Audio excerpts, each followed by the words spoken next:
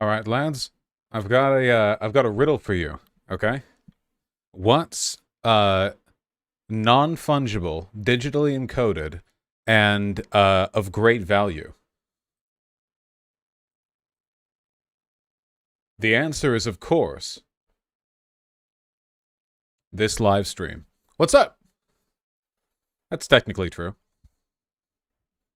I mean, just using pretty vague language there. The term non-fungible actually applies to most things. It's just the term only really came about in common use when NFTs used it. So now when you say fungible or non-fungible, it's like, oh, it's the NFT thing. But of course, it's a term that refers to a lot of things. How you all doing? Vosh, I love you. I love you too. Over and Skomastern. Gotcha. Where's yesterday's VOD? Where's yesterday's stream? That's a good question. That's an even better question, huh? The eternal question. Does Vosh fake having headaches in order to get away from streaming and just play more Final Fantasy 14? Or does he actually have headaches quite frequently and always has for the entirety of his stream? The answer is, of course, that Bush did 9/11. Oh my god. Already with the pigeon shit. Hey! What if we didn't?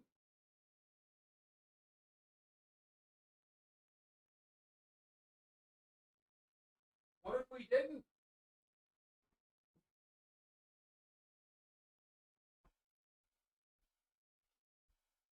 It's going to be like this. It's going to be like this all stream. I swear to God, she's been an absolute menace. Oh, just an absolute menace today. But I love her. I watched that video you recommended on NFTs. That vid fucking rocked. It helped change my friend's mind on NFTs. He's a comic book collector, so he was about to go crazy all in. I'm really happy to hear that he stopped himself then. Oh, pigeon.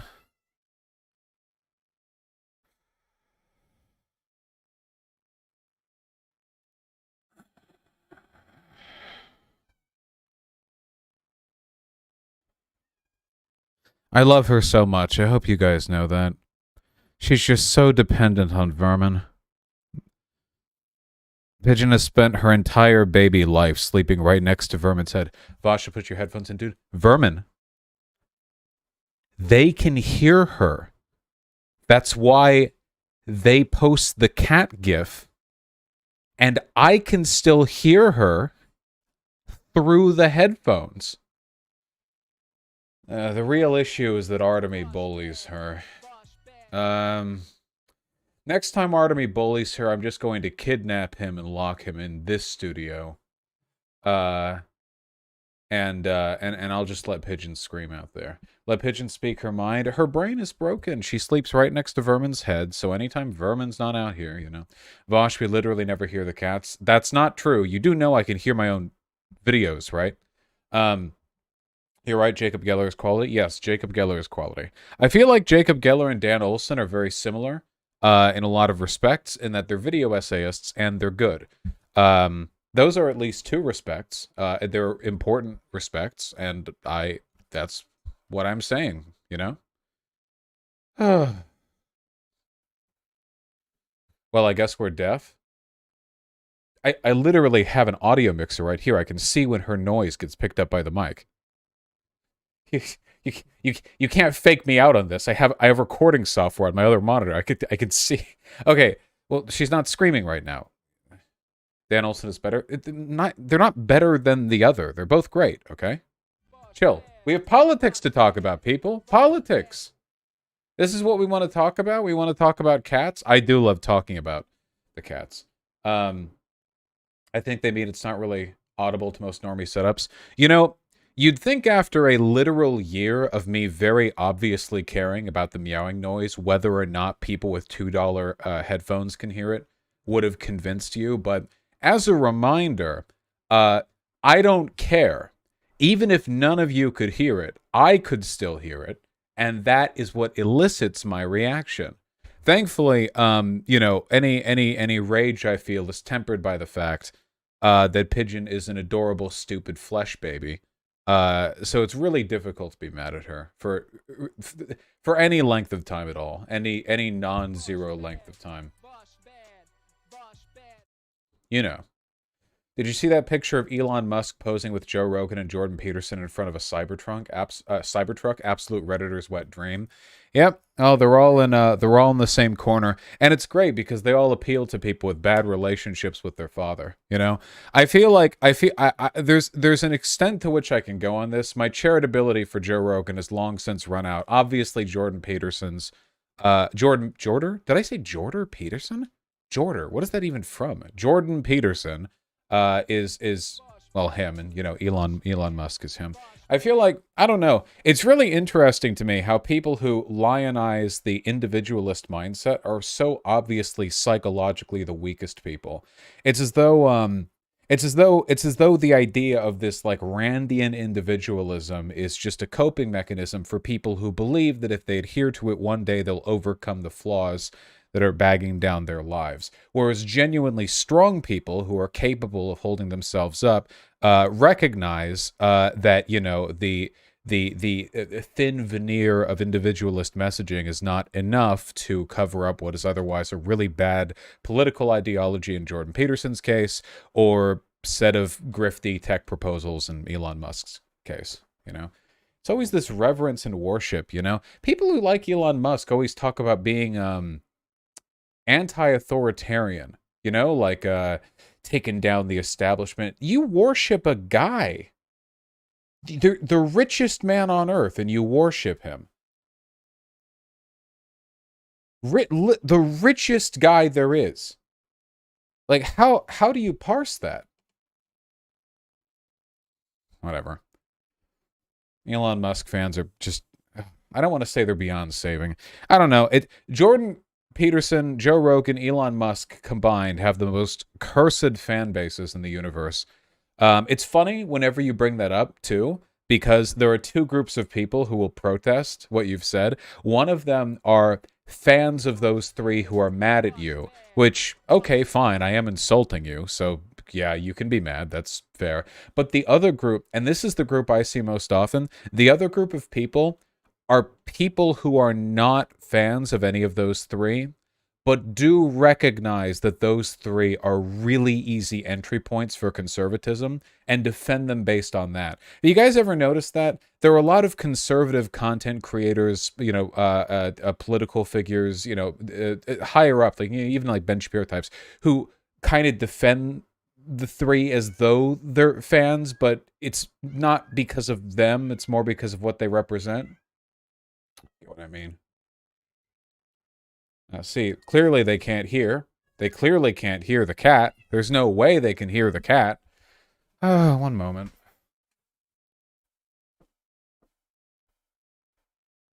Pigeon.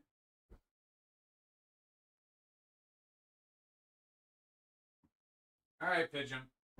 If you're going to be a nuisance to the stream, you're going to contribute to the stream. All right, we're doing work now. Hello. Are you ready to pretend that you're suffering even though your life is perfect? You have every need given to you whenever you ask for it?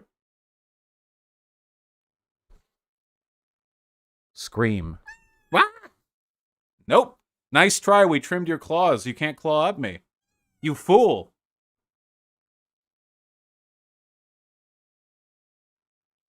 I know, life is so hard. Sleeping all the time and having infinite food whenever you want. Oh my goodness. High quality, expensive food. Oh my goodness.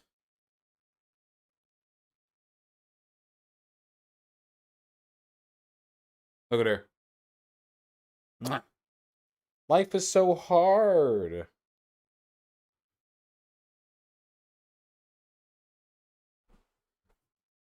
Little rat.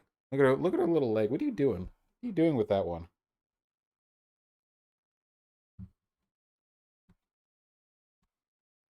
What is this pose? What are you doing? Why don't you answer? What are you doing?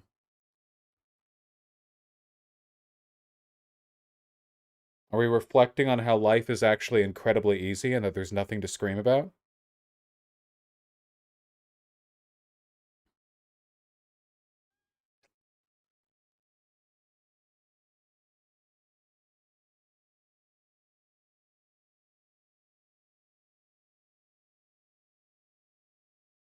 Yeah. Yep. Yep. Yep. All right. I'm powerless. God. Little rat. I swear to God, we'll get to politics in a second. Whew. What was I saying?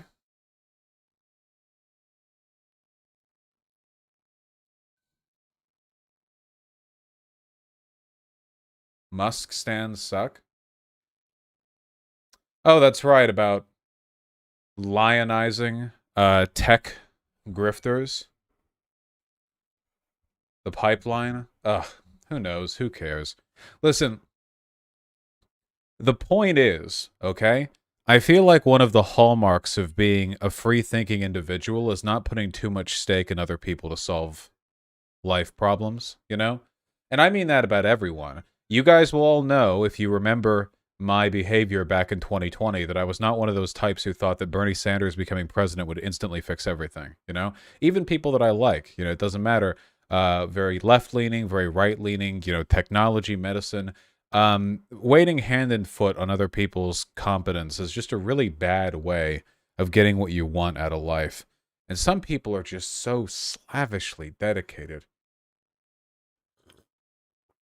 Some people need heroes, I guess. It's not even about doing it yourself. It's just about taking a more realistic approach to how life's problems are solved. Look back throughout history at, like, basically every problem that's been overcome. Very rarely is it just one guy. Often there are very important people who contribute a lot, but usually it's about systems. The extent to which these systems are, you know, used by and, you know, manipulated by people who, you know, are willing to overcome these issues. Great men theory is shit. Yeah, yeah, 100%.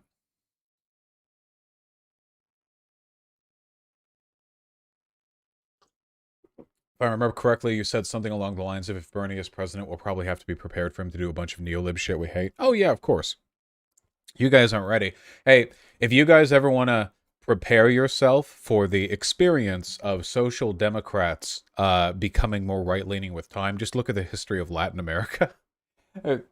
Hell, even Europe pre-World War II. It's been known to happen. You know, it's not even their fault sometimes. It's just that electoralism is a not a very good way of fixing some fundamental problems.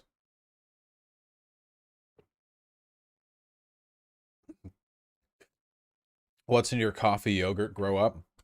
I put a teaspoon of creamer in there, and then enough milk until I'm satisfied. Uh, because I don't like the taste of coffee that much. I do like the cinnamon on top, though. What is creamer? Creamer. Coffee creamer. You've never heard of cream?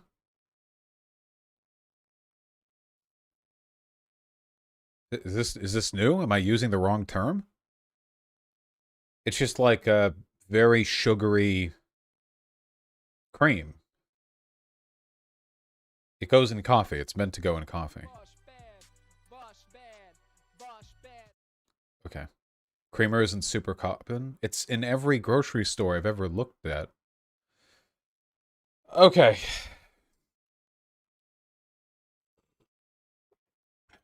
It's very popular in America. Maybe it's an American thing. The real reason I haven't been streaming that much lately, really honest to God, is uh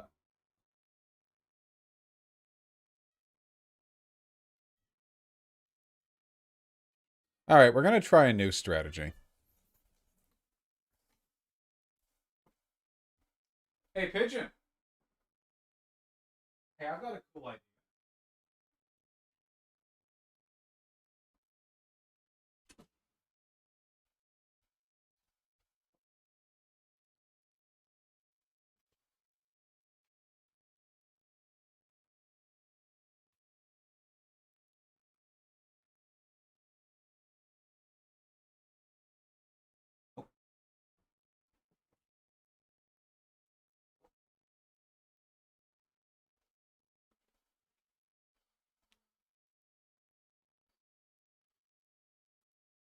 Yeah, okay. Now, how do you feel about this one? How's this one going for you? This work? We good?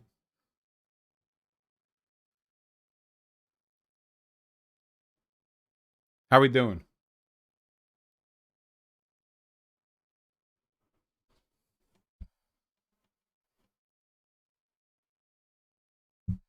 We chill?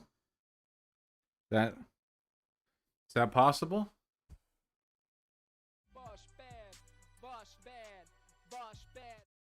Nope, she walked out of it.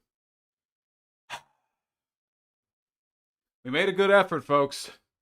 Yeah, I feel like cat sitting a noisy cat and live streaming are just two roles. Oh, you're gonna sit in the computer? Yeah. Oh, chill there. Yes. Please, God. I will stuff you in a sock if you keep making noise.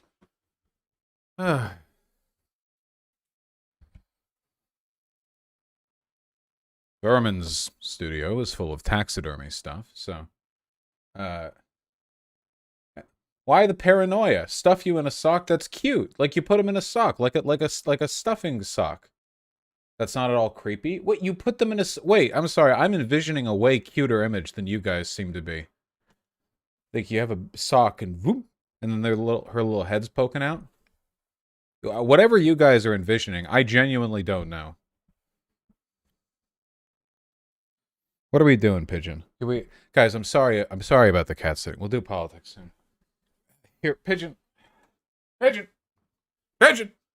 What is it? What is this? Is this a goddamn bird? You probably think it is. You're stupid.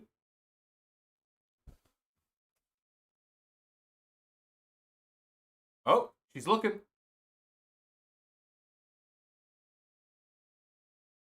Is it a bird? Oh. Wow. Wow. There we go. See, I got the mic now. Pigeon. Pigeon. Pigeon, did you know that you're interrupting a live stream? Do you know what a live stream is? Did you know that I'm one of the largest political live streamers? Hundreds of thousands of people every day, Pigeon. They hear my voice. And you're interrupting that. That's incredible. It's unimaginable how tiny a baby can interrupt so much. How? Imagine the size of a stadium. I'm giving a speech, and you're a bird, and you just ram into me. But even that I could pick myself up from. But you, no. Ooh, yeah? Wow, you just run right up to it and don't do anything because you have no predatory instinct whatsoever. Just run right up to it. That's it. Come on, how about we actually attack the damn featherball, huh?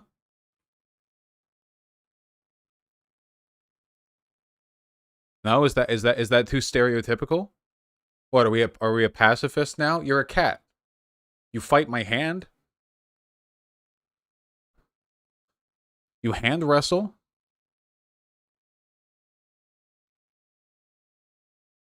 I'm just gonna hit her with it. Oh, I fucking got her. She's dead now.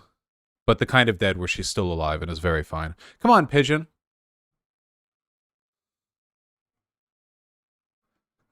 Come on, Pigeon.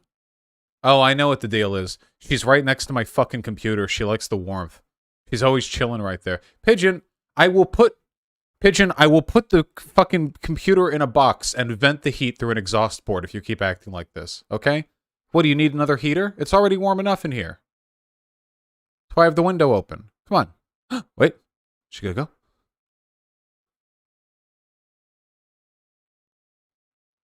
Pigeon, you need to consider there are people other than you in the world.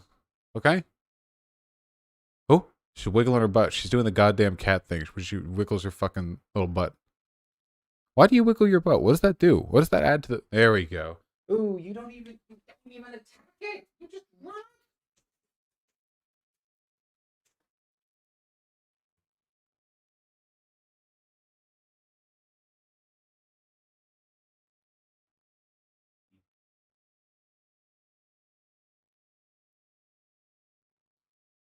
I'm getting paid for this, if you can believe it. Pigeon.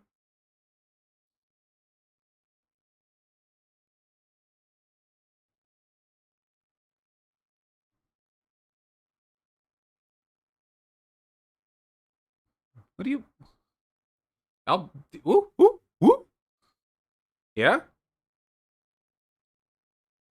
God. Artemy is way more violent than you. She doesn't even do the she doesn't even do the thing where they attack it. She likes staring at it. You're like a fucking voyeur. Little weirdo. Oh, now she's licking her foot. Chat, how are you doing? I can just barely see chat from over here. It's small, but... Well, I can really only see the emotes, actually, so I'm pretty much only able to get the emote response. That's pretty much all I can see from here. I don't need new glasses, do I? No, I got checked 6 months ago. I should be fine. Oh, Pigeon, wiggling your butt?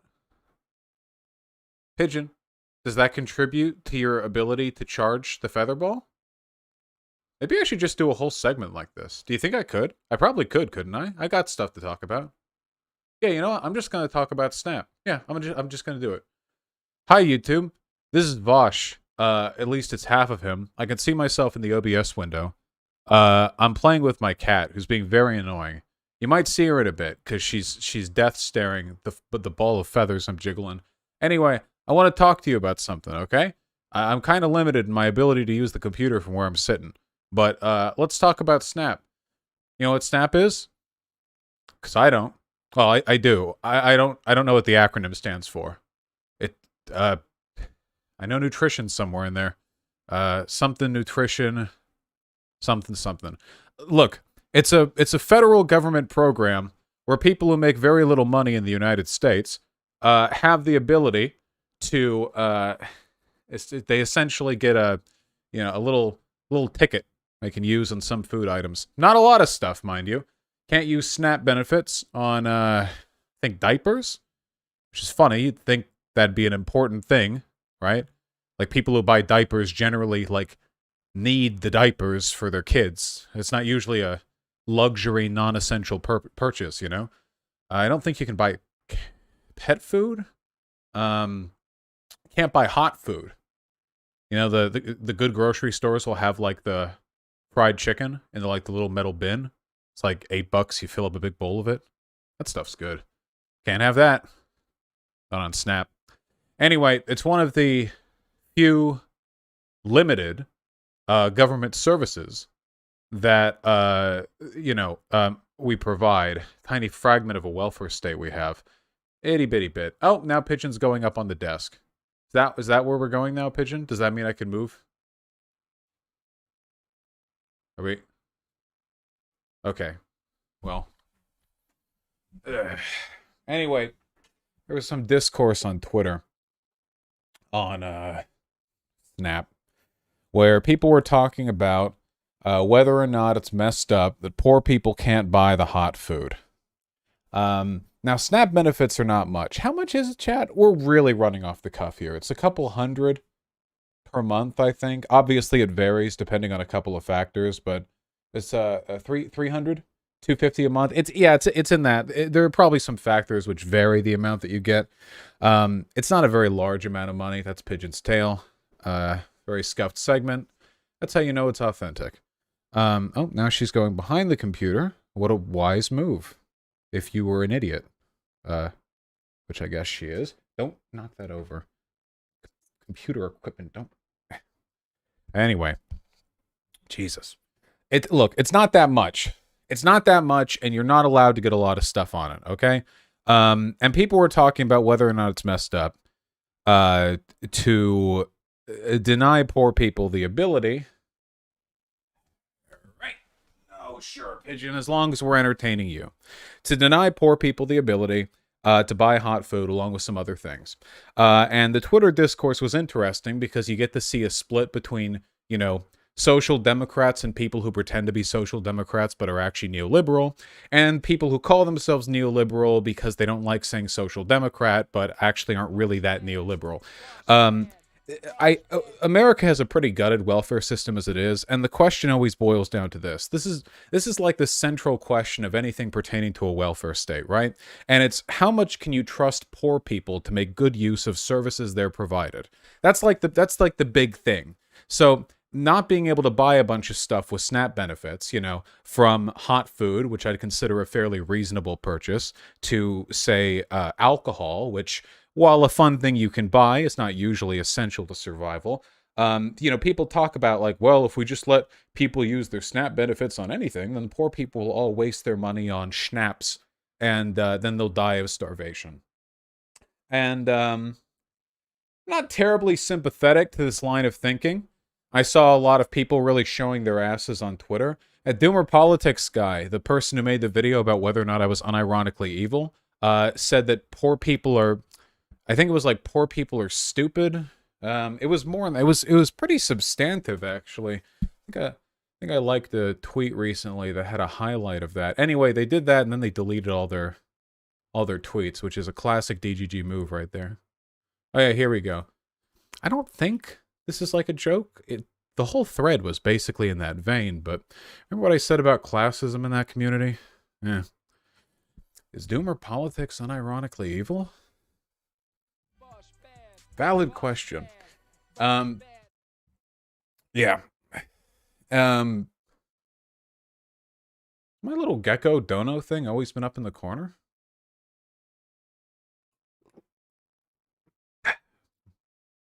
Look, let's concentrate our thoughts a little bit and focus on actually delivering this segment, okay? Pigeon, please don't interrupt me. Can you be good? She's licking her foot. I'll take that as a yes. Okay. We talked recently in a segment when we were looking at Jordan Peterson besmirching poor people for being overweight. We talked about the incentive structures that lead poor people to buy a lot of fast food or that deny them the ability to make healthier food, whether because it's financially unavailable, they don't have access to the resources, or because they don't have time to cook healthy meals at home. Because while cooking healthy may be cheaper, cooking healthy is more time consuming unless you have a lot more money. Cooking healthy, look, you can cook healthy, but you can either cook healthy expensive or you can cook healthy time consuming. But you cannot cook healthy in a manner which is cheap and not time consuming consistently with a lot of meal variety. I mean, depending on how much you want to fastidiously micromanage your macros, maybe, but realistically, that's just not how people are. Cooking sucks. I mean, it's fine. It's fine. It could be cooler. I don't know. Lots of things. It could be anime. Anime is not even cool. I don't know why I said that. I'm glad it's not anime. I prefer cooking to anime. So people talk about Snap, and we're talking about whether or not poor people should be able to do this, that, the other. So usually there are a couple of directions that this conversation goes down. Okay, the socialist types will usually go, well, why do we have a SNAP program at all, right? Why don't we just give poor people money?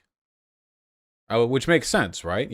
Rather than just having a SNAP program, you can just give poor people money. It's brilliant in its simplicity, really. But there is an issue that I take with that as well. And this comes back to the issue of decommodification.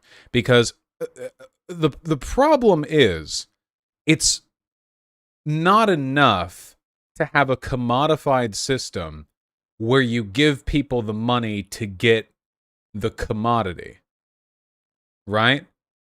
We have issues with that, and this is one of the reasons why SNAP is kind of expensive for the federal government, right? Because the federal government reimburses these grocery stores and such for when stuff is bought from them via SNAP, I believe, but they're paying these stores the price of those items. But when you buy stuff from a store, you're buying it after all of the commodity incentive structure oriented price markups that came along the way, right? When you buy a Twix bar at a grocery store for 99 cents, that Twix bar did not cost 99 cents to make, okay? If you were to take all of the combined costs of the production, distribution, transport, wrapping, everything of the Twix bar, you would not reach 99 cents.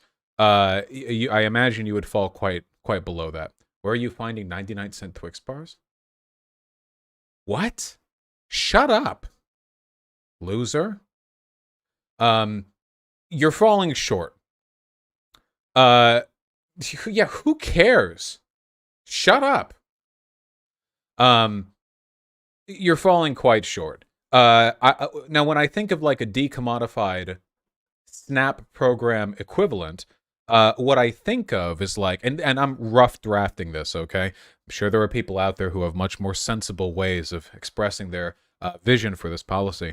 But I think of like, like every grocery store has a federal obligation to provide some goods per person at what you might call like a baseline price, or like a non-profit incentive price. Like that's the cost of doing business here in the States. If you want to have a grocery store, you have to sell some of these items to people at cost. So you're not just getting your SNAP program benefits for, what do people pay, $500 for a bag of rice these days? You're getting it at cost, and the government would say, essentially, you do this or we'll kill you, which is something the government can say legally. Isn't that crazy? The store wouldn't carry those items, or they'll be killed. Lots of problems you can solve with law, as it turns out. You can go that route. You can also go a more central planning route, have food banks controlled by the government where you can just go ahead and get stuff for damn near free. I've always liked that idea, like that you would have two different kinds of grocery stores, because we already have like 500 types of grocery stores, at least in cities, right? I mean, you have like the baseline ones that'll also sell you like shampoo and toilet paper, and then you have like the Trader Joe's, Whole Foods, fancier types that are a bit more expensive, but there are more. I don't want to put those in the same category, because Whole Foods sucks and Trader Joe's is pretty okay, at least in my mind. I'm sure they both have horrible labor practices. I'm just talking about my experiences in those two stores. Also, I think the guy who owns Whole Foods is like a libertarian. Yeah, didn't he go on Joe Rogan? Yeah. Yeah, he did. I went over that video, I think. Whole Foods is owned by Amazon? How long has that been the case? The owner of Trader Joe's is 99% a Nazi dude?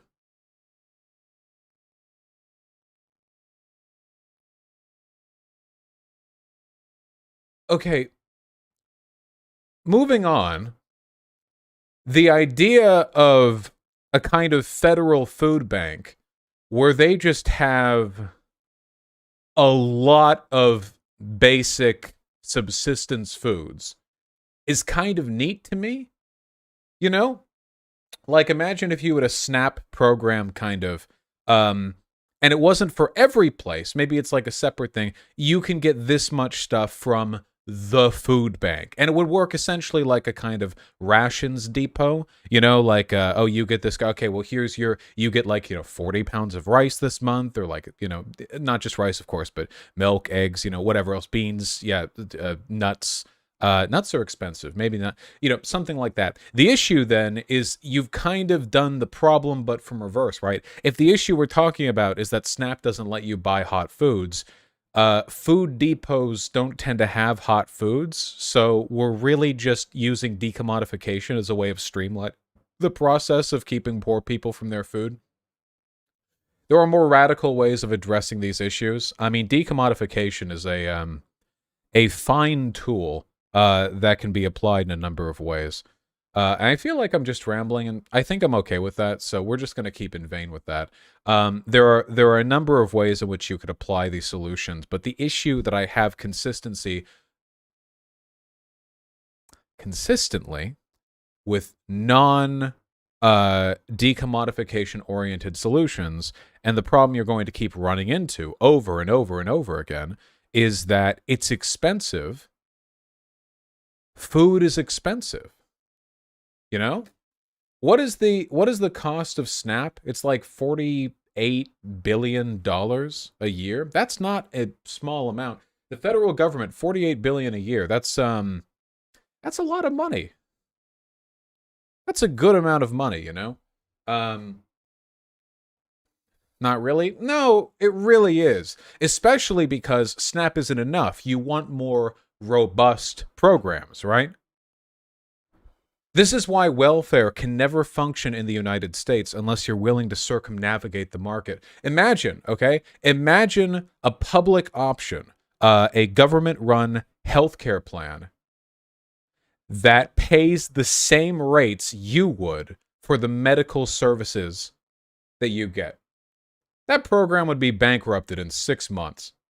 We all know how the insurance scam works, right? Insurance companies and hospitals, lean up to each other, and the hospital's like, "Hey, okay, this costs like $5. All right, we're gonna charge him 5,000, but if you take the bill, we'll charge you $10."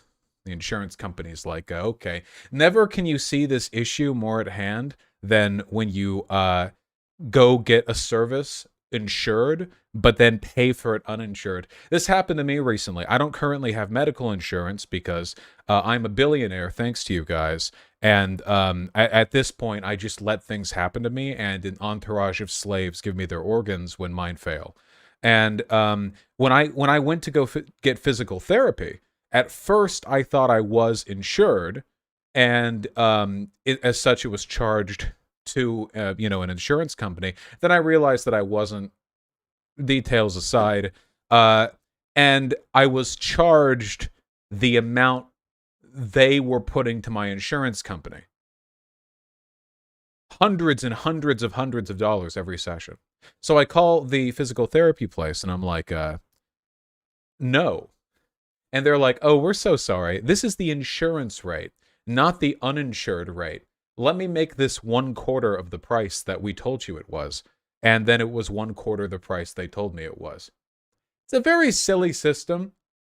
There was a study done recently showing that in some places it's actually cheaper to not be insured, because even if you have gold level insurance, the amount you pay after the insurance company covers 80% is larger than the amount they'll charge you as an uninsured person. And since prices aren't posted at the door, some different hospitals will charge different amounts for the same procedure, meaning there's no way to competitively analyze the hospital before deciding where to go with your appendix rupture, uh, as one does.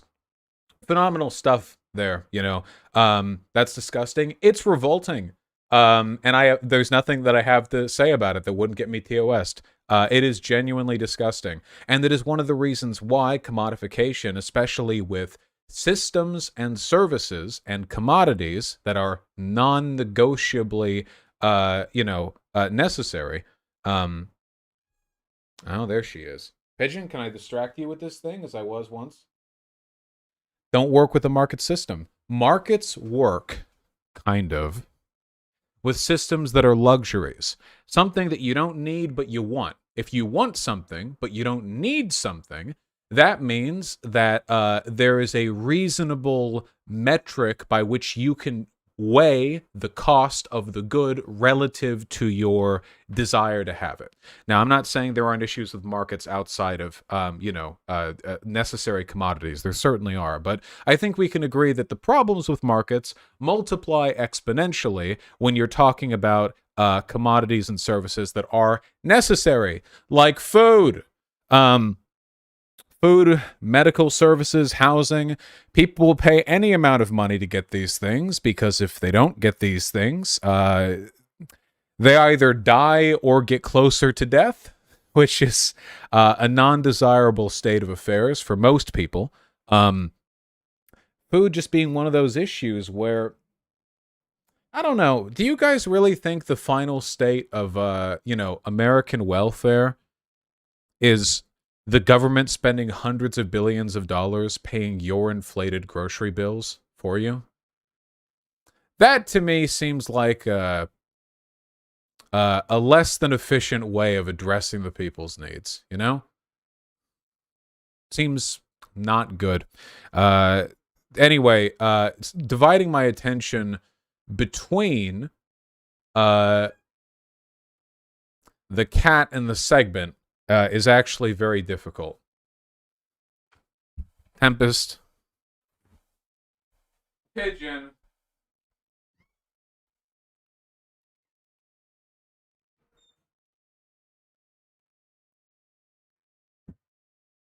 He is killing me.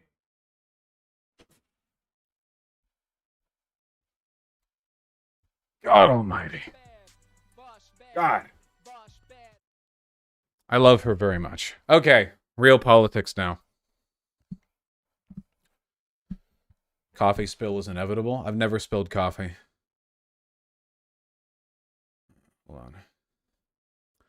You need to go over Destiny's coverage on Folding Ideas NFT video. He took issue with Folding Ideas NFT video? He goes on an unhinged rant about how 2008 was the fault of the people taking the loans and was hostile right from the get-go. He says and does a lot of classist shit. He couldn't finish the vid because his orbiters went on a stream to call him out. Really true. I'm consistently astonished by how hard he's fallen off plus L plus ratio. No, I have no interest in going over him mauling. Did he pose any, like, 2008 was the fault of the... I don't know. I don't like playing telephone.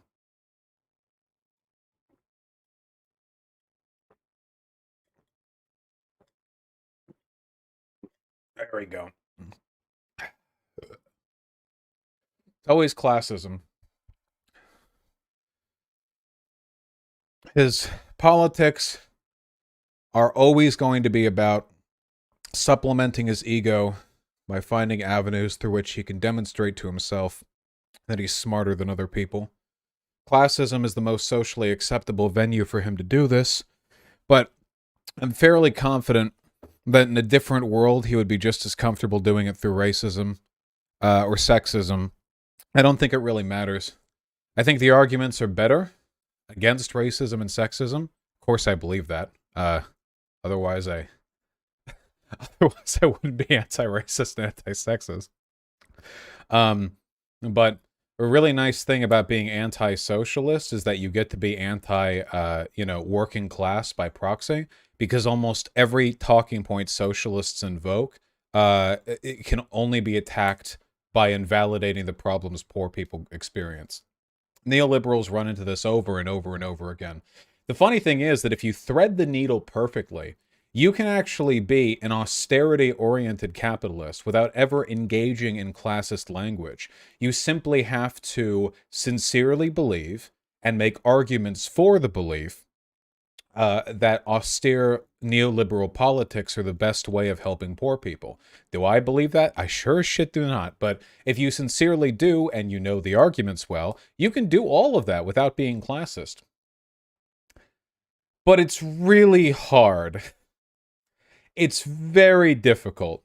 It's the class equivalent of being politically opposed to rap music, wearing your pants down below your waist, flat caps, wearing your hat on backwards, and not using proper enunciated English without being racist. Is it possible? Yes, it is hypothetically possible to believe all of those things and express those beliefs in a non-racist way. But wow, are you taking the long road if you're not just being racist about it? Same with the classism stuff.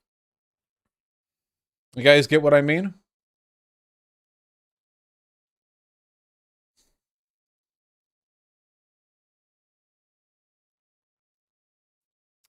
How do we do the social welfare without giving them money? I don't understand. Is there just no way to help poor people systemically? Well, there are tons of ways. You can target almost every level of the system. If you give, I mean, giving them money is one thing, sure, but you can subsidize systems. You can decommodify or nationalize elements of food production, healthcare, construction. You can mandate the decommodification of a portion of goods given, or an allotment, a ration, if you will, each month, week, year to people. There are, yeah, for sure.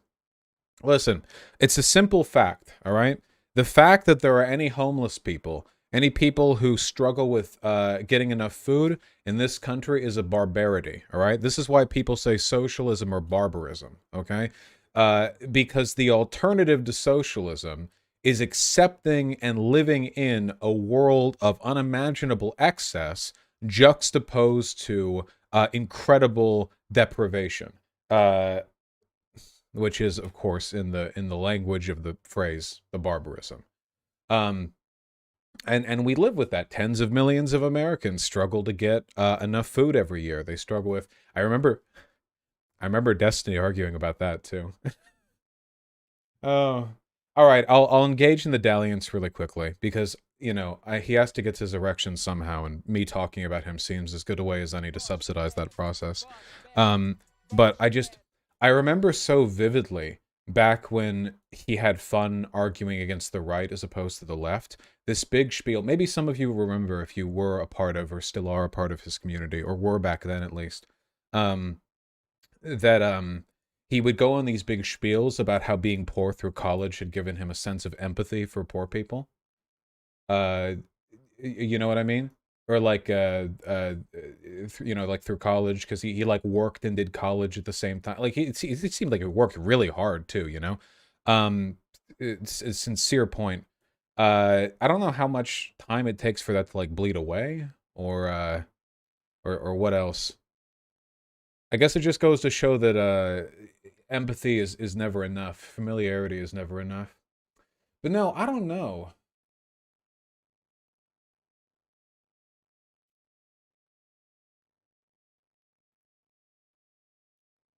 You get baited so badly by your chat with D-Lol. They exaggerate so much shit, especially with the NFT video today. Destiny agreed with a lot of it. Oh, I've seen him be classed. Oh, I'm not even talking about the NFT video. Destiny's been stupidly classist for a while now. As I said, it's the short path to the goal. Um, but I don't know. I suppose it should always be wrought with great suspicion anybody who seems very, very concerned with repeating the mantra that, the average person is very stupid and so and so and such. It's always been kind of a red flag, right? For people on any side of the political aisle, that whole like, the average person is so stupid, like that type of thing. I guess I do that too. Maybe it's only a few years before I have contemptuous hate for the poor. I'll let you guys know if I ever feel any contemptuous hate for the poor. I'm not feeling it right now, but if it happens in the future, I'll let you guys know. I'll keep you updated on the development of that particular issue. Have you ever been around average people? Average people exist, but there's no such thing as an average person. Because the averages are aligned on so many axes that any person is going to be exceptional in some respects. Averages are always going to be a statistical factor, not an interpersonal one. So no, I don't think any of us have ever met the average person, though some are certainly closer than others. This is the most autistic answer. An exceptional point right there. By being autistic, you see, it's yet another axis by which I deviate from the norm, By being a fucking retard, you too have managed to exceed the average position, what would otherwise be, a well-charted and highly predictable line. With what exceptional paths we all carve in life. We're never going to get any fucking good segments today, are we? It's just going to be this the whole goddamn time. God. No. We'll do politics. Fine. Ben Shapiro. Yes, Ben Shapiro. Okay. Where's this damn video? Where'd Dylan Burns pull it from? If I have to go off Twitter clips, I will, but God knows I don't want to.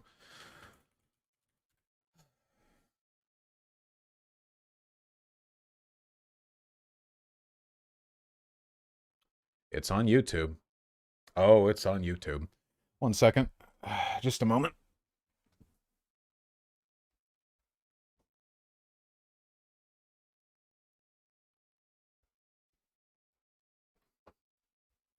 I think Pigeon knocked down or otherwise buried the paper towel that I was using to blow my nose intermittently through the day.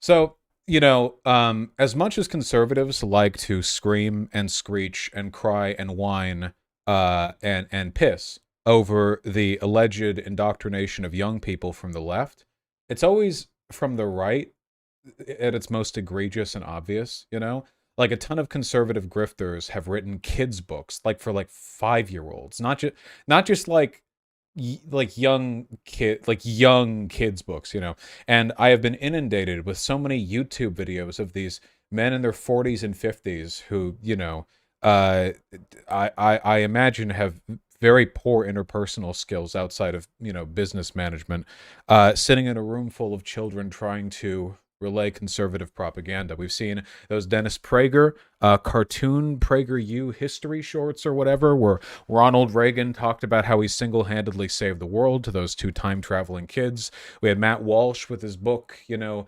Lauren Southern did her book, though to my knowledge she didn't do a book reading, which, I mean, honestly, she probably did and I just missed it. Anyway, here's Ben Shapiro teaching politics to kids.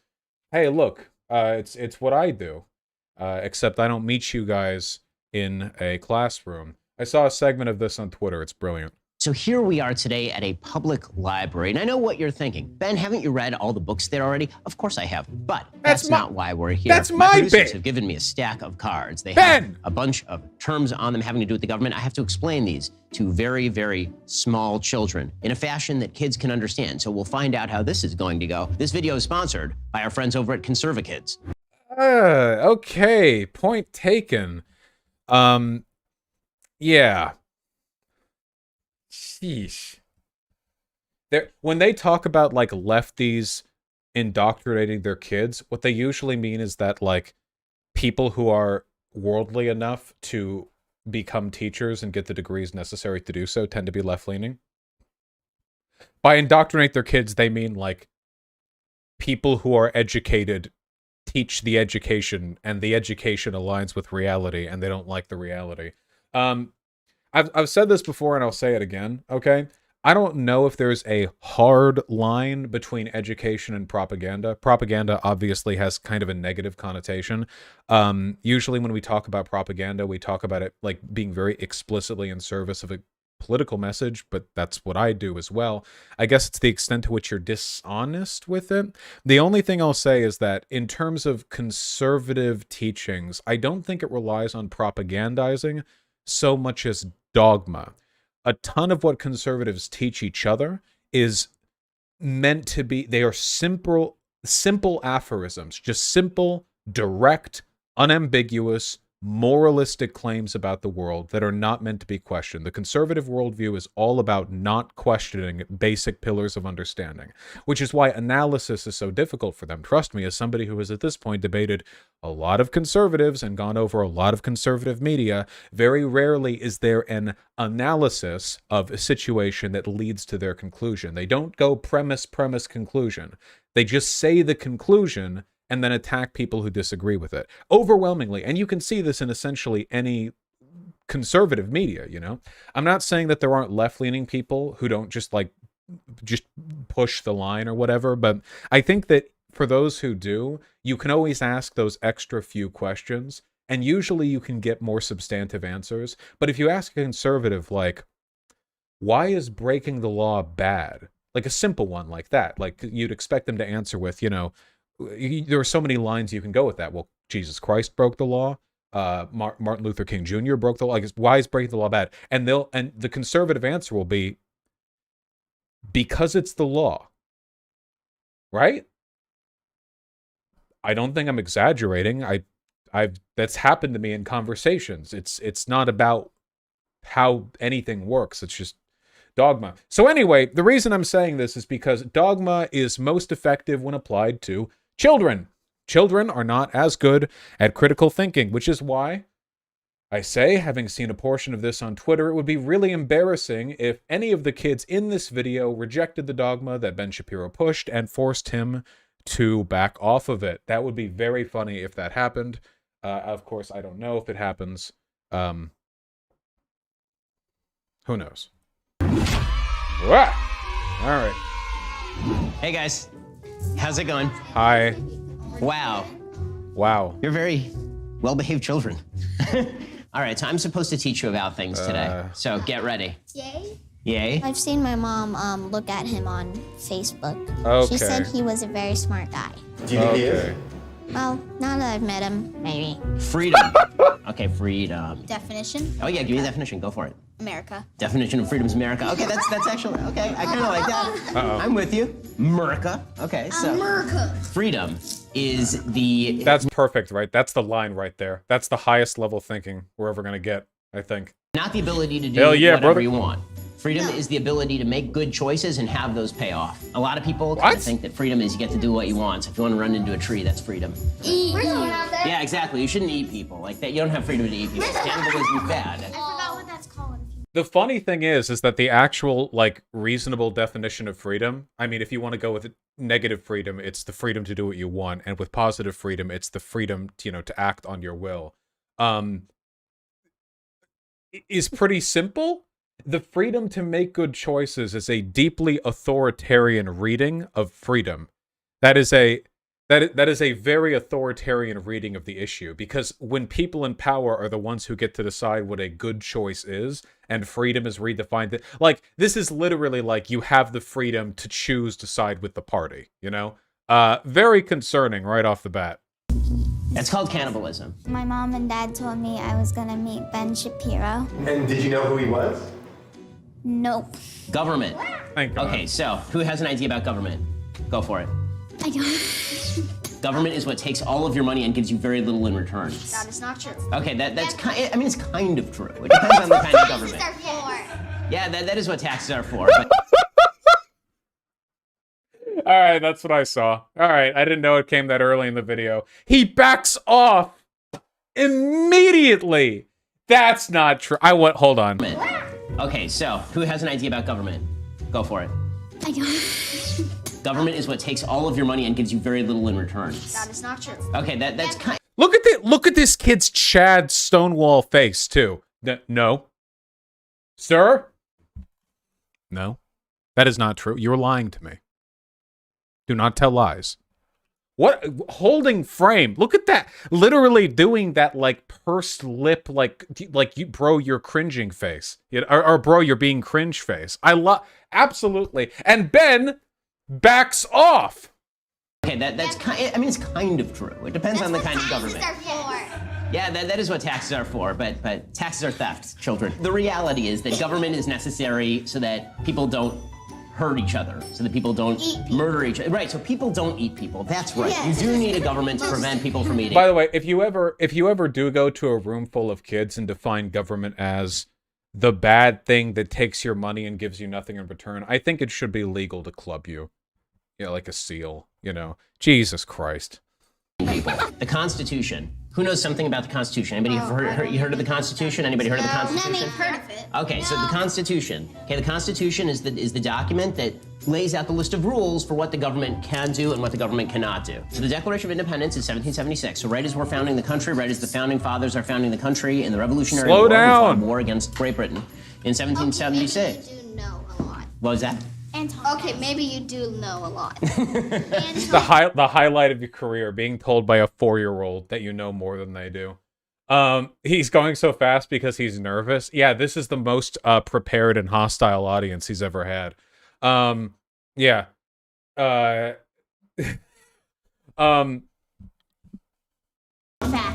Yeah, I do Yes, talk very fast. fast. But you guys can keep up. You're young. I do run pretty fast. I'm sure you do. run very fast. I mean, run super Let me tell you, I don't worry about talking too fast with kids because my kids wipe me out. My kids tire me out. Okay, the president. Do you think if they all stood up, all the kids, there'd be any way to tell them apart? Oh, Okay. Who knows who the president is right now? Biden. Yeah. Joe Biden. That's right. Unfortunately, Joe Biden. I'm with you. Unfortunately, Joe Biden. Yeah, unfortunately, Joe Biden. Yeah, I know. Yeah, Trump, Yeah. he is the best. He was best. So, given the fact that one of these kids was asked or it like offered the information, okay, 2 pointers. First of all, this doesn't seem to be a book reading, and second of all, these kids were brought here by their parents. These are all like Trumper kids, right? Like, no left-leaning parent would ever be like, yeah, I'll just leave my 4-year-old with Ben Shapiro. So, like, so these are all, like, conservative kids. So, realistically, you know, these kids, not 100% of the time, but a lot of them, we're probably going to end up being conservative no matter what, because there does tend to be a pretty strong, you know, hereditary element to political belief. Yeah. Yeah, I don't know. Deeply sad. Do you think the kids could take him if they all rushed him? Now, that's what we should be focusing on for this video. Listen, are they bloodlusted? That's when you're talking about who fights who. The bloodlust is when they fight with the warrior spirit. Okay. I think they could do it. Yeah. Don't insult the president because he will come and attack you. Whoa! Personally. True. Joe Biden.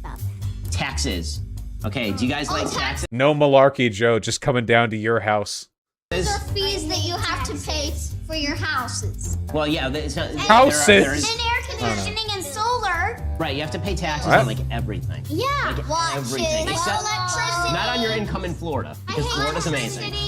Right, so taxes are, the government takes a part of the money that you spend, or the money that you earn, or the property value of your house. Spend it on useless stuff. What about debt? Mostly, yes. I mean, they're supposed to spend it on things like the police. They're not supposed to spend it.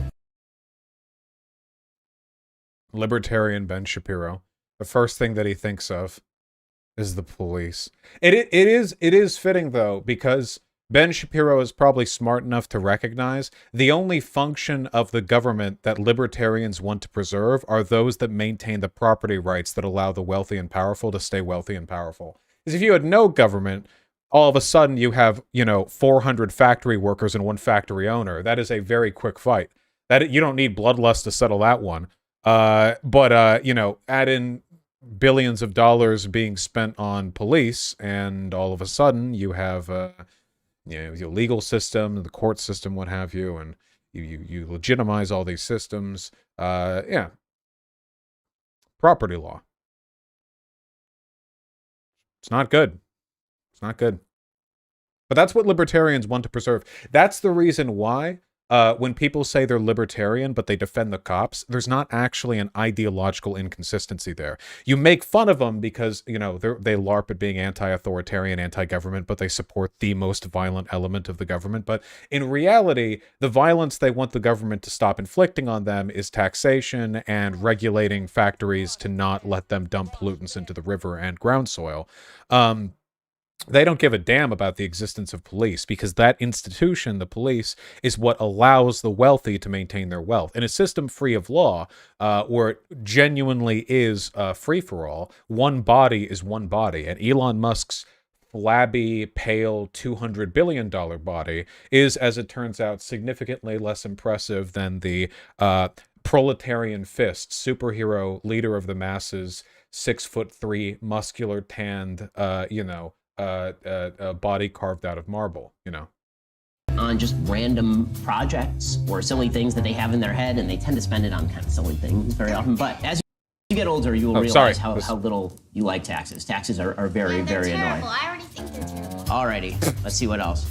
Yeah. Quantitative easing. What? Wow, who put this one in? Yeah. All right, are we really gonna do this? laughing? We could do this. Okay, No. so yeah, I know. I'm with you. Everybody's laughing. The reason that they're laughing is because this is super duper complicated. You know what a dollar is, right? Y'all used dollars before.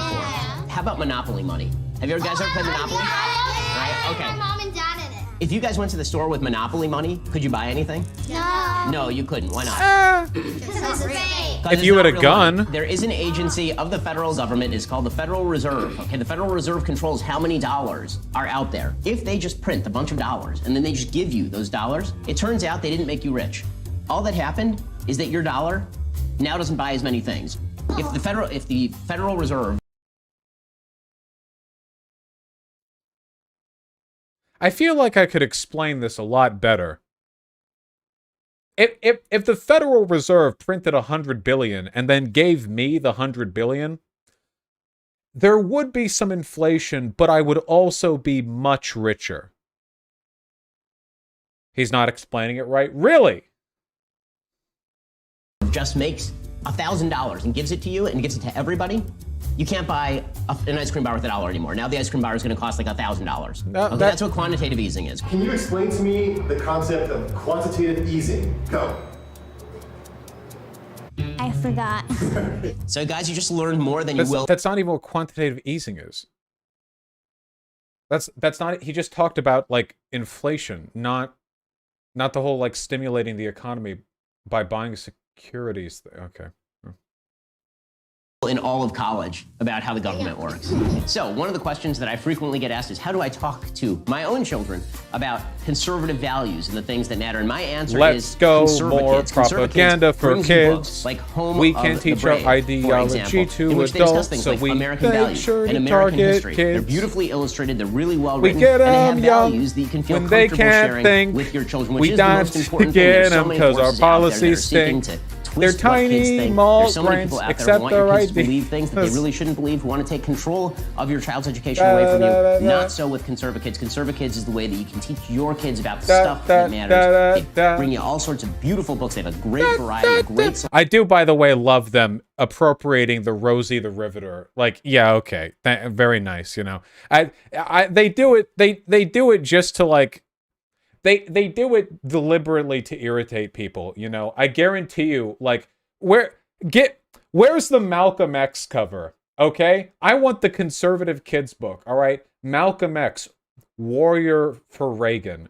And they just say that Malcolm X was around during Reagan's presidency and they were best friends. You could print that. It's not illegal to lie. They lie anyway. Like, it's not like they don't already lie. Like, I don't know. Like, why not, right? Sure, go for it, you know?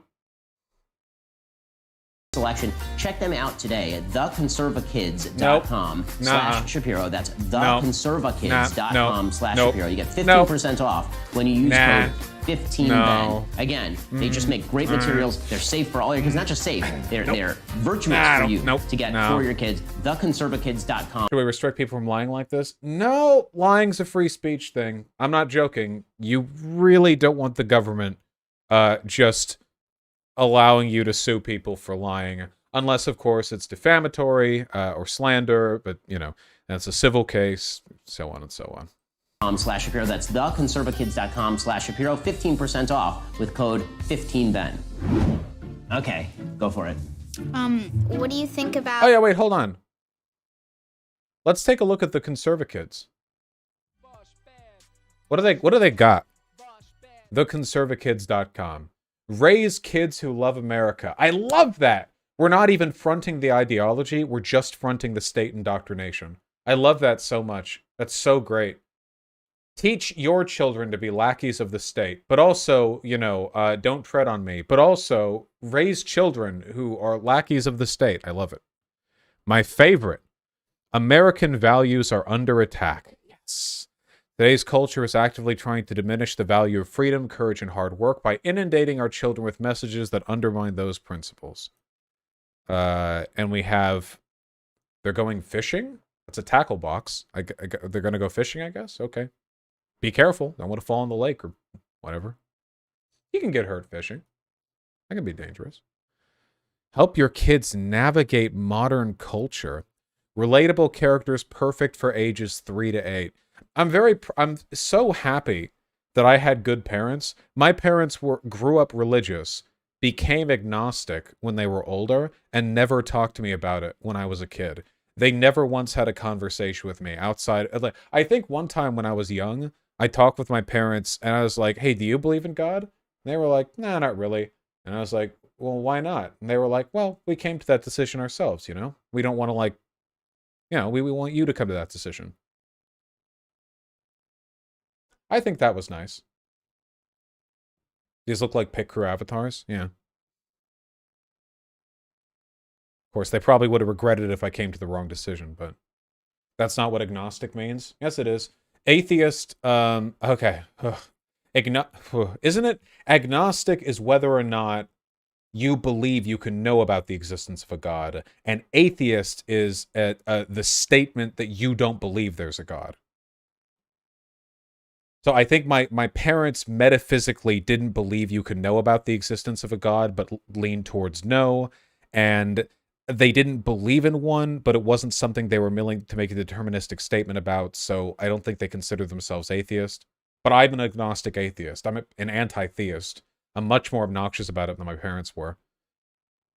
Yeah. Agnostic is a knowledge claim. Atheist is a belief claim. Yeah.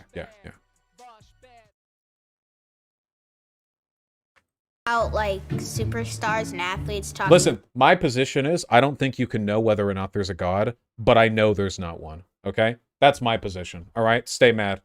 Theists seething. About politics. So everybody in the country gets to talk about whatever they want to talk about, but athletes and superstars generally don't know anything about what they're talking about when it comes to politics. When LeBron As James opposed says to things, you. that doesn't mean he knows things. Yeah. Will you ever be a president? You know, all the presidents are now 100 years old, right? Like Joe Biden is really, really old. Joe Biden is 79 years old. I'm 38, which to you guys seems like super old, right? No? Okay, good. That's true. My mom's 42. My dad's 52. My dad is 48. I'll wait until my kids are grown up. I would never run for office while I have little kids, because I want to be home with my kids. My kids are super cute. I want to spend like a lot of time with them. When is Ben gonna admit that he's gonna run for president? If he wanted to be president, he would probably be it tomorrow, but he just talks about it. What are the prompts they're giving these kids? They're doing these little sides. Like the thing is with kids is that you can like get them to say fucking anything. You can just be like, "Hey kid, I'll give you a lollipop if you say that Ben Shapiro is like the smartest man on earth." And the kid's like, "Fuck yeah. Shit, yes. Give me that fucking lollipop. I will say that. Thank you." You know, yeah, you can prompt anything. Raise your hand if you want Trump to be president. Normal thing that normal children talk about. Oh, that's nice of you. Why are the people angry at the government? Why are people angry at the government? Because sometimes the government tells us to do stuff the government shouldn't tell us to do. Do you think homeschooling will ever be banned? Not in Florida. So I think that there will be places that try to stop homeschooling. Are these kids even old enough to be homeschooled? When do you start school? Isn't it like 6 years old or something? Are they? I don't even know. I don't know. I don't know. Jesus. They should ban homeschooling just because it would make the worst people irritated. This is my new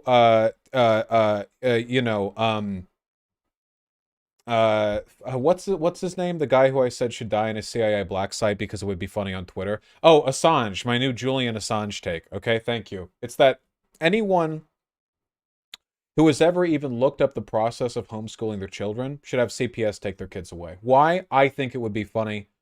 I don't care about the consequences. It's not a utilitarian thing. I just think it would be very funny. You know, I've had people talk to me saying, you know, homeschooling isn't just something that psychotic fundamentalist Christians do to shelter their children from education on sex and gender. But I still think that's probably it. I still feel like that's probably like the main part of it. I don't know. It's a feeling that I've got. I don't need data. It's a feeling. I've got the feeling. My sister's choosing to homeschool for exactly that. Well, I'm pretty sure that's like the main... What about older kids who decide to be homeschooled? I gotta wonder about that. Deciding to be homeschooled. Look, I don't want to get like sidetracked or anything. Just I'm not very favorable to homeschool for a few reasons. Not the least of which is because the main thing that school does isn't teach you math and science and literature. The main thing school does is teach you how to get along with people, or failing that, how to deal with people you hate, which is actually way more important than almost anything outside of being literate and being able to do arithmetic. I'm pretty sure like the vast majority of people don't need much more than literacy and arithmetic to do future jobs. The rest of their, skills, you can go through it on the fly, but social skills are and always will be the big kicker here, absolutely essential. That's why it's really good to do daycare for young kids and get them in preschool as well. Not so you can teach them whatever, not like the little infant equivalent of listening to Beethoven when you're in the womb, but because you want to just spend time around other people your age. That's like the main thing that it's about. It's the main thing that you benefit from, And I just feel like homeschooling probably lends you to, I don't know. Public schools are just stressful and bad at education, though. Online programs are a lot cooler. I don't know if cooler is the metric we're going for. I'm not going to defend the American public education system.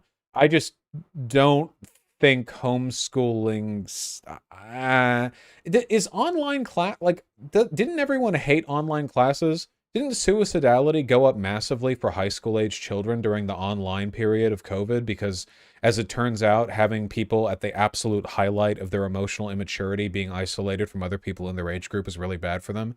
I gotta wonder what that does to the homeschool types. I know there are homeschooled kids who like meet up with other homeschool kids, but I don't think it's the same. Like, because you get educated at home, and also you never leave home too. How do you meet like girls?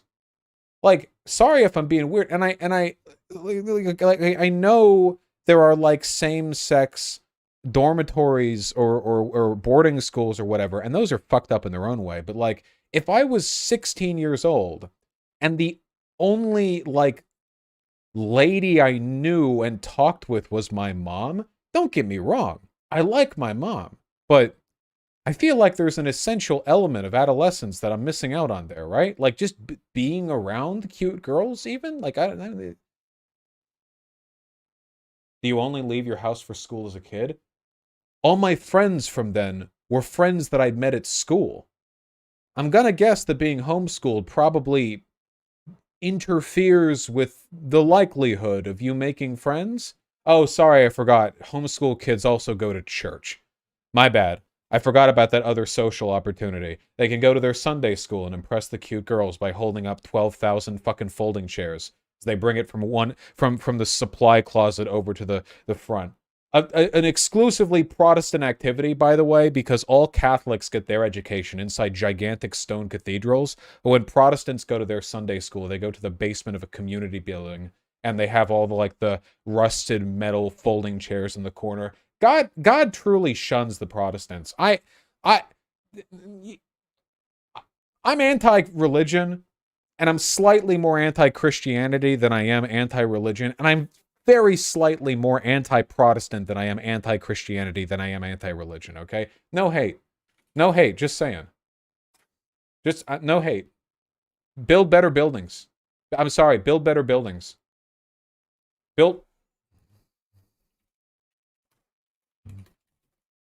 I'm sorry, this is... Let me just look up a classic Protestant... Hold on. Let me just look up a classic Protestant... Okay, I looked up ugly building, and now all I'm getting is the fucking brutalist architecture projects. I just meant like a... Okay, do I need run down? The joke fails that this takes too long, so now I'm just trying to find a picture that looks like it captures the essence of a Protestant church. It's... Maybe I'll just Google Protestant church. Maybe the solution was that simple. Oh wait, hold on. Versus Catholic Church. Hold on. That's bound to that's bound to provide some unfavorable comparisons. All right, here we go. We're ending this stun lock shortly, okay? There we go. Okay? Today we learn. Here's where you go to get your education as a Catholic. Where'd it go? Bring it back. Where'd it go? Oh my god, I'm losing it. Where'd it go? Here it is. Hello. There you go. That's where you go. Thank you.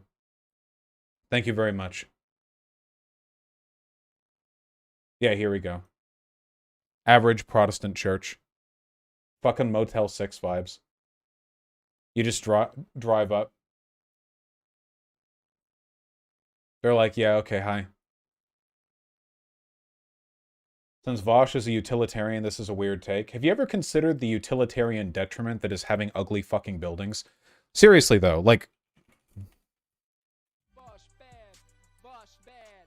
Okay, when you look up building religion, it gives you the nice ones. But, like, even the nice Protestant buildings aren't that nice.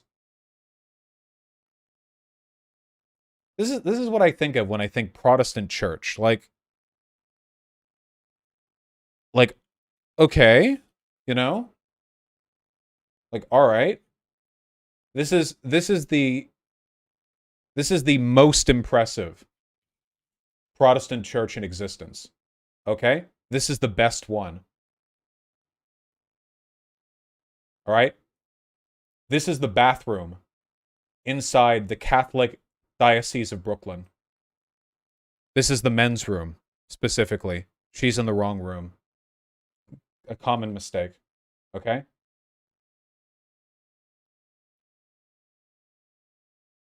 The building actually has 8 pairs of bathrooms because of how large it is.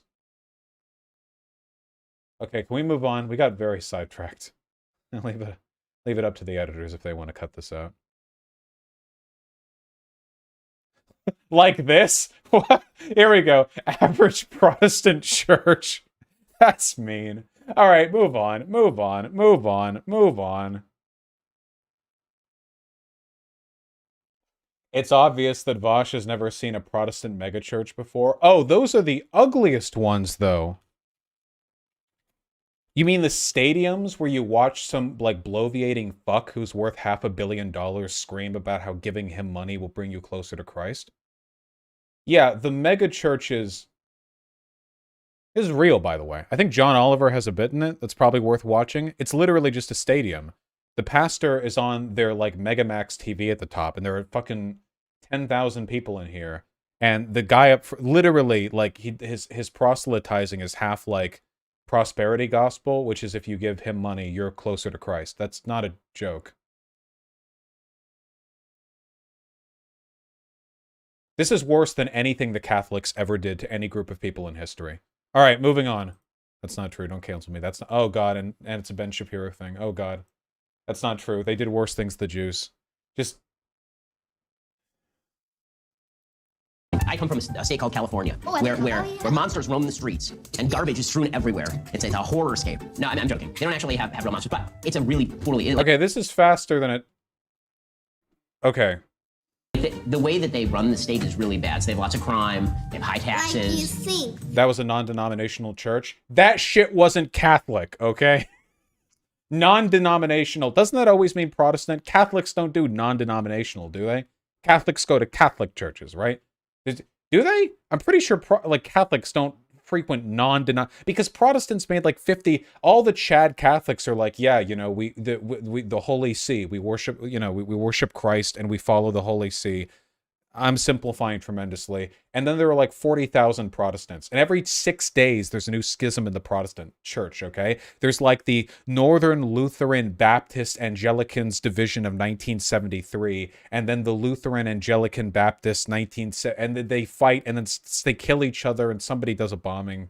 Look, shut up! There is a monster. Right, exactly. I came here because Florida is Does he amazing, show guys. me? You're so lucky to be growing up in Florida. Florida's amazing. Jeez. America is the best, but Florida's really hot. What does the government do? What does the government do? Okay, Florida. so there's various kinds of government. There's your local government, like where you live.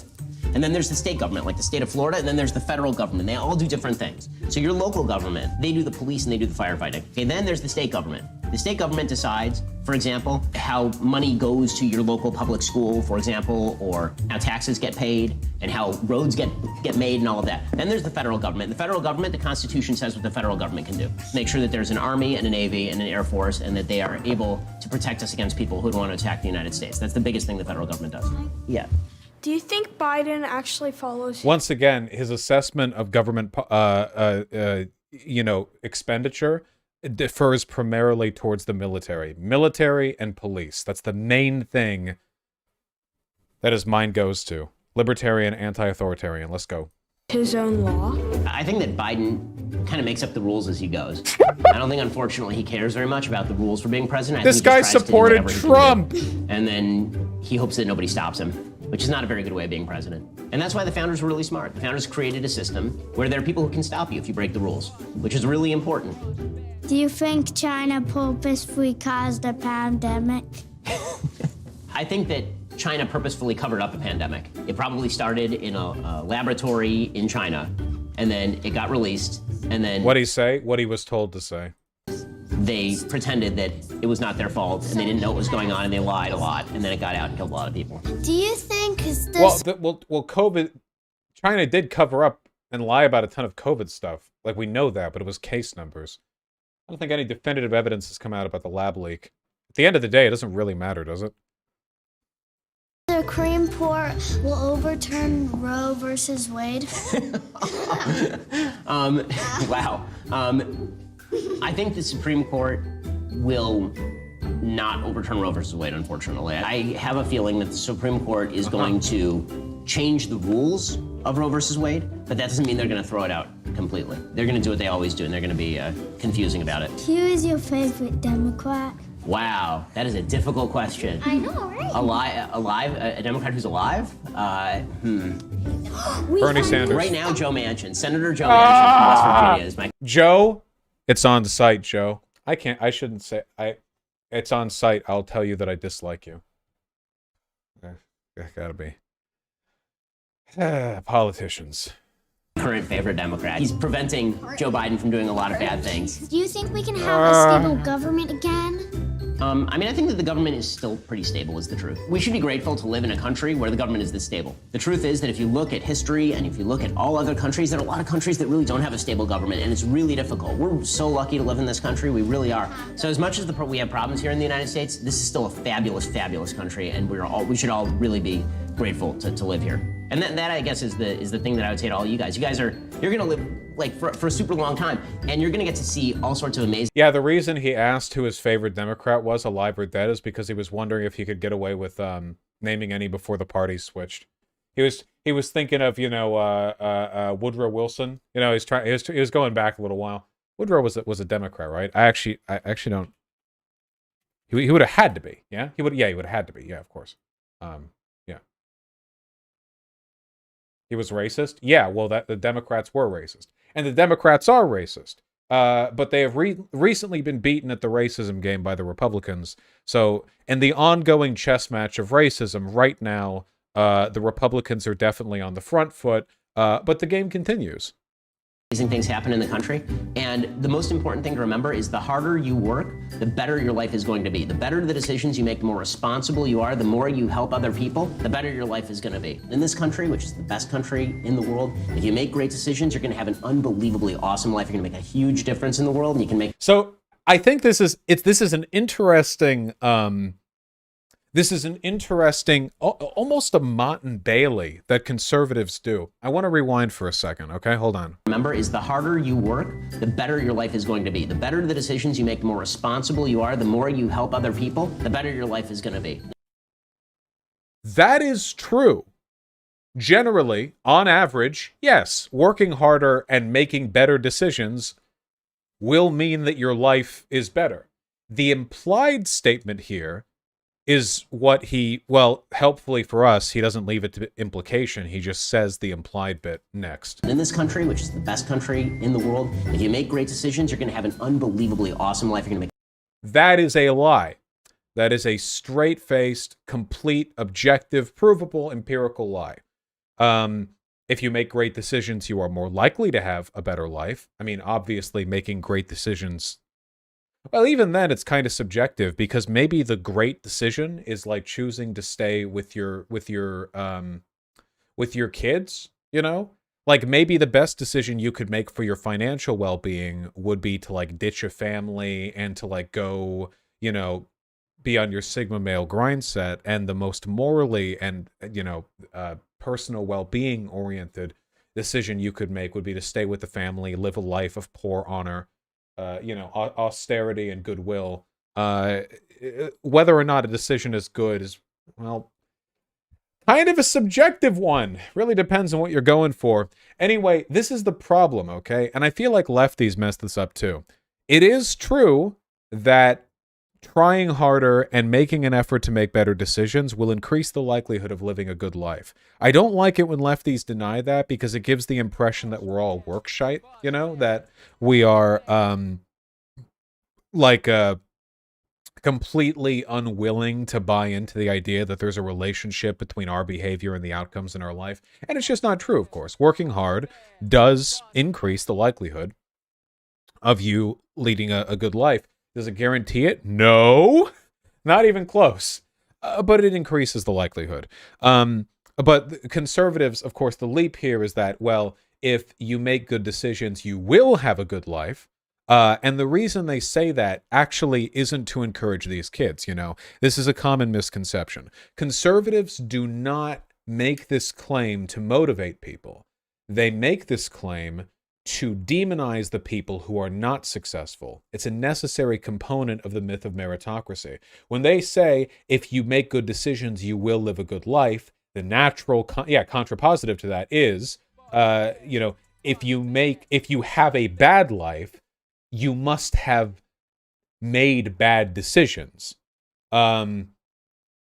AKA poor people are lazy, poor people are stupid, and that runs back to the SNAP discussion we were having earlier, where a lot of people treat poverty as a symptom of stupidity. Not that poverty causes problems, but rather poverty is a product of problems, and many of those problems are just ingrained elements of a person's psyche or intelligence or disposition. This is obviously an empirically disprovable way of thinking. A sociological way of approaching these issues will always beget you better predictive results. Or to put it another way, folks, let's try the scientific method, okay? Let's do 2 studies, all right?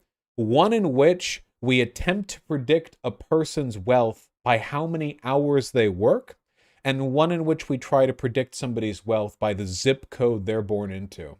I bet you that the p-value, the correlative, ratio we're going to get for hard work to wealth will be slight but present, with people who don't work at all, who languish in poverty at the very far end, and people who work very, very hard being, helped slightly towards the end. I think the zip code would be a stronger description, though. I think that would be much more descriptive in terms of whether or not people turn out to be wealthy. Yeah, the strength of correlation, right, is R. Yes, thank you. My brain is absolutely sludge right now. Make a huge difference in the world, and you can make the world a better place. And what's that thing on your head? Oh, good question. Okay, so this is a yarmulke. Jews and Christians believe in the same God.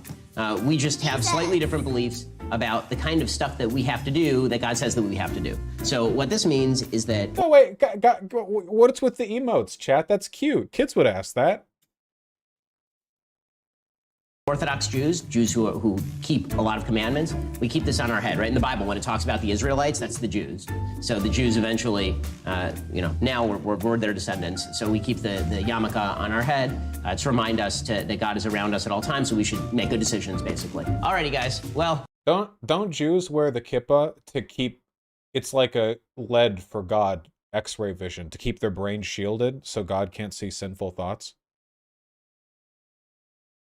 When Jewish guys are in the shower and the kippah is off, okay, they're just like hardcore, like running song lyrics in their brain. Okay, they're just trying to keep things clean. Yeah, it's like a tinfoil hat. Faraday's cage. You can go, enjoy your day now, because it's all over. So you're good. Thank you, guys. It's great to meet all of you.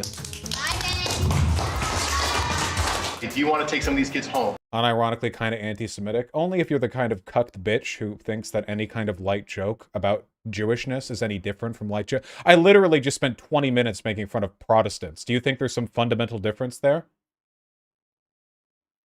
Wait. Well, you can go, enjoy your day now, because it's all over. So you're good. Thank you, guys. It's great to meet all of you. If you want to take some of these kids home. I have 3 of my own. Okay. So more children in my house. No, they've got parents. I feel like their parents should keep them. Which is tougher, talking to kids about government or explaining government to Democrats? Oh, by far, it's more difficult to explain government to Democrats because they're so certain about the things. Really? Having political conversations with adults is more difficult than having political conversations with children. Is that true? Oh, now we know. Things that they know, and those things are just wrong. Whereas kids just don't know things, and you can actually explain. It's not fundamental, but anti-Semitic humor has a worse outcome, right, Vosh? It's not anti-Semitic. Okay, you guys need to learn a critical difference between joking at the expense of something or having something in the joke. Can you explain to me, and I'm begging you, I genuinely want to know, what what vitriol, what negativity about Jewish people are you expressing by making a joke about the yarmulke being a tinfoil hat? At this point, like, you might as well not say anything, okay? I hate you, you fucking, what's the term that isn't goy? What is it? Gentiles, you fucking pearl-clutching, God! Oh, God. Lest you forget, like a fucking field of landmines, you can talk with black people and have fun with them. You can talk with Jewish people, have fun with them. Talk with women, have fun with them. But God help you, you talk with white lefties. Because, ooh, are they ready to tell you that everything you said was offensive to them. Oh, I love it. I love it. I love it so much. Oh, my God. The interminable experience. I have fond memories of a Drunken Peasants podcast where I'm cheerily talking with two black guys and people in my chat. Oh, I know you guys were sweating. Oh, God. When I made the jokes about the black barbershop, I know you pasty fucks. You moon-skinned people. You snow-white flesh bitches were wringing your hands. Is this racially problematic? I prefer it when comedy never actually acknowledges or in any way addresses the existence of marginalized groups. Well, as an enlightened centrist, between racism and anti-racism, I tell you this, okay? Sometimes the joke is just funny. I'm so tired, man. Not of you guys. I went way too hard on the person I was responding to as well. None of you deserve that. But fuck you. Explain them to them. Are you more or less hopeful for the future? I'm way more hopeful for the future than before I did this, because those kids are smarter than the people that we have in Congress currently. I only came today because I thought Knowles was gonna be here.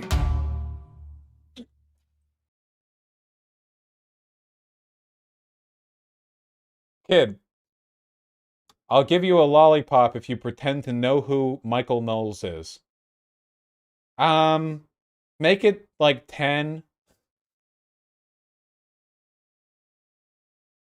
Actually, I guess it would make sense that I guess it would make sense kids would like Michael Knowles because I think they're operating on the same wavelength, right? Michael Knowles is basically just the guy in Big. We basically just have a baby brain trapped in an adult's body, and I feel like he would be right at home, you know. He's like Will Ferrell from Elf. You know what I mean?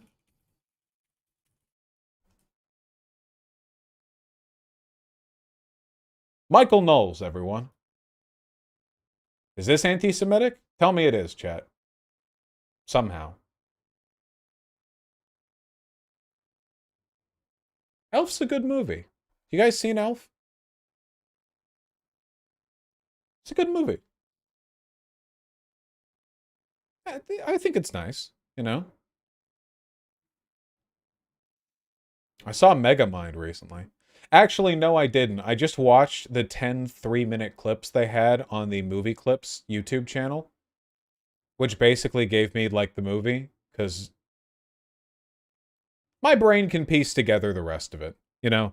I can effortlessly synthesize all of the intermediary information. You know, I can piece it together. It was okay. It was good. It was good. I liked it. Yeah, I myself am Megamind, as it so turns out.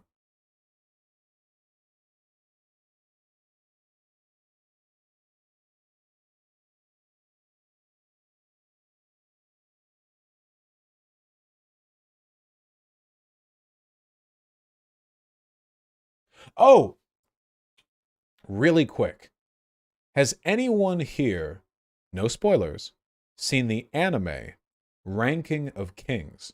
I haven't actually seen much anime in the past year. I wanted to, catch up on what I've missed, and I was browsing through the top rated of the past few seasons, and I chanced upon that, and I watched an episode and was immediately struck by the impression that it was really good.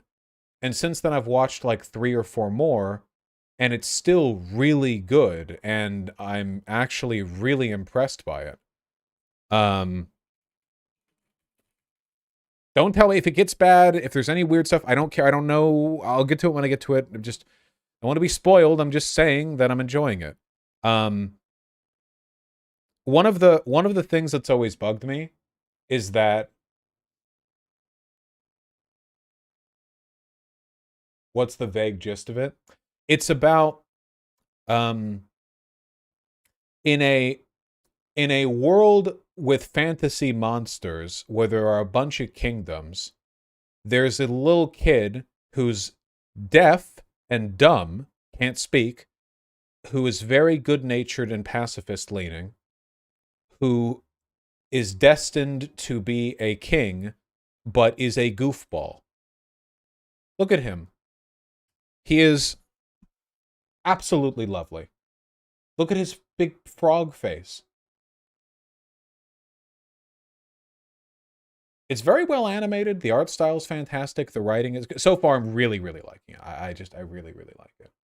What was this called again? Ranking of Kings. I regret to interrupt this degenerate weeb. What? Shit, but I'm about to cook. Mm-hmm. You said you wanted only half of it. Do you want me to preserve? Nah, just make all of it. I'll just eat all of it. I'm getting made a sandwich. Heard it was really good. I am enjoying it. One of the things that's always bothered me is it feels like the issue is I really like. There are a lot of good anime. Vosh dumb is ableist. I can be more ableist than that. Don't bait me. I like anime that takes advantage of the things anime can do by being high octane goofy shit. You know what I mean? Like, if I'm watching an anime, I feel like there should be a dude who's 9 feet tall who can swing a sword and cut through a mountain. Why not, right? I'm not going to look at that. I'm not going to see that happen in a live action movie. If I'm watching an anime, I feel like it'd be nice to take advantage of, you know, some elements of the medium. The issue is so often I feel like high concept, high octane anime stuff is written dog shit. And the anime stuff that is written well would have worked just as well as like a novel or like a live action series. You know what I mean? There are so many good anime that are like, not to say that they're bad because they're not doing goofy anime stuff. They're not. They're very good, you know. But like take she's struggling to think of a strong example. I guess they still play to animation strengths, but I guess what I'm saying is I rarely find an interplay between strong writing and characterization and the goofy high-octane stuff that is unique to anime culture and the medium of animation, if that makes any sense. So it's nice to see that, you know. What about One Piece? One Piece is great. However, I'm not and will never. I'm not going to watch One Piece as an anime. It's great as a manga. I do not need to watch 1,100 episodes of anime. That is fine. The manga is great. Though I do, yeah, there's an adaptational weirdness as well. I tend not to like manga adapted to anime, in large part because they tend to adapt it very faithfully. JoJo suffers from this, and it often means you're not really taking advantage of the language of animation because you're using what was put in the manga. There are things you can do in animation that you can't do in a manga. Like, for example, motion, obviously. You can convey something easily in animation that usually needs a text box to explain what's happening in manga. That's the reason why in so many battle manga, there's always a side hype guy who yells out what people are doing. Because it's really hard to draw the concept of, you know, Shinigami-san is moving his arms at lightning speed to put needles in the air and freeze their momentum so that they put, like, you can't really draw that. Yeah, the Speedwagon roll, but you can draw part of it and have a guy explain what's happening. But in animation, you can show it happening. This is one of the reasons why some of the strongest shonen anime of the past decade have been straight to animation, not from manga. Gurren Lagann, Kill la Kill being standout examples. Can you imagine how much more boring Kill la Kill would have been if it was 4 seasons instead of 2, and in every fight there would have been somebody constantly explaining what was happening? Remember the first fight? The first real fight between Satsuki and Ryuko in the 3rd episode, where the only narration you get is right at the very beginning, when one of them is like, their willpower is so strong that it's causing a gale force that's blowing people back, and the rest of it is just phenomenal animation that effortlessly conveys everything going on. I really wish I could just show it, but anime copyright strikes are real, folks. People lose their channel over that stuff. I have before, a whole month of my YouTube streaming. It's really, really good, though. Also, if I showed it, it's also like Kill la Kill, and I don't want you people making weirdo comments about the TNA. Yeah, we don't want to go back to D Live. Is there a way I can talk about that? Can I just describe it? Can you guys just give me 5 minutes? Is that possible? Is that okay? Don't blow up content ID. What if I just went through it frame by frame? Oh no, is there yikesy kid stuff? No, you people are gonna be fucking weird about it. No, no, no, no, no. I'll just describe it. The issue is, if you're watching JoJo's Bizarre Adventure, listen, Araki is a wonderful artist, but the man does not know how to draw motion. If you've ever read the JoJo manga, nobody moves, they pose. Every panel is a pose. There's very rarely do you have any panel in which like immediate motion is conveyed. Everything is still, but flamboyant. Not dynamic, but flamboyant. Okay, that's his style. That's fine. It's unique. But it means that when you convey this in animation, guys, the JoJo anime is great. The David Productions adaptation, you know? But it doesn't really take advantage of all the strengths of animation. It just, it doesn't. It does not. It's an animated JoJo adaptation, but it does not take advantage of everything animation can do. If you ever want to see a really weird alternate universe portrayal of JoJo, where the animation was put forth and center, there is a 1990s adaptation of Stardust Crusaders, which includes at its end the fight between Dio Brando and Kujo Jotaro. Yeah, the OVA, it's 6 episodes. And it's very weird seeing everything being... I wonder if I could get just a second of that. Hold on, I understand. We're just a moment. Don't.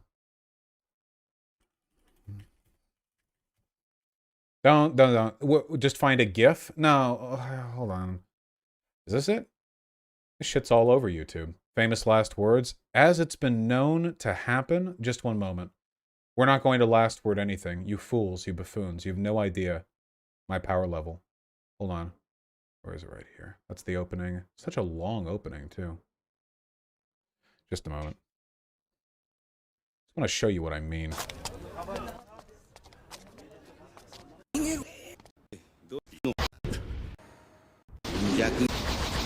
Yeah, that's JoJo. Yep. Yep.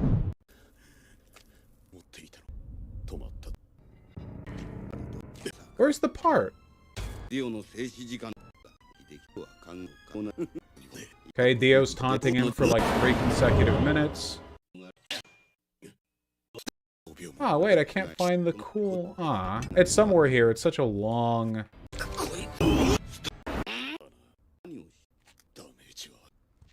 It's nothing without the music? Oh, shut up. Okay, here. This. I'm just gonna show this. Alright, shut up, people. We're risking the channel. You better fucking appreciate it, okay?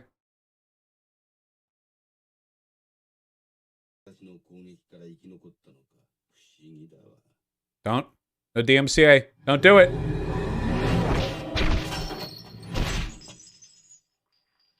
That right there, that tiny bit right there, was more motion than in the entirety of all of the David Productions adaptation.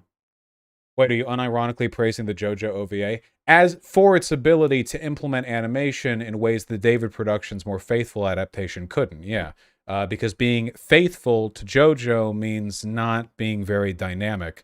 The OVA is, by the way, good for its own merits. Yeah, it's fine. Yeah, it's not perfect, but I think it's worth looking at least. Is the JoJo OVA not good? Yeah, it's up to you. It's not going to, Tempest. There's no way. 2 seconds, no way. No way, no way, no way. Listen, shh, don't worry about it. The only time I ever got a copyright problem in my stream, I played like 23 seconds of Kill la Kill with like no interruption, okay? The point that I'm getting at here is the adaptational stuff is difficult, and I think the adaptational stuff is difficult, and there's some stuff that doesn't get carried along as much as I would like. It's a really great scene in Kill la Kill that I want to run through, but I'm just not able to. Oh, you guys are so annoying. Oh, by the way, White Nervosa added a feature to the website. You guys can't see it, but I can. I can see people whose accounts are new, if their accounts have been made in the past 24 hours. So now I can see when people join. Which is one of the reasons why you guys watching via YouTube need to jump in. Shrimble, Jackrabbit, Smug Flower Boy, I see it all. Now I'll be able to truly, well and truly appreciate. Yeah, not just a new feature, but a new feature. Yeah, now I'll be able to appreciate your PanTube. Join Vosh.gg. Yeah, get in here. All right, let's talk about the Canadian truckers thing before I'm tempted to show more stuff that'll get me copyrights. No, actually, no, I'm not done. One last thing, okay? The point that I was trying to get at is that in so many of these adaptations, hey, Corvus, you have these hype guys who explain the fight, but if you ever compare a fight where that's happening to a fight where it's not, the difference is night and day, okay? If you watch a fight in Yu Yu Hakusho, a great anime, by the way, not trashing it, okay? But a fight in Yu Yu Hakusho can last multiple episodes where every attack will begin to happen, be explained either by the people doing the fight or to the sides of the fight, occur, have people explain the outcome of the exchange, and then continue, Yes, this happens in My Hero Academia, this happens in Yu Yu Hakusho, this happens less, but still somewhat in Naruto. Though the best fights in Naruto don't have this issue. The best fights in Naruto, because the original material was fairly sparse in its writing during the big fights, you actually get really, really memorable fight scenes. Rock Lee versus Gaara is one of the most famous fight scenes in all of anime history. You know why? Because they shut up. The only thing that you get from it is the people on the side being like, holy shit. That's the only thing you get during the whole the people on the side are like, oh my god, holy shit. That's what you get, That's fine. Absolutely. They're not like, Gaara just turned to the left in order to build up his sand meter in order to use... No. They just let the fight happen. The fight between, spoilers for ancient anime knowledge, Sasuke and Naruto at the end of that show, was also really, really good, because they just shut up and let the fight happen. One Punch Man. Do you think Saitama versus Boros would have been improved if there was a guy on the side who was like, oh my god, Boros, did I say Genos? Sorry, Boros. Well, Genos and... actually, Saitama and Genos did fight, and they also didn't talk during that fight. They let the animation do the storytelling, in part because Murata is so good at drawing that they were able to convey it in the page. I mean, I can find that right now even. Hold on. I don't care if I'm wasting your time. What, are you people going to leave my stream? What are you going to do? Not watch me? Impossible. Hold on.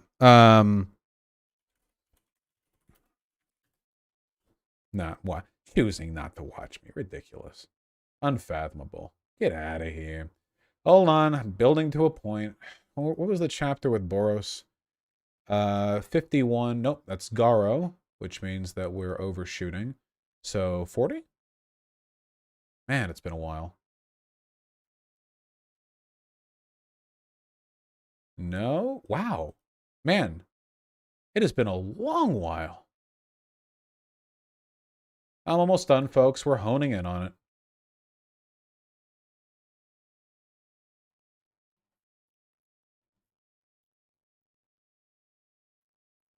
Yeah, here we go. So, guys, remember how I talked about being unable to convey motion? So, these are the manga panels for One Punch Man in that fight. And one of the reasons why One Punch Man is so exceptionally well animated is because they had this to work with going into it, you know? It's not just that it's well drawn, it's that you know exactly what it's going to look like in motion from the drawing, because the drawings look like the motion. Look at this. Yeah, Murata is indeed quite good at what he does. But at no point does anyone on the sideline need to convey this. I feel like part of the issue is also that manga kind of emphasizes people having cool, unique powers. You know what I mean? So oftentimes in manga, people have like secret hidden powers, or like they'll have an extra layer, or there's some nuance or outsmarting to be done. That's the height of JoJo, right? Every fucking JoJo stand power is some insane bullshit.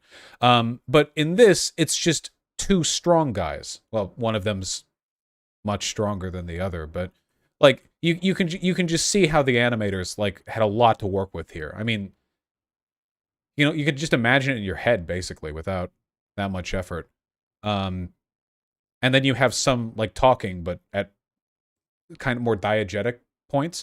The reason I'm talking about all of this is because I'm really excited when I see anime fights that don't have this issue, you know, that don't have everything being weighed down by blocks of text. Is manga copyrighted? Nobody has ever, to my knowledge, gotten a DMCA strike on YouTube for showing panels of a manga. I wouldn't worry about it.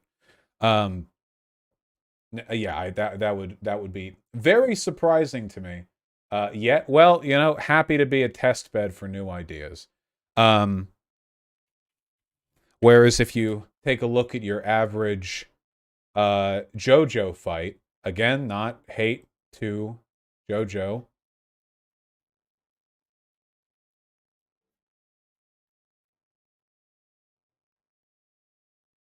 I'm trying to find that appropriate. What was the first fight in Steel Ball Run where the first power that he encountered was a family of 3 dudes whose power was that they could make somebody magnetic if you were in between the 3 of them? How do you explain that without text boxes exactly? Here we go. Least dialogue heavy JoJo fight. That's all I'm saying. Again, nothing wrong with this, but it can make for some difficulty in animation adaptations. All right. Okay, that's enough. You've got your Vosh Pit segment. I wasn't doing it for a segment. I could talk about this for an hour. I know that there are people who are watching. I know I have obligations. All right, fine. Canadian truckers, hold on.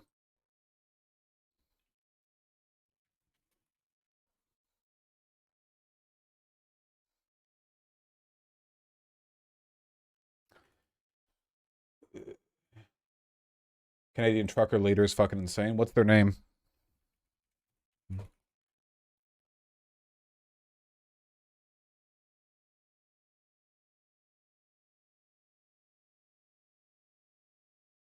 Hold on, I'll find him. Gotcha.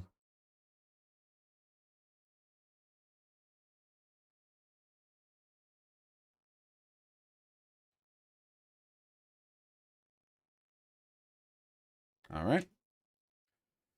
So, this isn't something that I've been paying a tremendous amount of attention to, in large part because it's Canadian and therefore not real, but recently there's been this big uprising of Canadian truckers who are protesting Canada's vaccine mandates. As I understand it, something like 90% of Canadian truckers are vaccinated, so I have a feeling we're talking about a very loud minority here.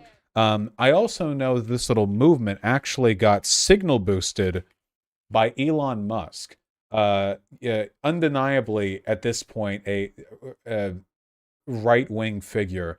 Every time he speaks up, it seems to be some kind of adjacent... Ah, yes, here he is. It is incredible to me that the modern emblem of the meme culture is so internet, what would you call it? Illiterate. Elon Musk has essentially no apparent understanding of how memes work or how to come off as cool, but yeah, I don't know. Anyway, here's him with a picture, 250,000 likes, by the way, of the Canadian truckers. You can tell it's Canada because it looks like shit and it's cold.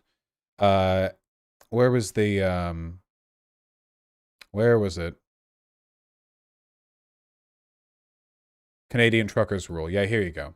So, of course, this has turned him into a, you know, this and many other things has turned him into a sort of rallying conservative figure. But why get your info from me? Reuters. Hit me up. Whoa. Trucks lined roadways leading into Canada's capital, Ottawa, on Saturday as drivers staged a massive protest against Prime Minister Justin Trudeau's COVID-19 vaccine mandates. The so-called Freedom Convoy started out days ago as a rally against a vaccine requirements for cross-border truckers. I'm not vaccinated, so I left before the 15th of January. The rule in the States wasn't in place yet, but I have other friends that say... Is this a French Canadian? I am very bigoted against French Canadians. No? Then I'm fine with him. Even though vaccinated now, right now, the U.S. Customs, they're not enforcing that. So they're still going there. The problem is when we come back. But the protest evolved to a demonstration against government overreach during the pandemic. Scores of trucks from across the country, some of which made it to the city on Friday, lined up in front of Parliament, blowing their horns as thousands of people gathered peacefully on the snow-covered lawn of Parliament. The violent rhetoric used by some of the promoters on social media in the run-up to the protest has worried police who were out in force on Saturday. The CBC reported Trudeau and his family left their downtown home due to security concerns. On Friday, Trudeau told the Canadian press he was worried about possible violence connected with the demonstrations. French Canadians are pretty much all white. Ugh, they would be. Earlier this week, he said the convoy represented a small fringe minority who do not represent the views of Canadians. About 90% of Canada's cross-border truckers and 77% of the population have had 2 COVID vaccination shots. Yeah, that's what I had heard as well, and I'm seeing it here in the article too. About 90% of Canada's 120,000 cross-border truckers are now vaccinated in line with the country's adult population. Oh, wait, are we copying notes? This is from the BBC, this is from Reuters. I guess they're just, immediately relevant factoids that anyone would talk about in this context. Mr. Trudeau's Liberal government brought in the vaccine mandate on the 15th of January that would require unvaccinated Canadian truckers crossing the two nations' borders to quarantine once they return home. The U.S. has also recently said foreign truck drivers must show proof of vaccination to enter the country. Well, wait! If the requirement is being enforced on... Wait! Wait, then what is this protest supposed to do? Wait, hold on. The Canadian government is only saying they have to quarantine once they return home, but they're actually letting them cross the border. America is not letting them cross the border. There is only one country Canadian truckers can cross into. You have one land border, to my knowledge. Unless there's some very other edge case. Wait, what can they do? Even if Trudeau had done nothing, it wouldn't change anything. Trudeau's thing doesn't matter because unvaccinated Canadian truckers can't cross the border anyway. What? Is there another border you share? Is there a very, very long underground tunnel to Mexico that I'm not aware of?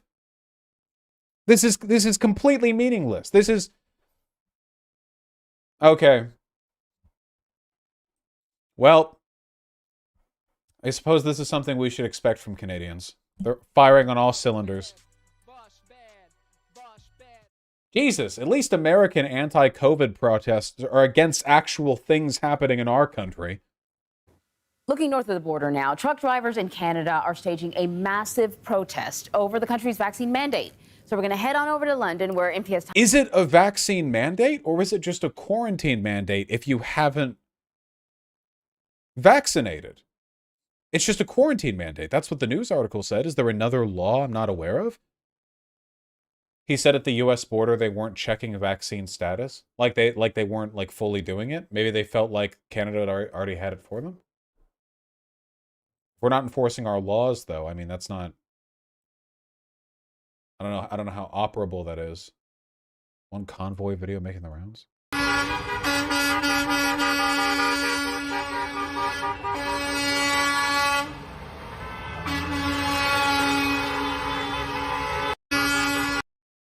Why is this making the rounds? Honk if you have a tiny dick. I see. I can read. Thank you. Now I know. Thank you. Wow. Body shaming? So this is apparently the leader of this movement?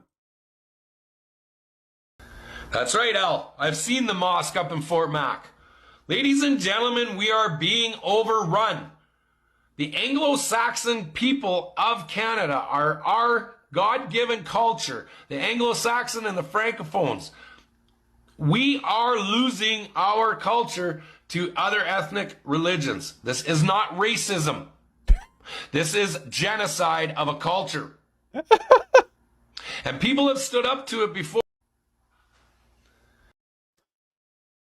All right, so your leader is a white nationalist. Good, good, good. This is the leader, right? I'm guessing.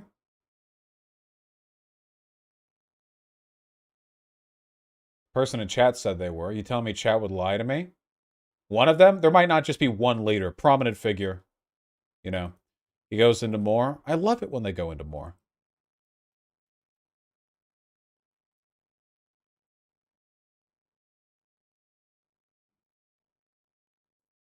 Yeah, same guy. Now what it is the part of the depopulation. And a lot of people don't understand what that means. And what there is there's an end game. It's called depopulation of the Caucasian race, or the Anglo-Saxon. And that's what the goal is to depopulate the Anglo-Saxon race. Because they are the ones with the strongest bloodlines.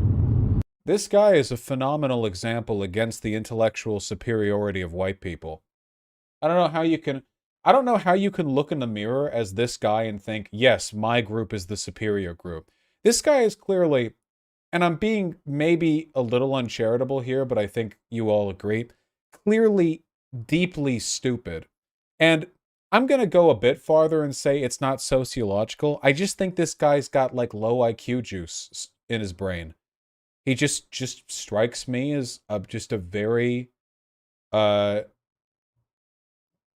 empty-headed person.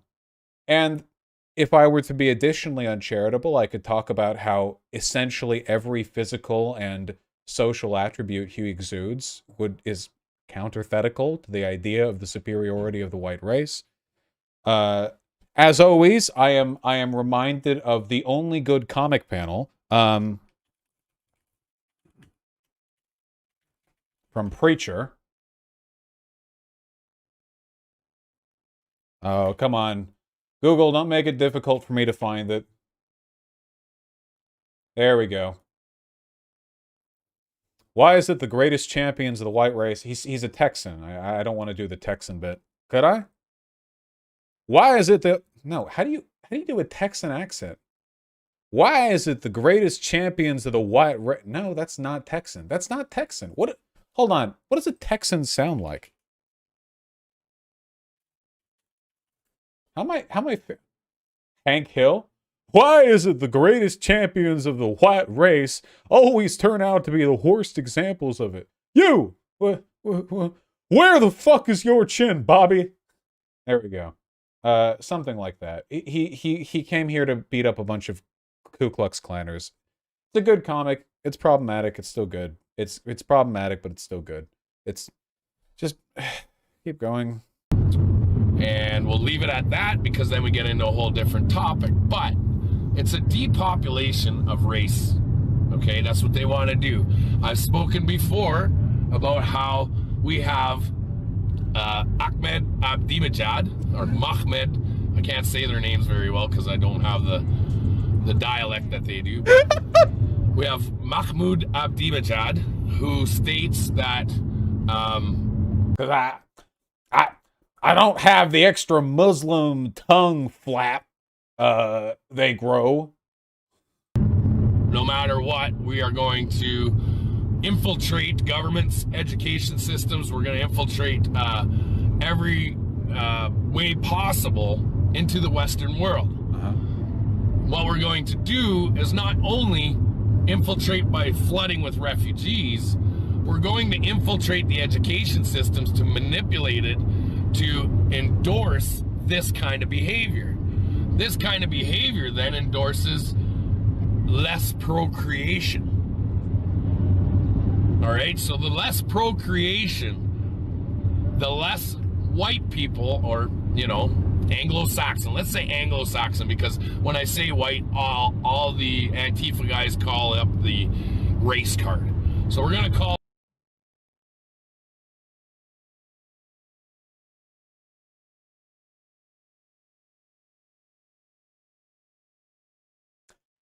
Does he think he's in the room with a 2-year-old where saying dentist out loud will make them mad, but saying DENTIST wouldn't? This is the kind of guy who's in public and he sees a black guy and he nudges his his underage girlfriend and whispers the N-word, but like letter by letter, like to not be too weird about it, Call ourselves Anglo-Saxon, okay? Oh, well. Yeah, this guy is totally flown under the cover. Is very, very under the radar with the racism on this one. Nicely done. Somebody said he's the leader of the West Convoy. Oh, this is from 2019. Oh, this guy's been a guy for a while. Is he even Canadian? He doesn't sound Canadian? I guess Canadians don't always sound Canadian. I mean, we're like right next. Hey, shut up. 2019, huh? He sounds Canadian to me. Sorry, I only know 2 languages. American and French, all right? Don't get at me.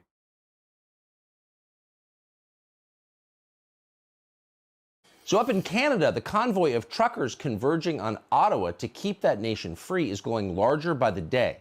They left from Vancouver on the western side of the country on Sunday. They're protesting the federal government's vaccine mandates for cross-border truckers, among other things. That mandate took effect on January 15th, preparatory to a worldwide digital travel pass, internal passports for everybody linked to your health status, but not limited to your health status. If you can't see the future in clear outline... Not limited to your health... He does realize passports are already a thing, right? When you cross the border, you already have to have a passport. They already do this. What? Right now, you're not paying attention, but the truckers in Canada can. The Canadian Trucking Alliance estimates that roughly 16,000... Oh, here's the Wikipedia page and the whole damn thing. Freedom Convoy 2022. I love it when my movements for freedom have the misinformation section and the extremism links to far-right and separatist groups. Oh, wow, we have a lot of... Oh, hello. Got a lot for here. Oh, here we go. Facebook page for the convoy is shared content from and listed as an organizer, Wexit co-founder and Yellow Vest Canada organizer Patrick King. That's the guy we were looking at. Wexit? Independence of Western Canada. I don't care. Maverick Party. Tamara Litch, the protest fundraiser, is secretary for the Maverick Party, a Western separatist group formerly known as Wexit Canada. Oh, well, there it is again. which was previously the regional coordinator for Wexit in southeastern Alberta, and Gotcha.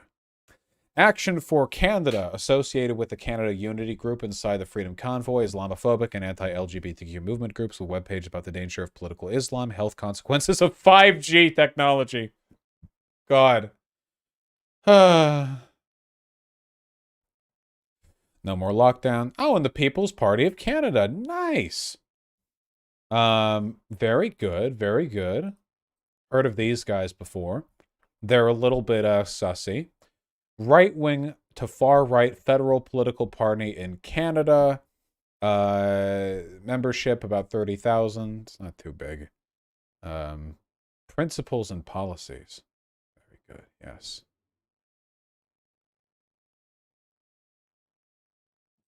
Rejects multiculturalism, of course. Limit immigration, blah, blah, blah.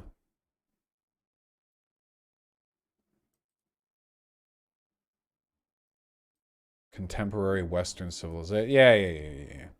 You get it. You get the gist. Their founder is French-Canadian. Ugh.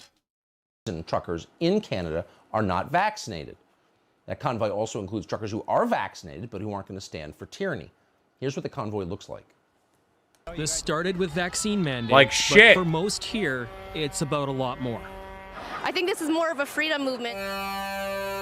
Well over 1,000 people lining the Trans-Canada Highway outside of Winnipeg in -30 wind chills, protesting what they call government overreach. Should suffer. Ha! When Americans protest their government, we do it in balmy, temperate climates. Look at these idiots. Owning the government to protest a policy that doesn't even matter in -30-degree wind chill. All right, have fun. Somebody has to stand up for Canada, and the truckers are doing it. It all started a couple days ago in Delta, BC. Truckers protesting vaccine mandates at the border. Now, as the convoy logs more kilometers, it's getting more support. We're just really tired of getting our freedoms trampled on. It's worth sticking up for what you believe in. Arriving outside Winnipeg. They're all going to be fucking deaf after this. Jesus Christ. I'd be worried about the health of my ears going to this place. My God. Hundreds of vehicles taking more than an hour to pass. We came from Calgary. Yeah. What do you think of this? What do we think that What? Take our country back. What? As it rambled by, no one was hit. It was peaceful. Salvatore Vetro has followed since BC. It's a togetherness like I've never felt before. And it keeps growing. That really says it all, doesn't it? One of the reasons conservatives are so easy to rope into these mass hysterias is because they're so alienated from their environments that the togetherness they feel from briefly being like honked at in freezing weather by a bunch of truckers is the closest they felt to other people. They're so fucking lonely. This is one of the reasons why conservatives like their people ostracized and socially unsatisfied. It's one of the reasons why, you know, like incel groups are one of the easiest recruiting grounds for far-right policy, because they know that lonely people, unsatisfied people are way, way easier to politically exploit, way easier to make fearful. And thank God it keeps growing. So what's the reaction been like from our media gatekeepers? Well, a cartoonist for the Washington Post accused the truck drivers of fascism. There's the cartoon on your screen. So a paid vassal for the world's richest man, a man who supports censorship and crushing anyone who doesn't agree with him, who treats his own legions of workers like serfs. A guy who works for that man is telling you that people who peacefully assemble to express political opinions are, quote, fascists. Really, who's the fascist? Pal. What? The guy you work for is wealthy, and the people who are protesting are being peaceful, so who's the fascist? Okay. Sheldon Andreas is not a fascist. He's a pastor. He's also a trucker. He's a member of the Freedom Convoy, and we're grateful to have him join us tonight from Ontario. Mr. Andreas, thanks so much for coming on. A fascist, really. So tell us why you're doing this, if you would. Definitely not fascist. Well, there certainly seem to be a lot of fascists there. I'm okay with calling these like fascist movements, by the way, because they make absolutely no effort to excise fascism from their ranks. You know that old saying, if there's like if there's 9 people at a table, 1 Nazi sits down, nobody else gets up. There are now 10 Nazis at the table. A harsh condemnation, to be sure, but considering we're talking about like essentially the greatest possible expression of political evil with regards to far-right politics and fascists, I'd say making no effort whatsoever to excise them, up to and including making them your organizers. One of the organizers for this thing is a guy who is a white nationalist. Like, I don't think we're taking hard leaps here, you know? It's not, I don't think we're being unfair, like, oh, you think this is a fascist movement just because it's like filled with far-right people and its organizers are associated with our far-right parties, and also some of our organizers are themselves white nationalists who believe that Islamists are coming to the West to destroy white people and that we need to secure a white state. You think we're a fascist? Well, I don't know. Maybe a little bit. It's indicative. It's indicative. It's concerning. It's close enough. Yeah, well, probably mostly for the same reasons that a lot of these other guys are out here doing this. There's just been a stifling of freedom and a stifling of unity in Canada for 2 years. Of unity? A lot of people are down. A lot of people are fired. Man, you can't even go into a grocery store without getting into an argument about a mask or whatnot.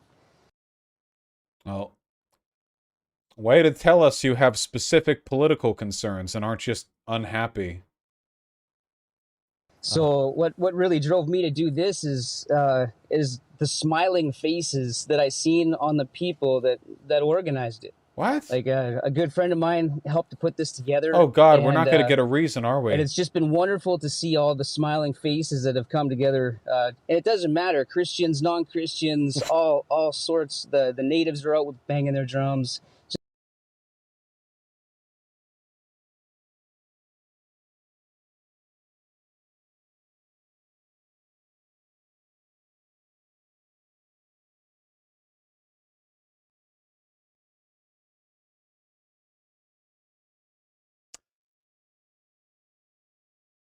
Somehow, your message of unity is not convincing me that you don't have right-leaning politics.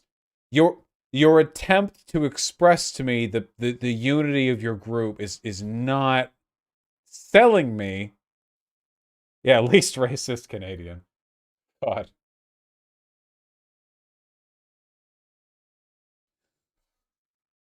Just a wonderful sensation to see unity, once again in Canada. Well, it's beautiful to watch from below your border, I have to say. You're being sorry. The natives, quote unquote, are actually white people going yabba dabba doo while banging drums.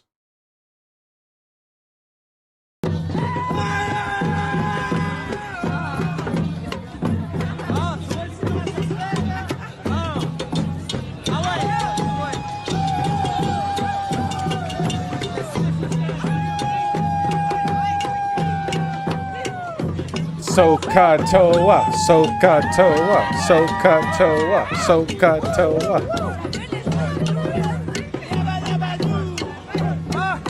Ah, yes, I remember the famous First Nations rain chant, Yabba Dabba Doo. Yes! Bring the rain.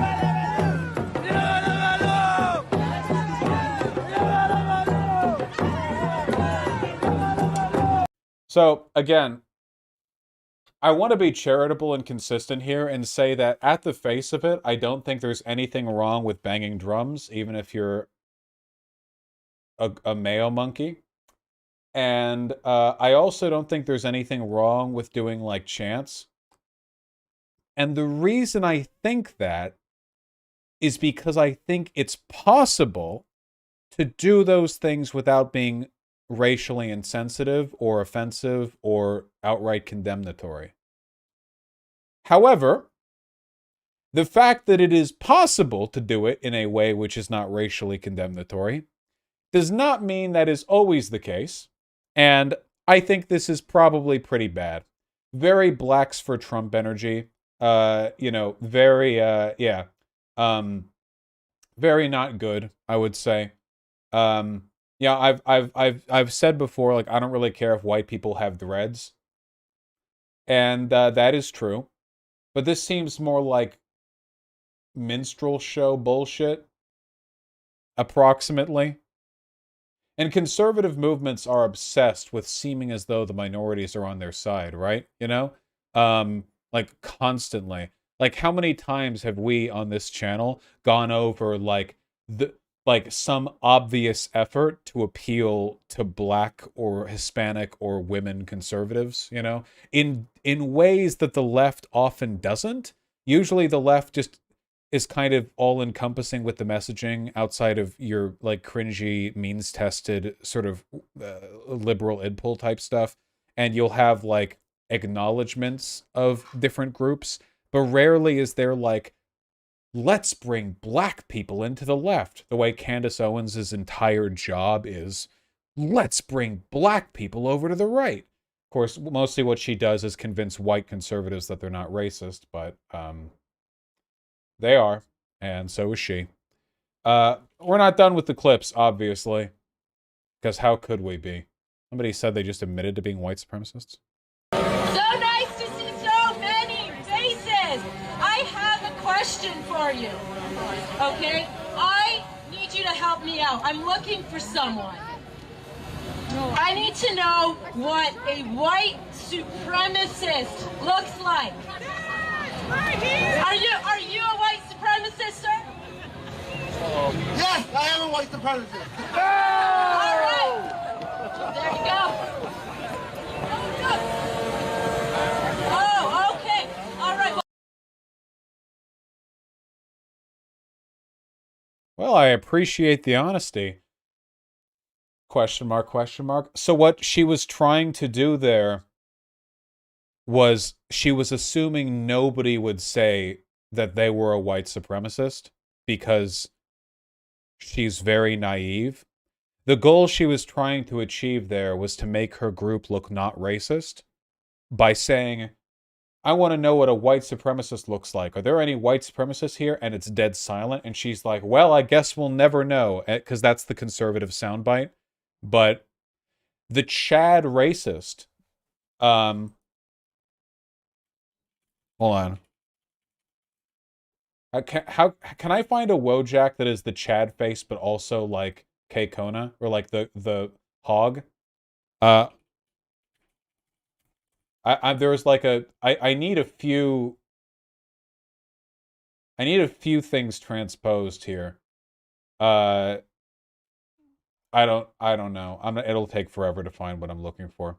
But the Chad racist, immediately dispelled the illusion. Yes, I am. And by the way, I love how half-hearted the crowd was in booing. This is like the most explicit shit in the world. Like, because conservatives are always like, well, we don't like white supremacy, like, and then they ignore all the implicit stuff. This guy just explicitly says, I'm a white supremacist, and listen to the boo we get from this crowd. That was maybe 5 people?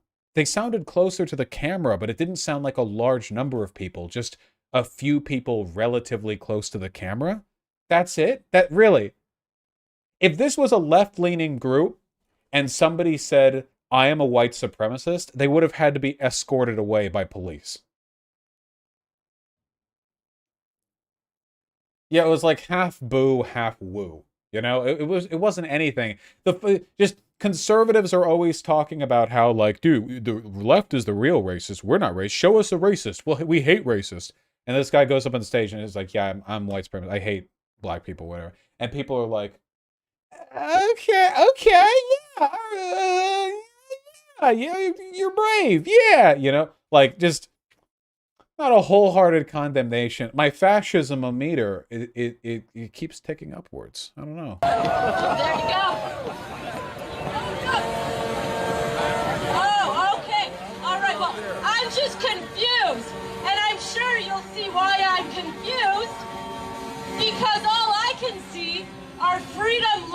Canadians. See, she had the bit. See, she had the bit, but it was ruined by the guy who admitted that he's a white supremacist. And there were probably like 100 other people in the audience who, if they were brave, you know, would have also. She keeps going though. I admire that. I admire that she keeps going, pretending that that didn't happen. That is absolutely phenomenal. Okay, here we go. Thank you. There we go. This is the closest we're going to be able to get. Sorry, guys. Okay? She wanted to do her bit, but then the Chad racist, all right, steps up. He's not going to let her do her bit, okay? He's got a goddamn honest message to deliver. What were we doing? Oh, right. We were like 5 videos in. Snarled at, but you're smiling back. The government seems to be doing all it can. Remember, guys, being a Giga Chad, it's in your heart, not in your body. Okay? And to prevent you from peacefully protesting its, speaking of fascist, policies. But you're doing it anyway. Are you worried about the repercussions? Oh, not at all. Not at all. I mean, some of my friends have been arrested for pastoring their churches. We're fully prepared to smile and push through. What? Arrested for pastoring their churches. We're fully prepared to. What were they doing to get arrested? Oh, for keeping their churches open during lockdown. Okay.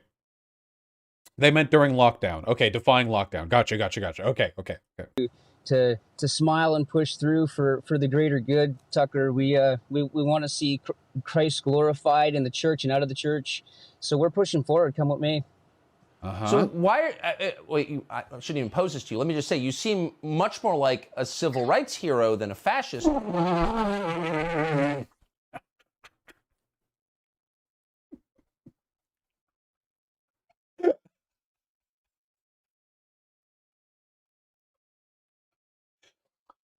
Now, you seem a lot more like Martin Luther King Jr. than a fascist. Do you think you're like Hitler, like the left thinks you are? Or do you think you're more like Mahatma Gandhi, which is the impression that I'm getting? To me, are any media in Canada supporting you, or at least arguing that you should have a right to express your views? Yeah, not that I know of, Tucker. I think maybe Rebel News is putting out some positive stuff about the movement, but the mainline media is much the same in the USA. These guys are not our friends. They're coming after us. They're slandering really good people. Man, some of the stuff they're saying about really good people dragging their names through the mud, it's shameful. Like who? So no. Like who? Do you want to name anybody specific? Maybe. Like anyone you want to stake your reputation on? No fascists here. Moms and dads and kids standing around a bonfire beside me, where the convoy came through here about, I don't know, half an hour ago. Standing here, with their kids, enjoying a fire with people they haven't, got to hang out with for a very long time. I got to say, it's just so thrilling to see. What? Okay, wait. I just want to be clear. I understand there are laws in Canada concerning lockdown, but if you want to see a person, you can see a person. You can just go see them. It's not the way he was talking. It was like, by breaking the quarantine and the lockdown, finally we're able to meet. Before we were locked in the shelter. You can just meet people. You're allowed to do that. This, having watched Canada, was such a beautiful country, a wonderful country, descend into this darkness, and to see someone like you standing up cheerfully is really affirming. So thank you. Sheldon Andreas. Oh, here we are. Sorry. Least fascist right-wing movement. Least fascist group. Again, and I cannot state this enough, okay? Now, I know this for a fact, all right? Not only were these guys not chased out by the good ones, okay? But there were people who went up there from the protest just to suck their cocks. I know this for a fact. because they love it. They adore it.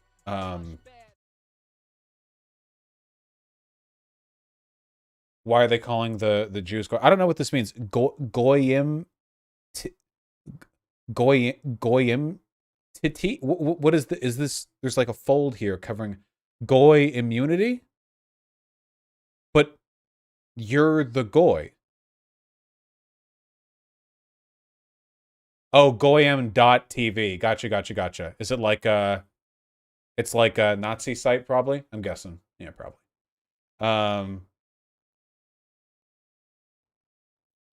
Imagine being so defined by your eternal imaginary enemy that you name yourself like after them, you know? It's just so indicative of where their minds are at. Left-leaning movements do not do that shit.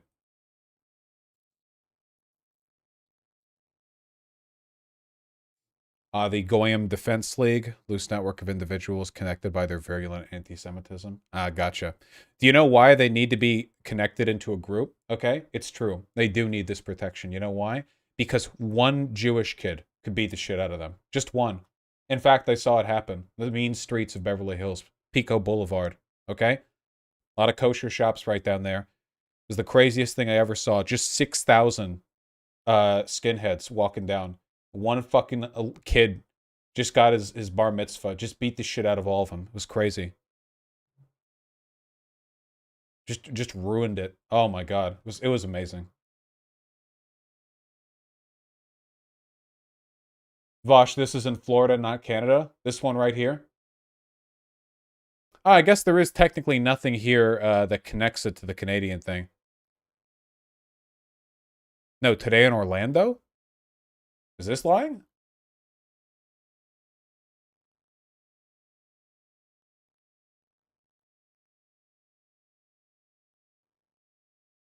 Are they lying or are you lying?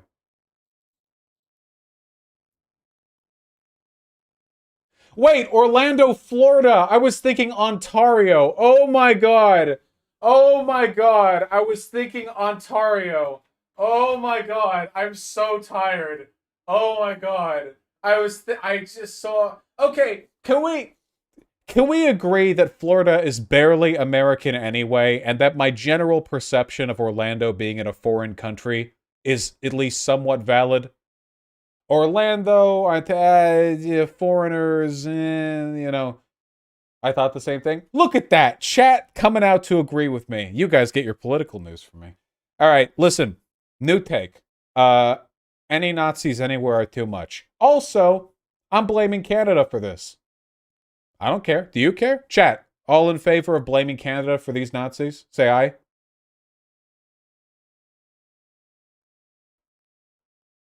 There we go. There we go. Say it's simple. Simple. This is the messiest segment we've had in a while. This is what the people come to my channel for. Extremely fastidious and intellectual political commentary. Now, this was from Canada. There have been several photos of this one particular person.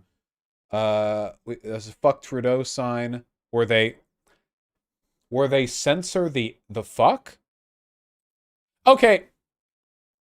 Okay. First of all, libertarian flag, Nazi flag, no disagreement here between these two. If you have the swastika out, you can just say fuck. This is more offensive than this, okay?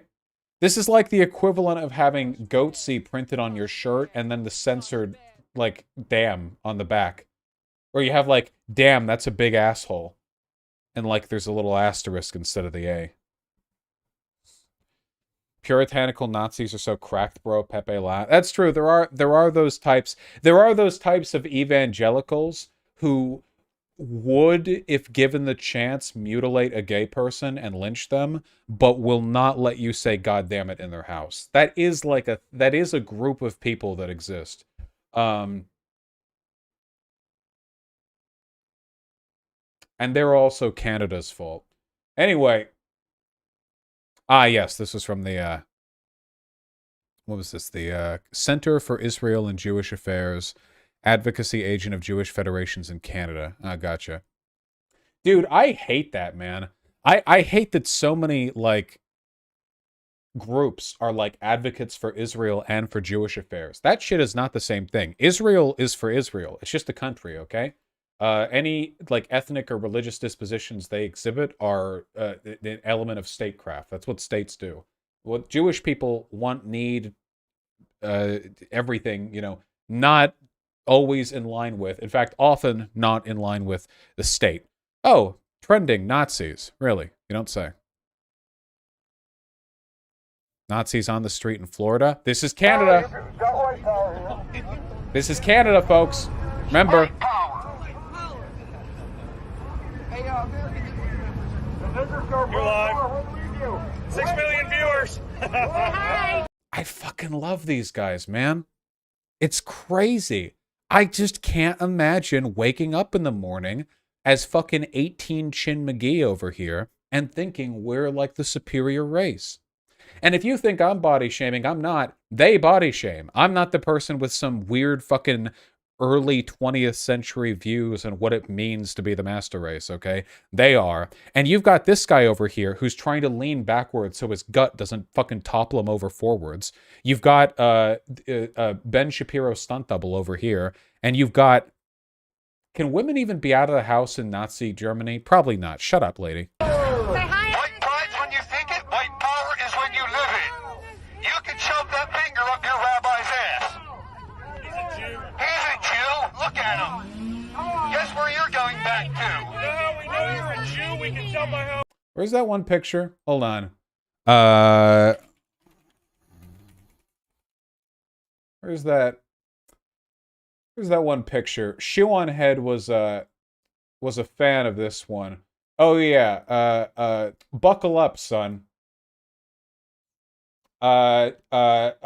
Timmy, strap in. Make sure that your seatbelt is locked in tight. We just had a brake failure. Yeah. It's been known to happen, folks. I've gotten all sorts of wacky adventures in this here vehicle. And oh no. Oh god. Oh jeez. How close your eyes are together, you fucking cunt. I'm gonna go tell somebody about this. Let me tell my rabbi. What do you do? This is the power of the Fourth Reich, folks.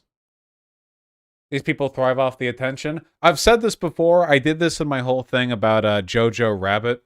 But the last thing that you want to do is take any of the... So you can take this seriously in the sense that I seriously think all of these people should make a quick exit to the bottom of a ditch and stay there. But you shouldn't take them seriously in the sense that you validate their feeling of empowerment in being here. Because this is what gets their little dicks hard, all right? Like this right here, like they're living for, like this is like the only power this guy with the loudspeaker has ever felt in his entire life. I mean, this is it, like, you know, this is he's got to be thinking of this for a long time, okay? So when you pearl clutch and you're like, oh my god, how horrible, like, yeah, it's bad, but like not as bad as their drip, right? You take it too seriously, then you get that whole... You know, a lot of people like being the bad guy. A lot of people like that. They like being the big scary, you know, like, society is evil, but I'm the evil it needs, you know. You don't want to give them that satisfaction.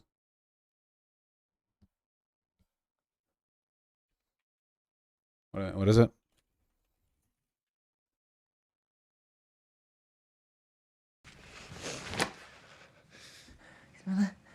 Heil me? Come on, for old time's sake. Heil me, little man. No. Heil me. No. A little high, just a little higher, please. Fuck off, Hitler.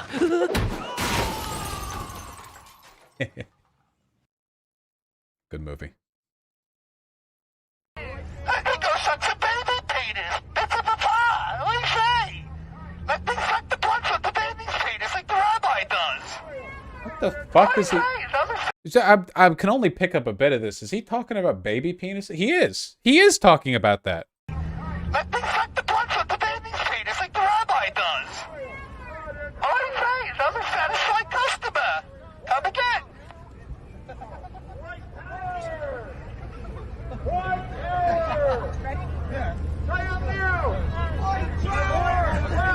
Yeah, was that supposed to be like a Jewish voice? What was that supposed to be? Like a German accent? Howdy, what's up? Oh, thank you so much. I give you a single tomato. Then you want to eat. Single tomato. Oh, it's a single tomato to publicly shame you. Thank you. Gonna really dress up the plate. Chat, look, sandwich. It's got food in it. If you want to tell them, it's a basil pesto and sour. Basil cream pesto chicken, sour cream sauce. Chicken, it's just cheese. This is cheese? Yeah, I wish there was chicken in it. Oh, this is that fatless cheese that you grill, isn't it? Oh, I haven't had this shit since I was a kid. Okay, yeah, hold on. And then there's balsamic glaze. Very good. All right, gotta get it while it's warm. Thank you. Looks better than the garbage you normally eat. Yeah.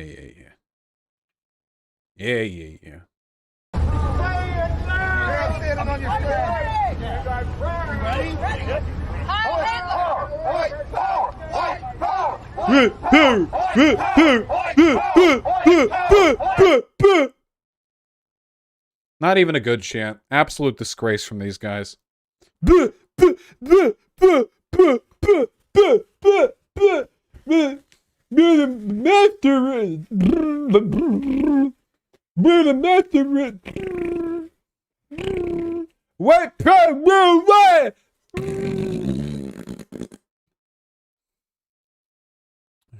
This guy is goddamn mobility scooter. These guys might go to jail apparently. What happened? My son just witnessed these Nazis, said there were dozens hanging in the corner. The guy getting assaulted got out of his car and pushed my thing. Oh, now he's getting swung on. Don't, stop it. Don't back up. Nah, I don't know if that's going to be enough for jail. Even if it was, it would just be found one guy. Hold on. There's actually a live... Remember when this was about the Canadian thing? Here, wait, I gotta eat this sandwich. What are we doing? Canadian... Yo, you guys are so humble, so kind, making sure that 10K live viewers. One sec. something to drink. You guys are awesome, man. Fuck. Yo, LS Detailing, brother. Much love, my buddy.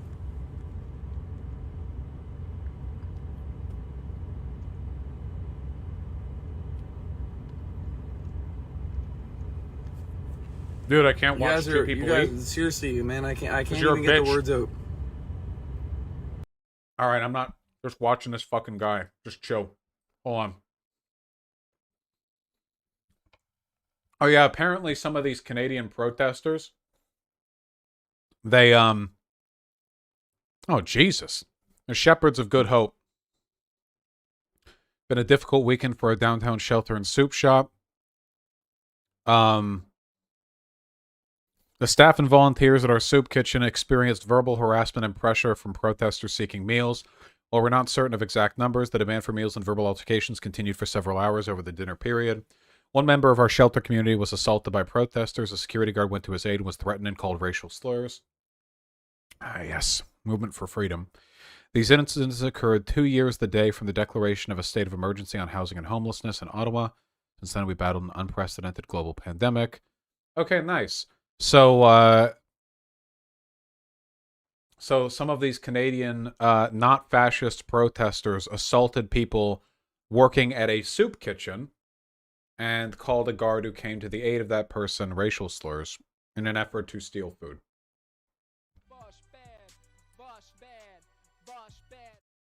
Now that's what I call an extremely morally... Anyone know if the homeless shelter is still giving out free food? Pretty hard to find a restaurant in the area that'll support the Patriots. Most of them forcing us to wear masks, which is pretty ridiculous. A bunch of us earlier in the day were lined up at Shepherd's. They were giving out free food. They seemed pretty happy to be serving the Patriots. Yeah.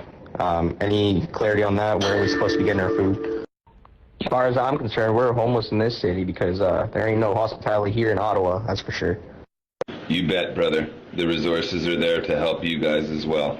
Don't feel bad about anything. If they're cutting you guys off of food, you are homeless. You're in the middle of a city. So God bless you guys. I hope you find everything you need. Try the churches and everything. Anyone know if the homeless shelter is still giving out free food? Pretty hard to find a restaurant in the We call these guys fascists. Assaulting a soup kitchen worker and calling the guard racial slurs is pretty high up there. Feels like it's up there. I think it's up there. Everyone has water. Everyone's got something warm to drink. Come on now, man. Look at this. Look at this shit. Look at these guys. These guys are making sure that everyone here is fed. They're making sure everyone here doesn't starve. Come on, man. Look at this shit. They got a whole fucking camper. They're in there making food. Look at this thing, buddy. Hell fucking yeah, brother. Hell fucking yeah. Truck yeah, brother. Truck fucking yeah, brother. Hell yeah. Cool. Let's go. Hell yeah. We're doing this for our kids and our grandkids. Hell yeah, brother. Can I interview you?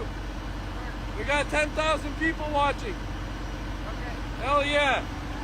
What do you think of this protest so far, brother? Love it. Glad to be a trucker? Oh yeah. Doing this for his family. What? You guys heard it right there. How long do you plan on staying here till? Right till the end. He's staying here right till the end, ladies and gentlemen. You heard that here. I'm gonna get him to roll up his window. We're gonna continue our walk, but I want to show you what this guy has written on his window, guys, because it touches the fucking heart. Okay, I'll go to that side too. I'll get this side, then I'll go to the other side. Much love, brother.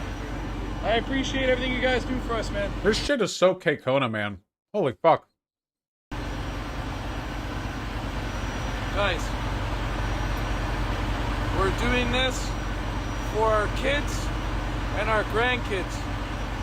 This shit. So this is illiteracy. It's I'm doing this to do my kids and my grandkids. These are conservatives. Let me see. It seems that they urinated on the National Aboriginal Veterans Monument and the National War Memorial. What do you got? What are you thinking? Well, I got some special. Wow, these guys don't need to say a word. They're all Nazis. I'm sorry, this is phrenology. This is so obviously... Especially the guy in the top left. Jesus Christ. This could just be a still image, and I feel like I could infer everything they say. Special videos for tomorrow night, but yeah, fucking A, guys. Let's get pumped for this. Let's go to fucking Ottawa. A. Let's go. I want to see one of those truckers. I wouldn't prize, not none of our guys, obviously, but I would like to see our own January 6th event. See some of those truckers plow right through that 16-foot wall. None of us, of course. I just like to see it. There's going to come a point in time where you're going to look back and be like, you're telling your children, like, were you there on this day? Yeah, when the prosecutor's asking you. There's going to be a time when you're asked, were you there? And you're going to say, no, Your Honor, I have an alibi, and start sweating profusely. Listen, my only regret for this whole thing is that that robbery of the soup kitchen didn't take place in America, so that the nanosecond that worker was assaulted, the security guard didn't, immediately unstrap the Gatling gun from the place where you would normally carry a fire extinguisher and atomize the trucking protesters, leaving a sort of almost comedic hole in the wall behind them with, the shape of their body sort of red plastered out. Shame they're in Canada. That's why we're a Second Amendment, folks. Arm your soup kitchen workers, folks. They're good people. They don't deserve to be hassled, all right? You put a hand on a soup kitchen worker, you activate the the 200-pound depleted uranium skirt of armor protection that they wear, which instantly fires a reactive shell in your direction, reducing you to a fine paste. Oh, hey, Shu, we're looking at some of the best people out there. Just some very fine folks. Actually, I'd say we're done. I gotta finish the sandwich. The sandwich better than any of you guys. Any of your approval, affirmation, donations, views, subscriptions. It's a goddamn cheese sandwich. What do you want? Listen, end the segment. Oh, wait, no. We have to do a summary. You always do a summary at the end. I'm sure some of the people doing this Canadian protest thing are fine people. But it doesn't matter, okay? It just doesn't matter. Because the fact that there are good people who keep getting roped like suckers into far-right movements, which are openly, unapologetically racist, fascist, anti-Semitic, that is not an exoneration of anyone who participates. If it was me, and this could be because I was built different, I would simply not be a part of a political ideology that constantly, overwhelmingly shares its space with fascists and white nationalists. That's just me being built different, It's just every single conservative aligned movement that ever seems to happen in the West, at least these days, it just has the guy with the swastika there, They just have the guy who believes in white replacement, I'm being very charitable by saying guy as opposed to guys, multiple, as in like a large number of them. Yeah, miserable fucks. Thank God they're in Canada and America has no far-right people at all.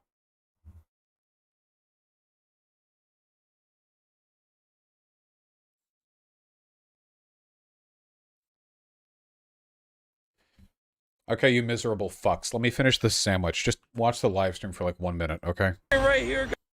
Yeah, sisters. I don't care. People in Canada have to put up with this stuff, and it's quite a mess. Just give me 3 minutes. This is fucking awesome. This is awesome, dude. Look at one side to another. Nothing but fucking trucks. Trucks. Let's go. You're not shutting these people down. It's not fucking happening. This shit goes kilometers, bro.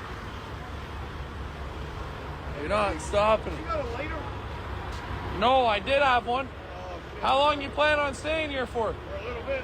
Until mandates are lifted, right? 100%, brother. Good luck. Appreciate what you guys do.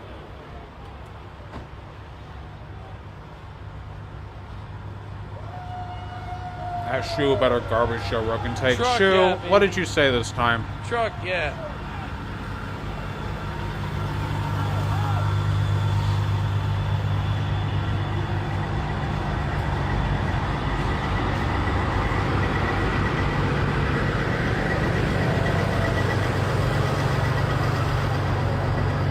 This shit's fucking amazing, man. 3 trucks wide for fucking kilometers. Have fun coming back to Parliament, buddy. Hell yeah, much love seeing you here from Miami. We appreciate you.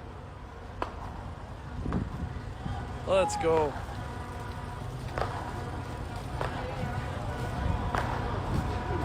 Yeah, Trudeau's a fucking pussy, buddy. Wait, is that Big Ben?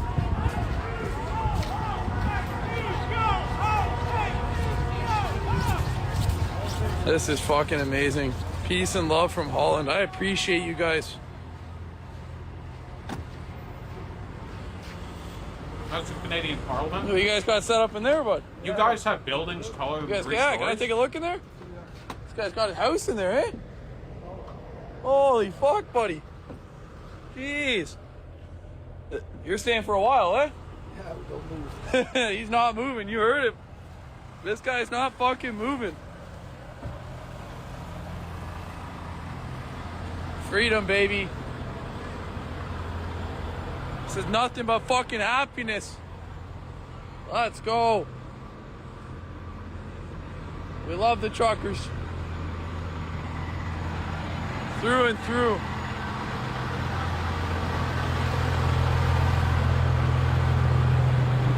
This is fucking crazy.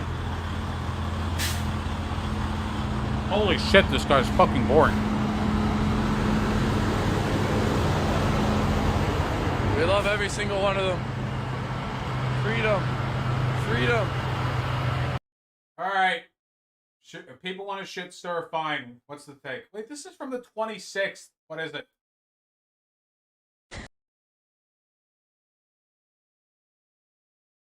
I'm clicking. What? The people who hate Joe Rogan online remind me so much of, like, in the 90s when, like, angry moms would bitch and moan about Howard Stern. That's exactly what these people are. Oh, he needs to be responsible with his platform. Shut the fuck up! Why? People watch trash TV all the time. Does fucking Jersey Shore need to be responsible with their platform? People like Joe Rogan because he's not an ideologue. People like that shit. People like that in a time where it seems like all other media is like preaching and looking down on people and like on this, being on this pedestal. They can go to Joe Rogan where it's like just a dumb fuck getting high and it feels like you're just like talking to your friend, you know? Just like having discussions.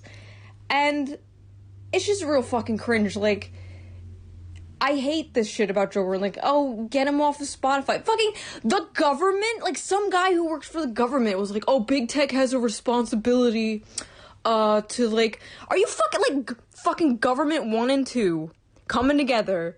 Fucking big tech and, like, someone who works for Joe Biden. Like, oh, big tech has a responsibility to, like, not have this. Shut the fuck up. This is just gonna make him more popular, too. He's gonna become, like, some martyr or whatever. Anyway, I like Joe Rogan. Of course I don't agree with him all the time, but that's why I like him. Like, learn to just fucking chill. Why does everything gotta be, like, mommied? Why do you have to mommy everything? Fucking damn. Shut the fuck up! I did not find those arguments particularly convincing. Yeah, I think High Progressive spells it out right here. Difference is that wine moms got mad at Howard Stern for saying naughty words. People are mad at Joe Rogan for spreading misinformation about life-saving vaccines. Details matter. And climate change now, apparently.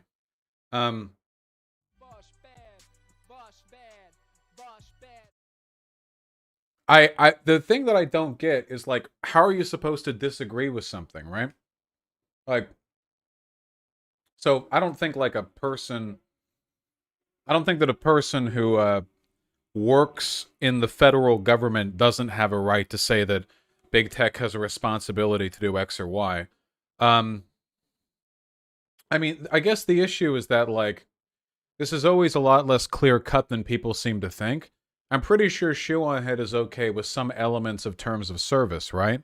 Like, if there was a YouTube channel that was doing nothing but posting harass, dox, threats, whatever, you know, even if it wasn't illegal, I think Shoe would be okay with that getting taken down. The stuff that I don't get about Joe Rogan, the idea that they were going to take down Joe Rogan, like take him off the platform, is just ridiculous, of course. That was never going to happen. Like that Neil Young thing, like, I mean, I get the principle, you know, but Joe Rogan is like the biggest media figure, like the biggest. He's not going to be... I was not going to be ousted by Neil Young. Not now, not ever. But in terms of like, what was it? Feels like, listen to it again. All right, I'll listen again. Let's go for it point by point. Hold on.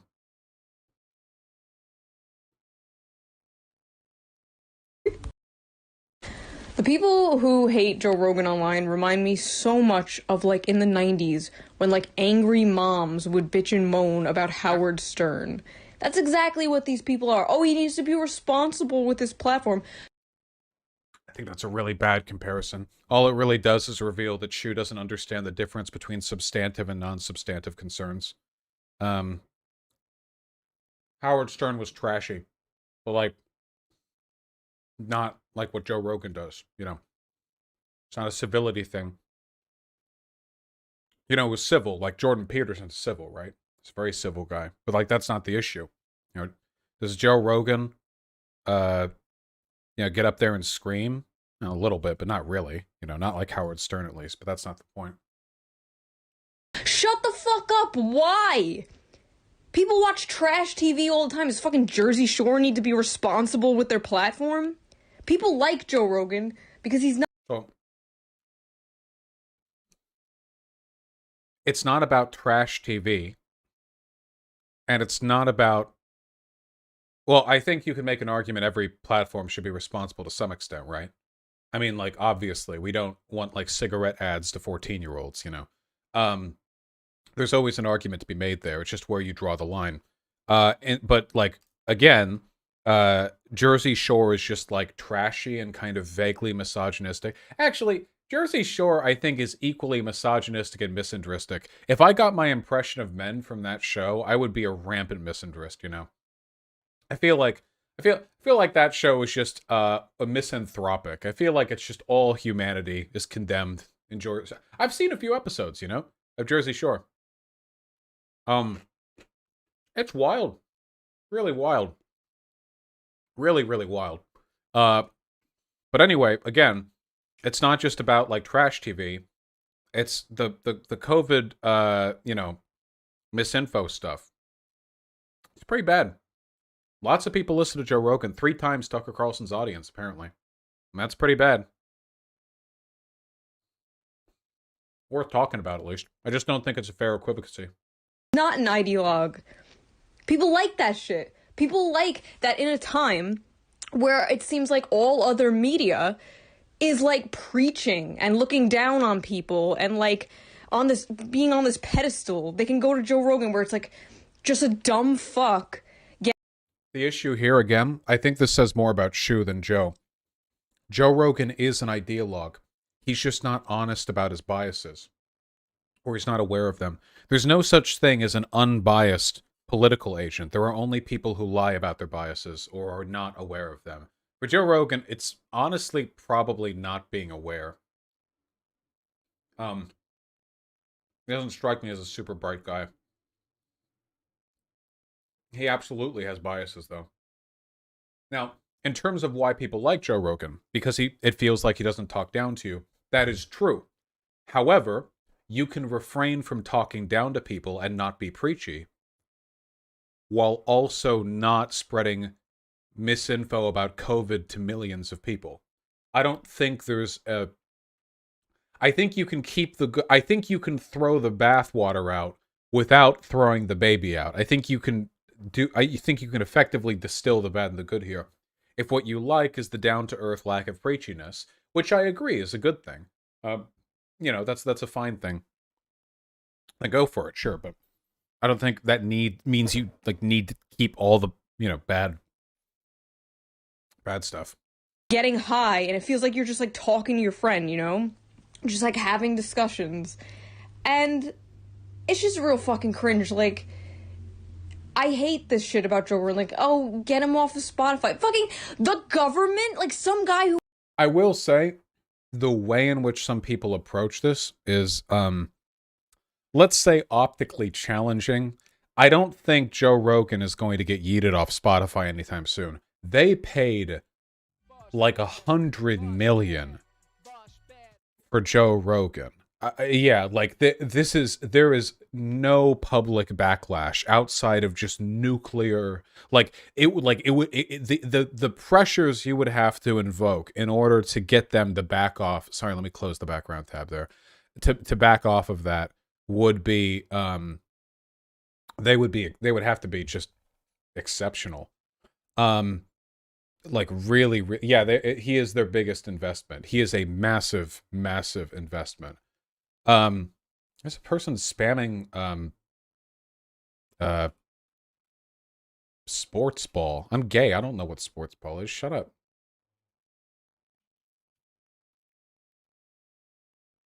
Fool.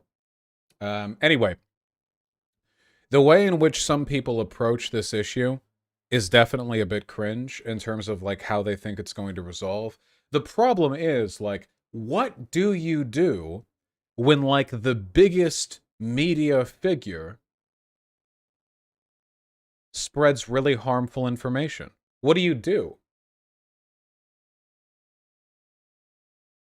It's really difficult to answer this because, like, you know, you can try to get them taken off their platform, which everyone does to everyone they don't like, I think, as long as they think there's even a chance of them getting away with it. You can try to protest their language. With Joe Rogan, what people have done is they've tried to talk with him about this. But you guys have seen on this channel, people challenge Joe Rogan on the COVID stuff. He's very biased about it. He has strong biases on that subject. It doesn't seem like he's going to be moved, you know? And you know, obviously he has the power to choose who he's going to have in his show. So as time goes on, it seems likely that there's probably going to be an increasing right-wing bent to the people that he brings on, just in large part because those are the people who are nicer to him. You know? Who works for the government was like, oh, big tech has a responsibility to, like, are you fucking government 1 and 2 coming together, fucking big tech and like someone who works for Joe Biden, like, oh, big tech has.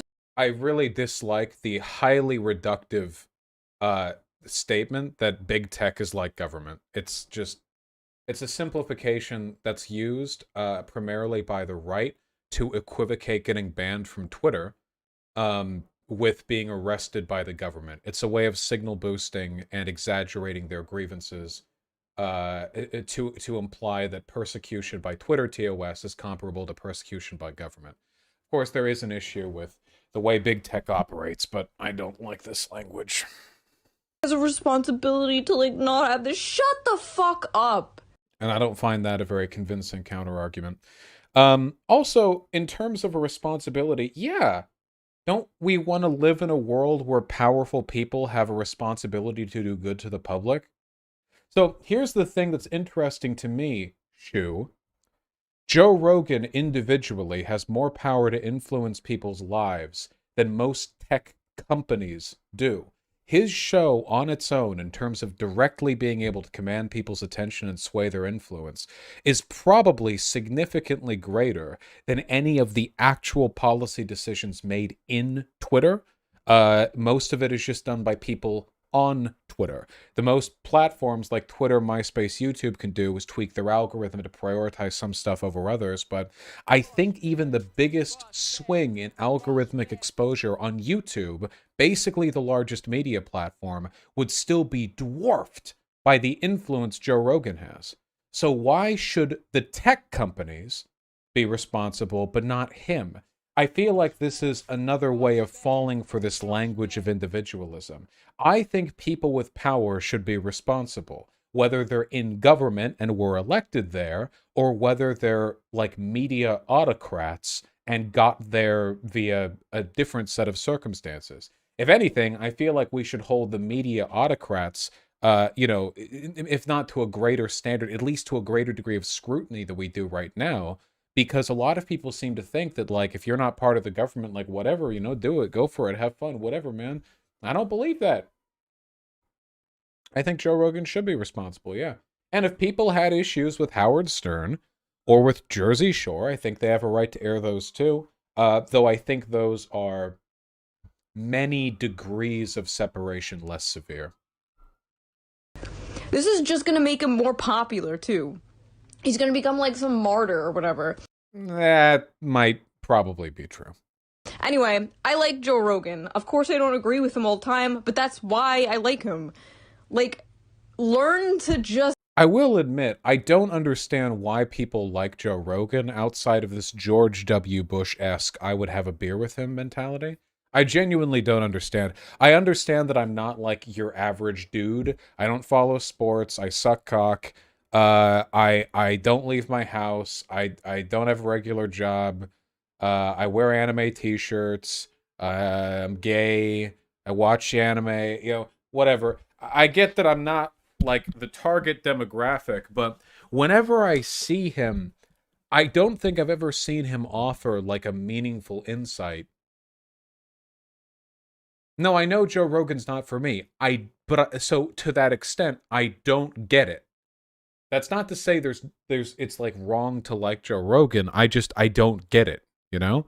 It seems to me like a lot of it is just, I think, yeah, you know, a little bit of being kind of a Gwyneth Paltrow for men. No, I agree with that, yeah. Oh, hey, Shu, just a little bit. Just a smidge. There's like a Gwyneth Paltrow for men kind of vibe, I feel like, where you have this aesthetic of being down to earth that's tempered by the fact that they're incredibly rich and famous. You have this weird pseudo mystical like obsession with alternative health culture in a way that's meant to be appealing to people who are kind of distrustful of more industry oriented sources, but who aren't like full on conspiracy quacks, you know. Now of course Gwyneth Paltrow is nowhere near as popular or famous or whatever as Joe Rogan is, but I guess I don't like Gwyneth Paltrow either. So, yeah, here, let's just finish the thing.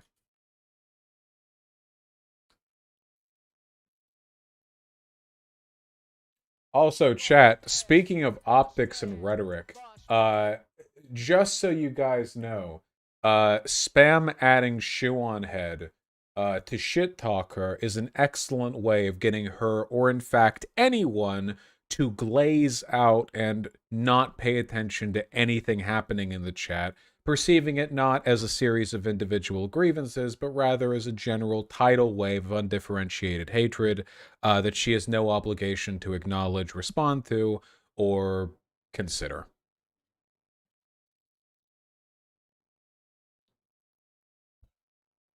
Just fucking chill. Why does everything gotta be like mommied?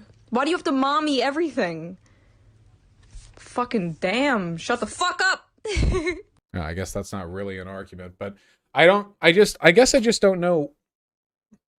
I guess I just don't know what.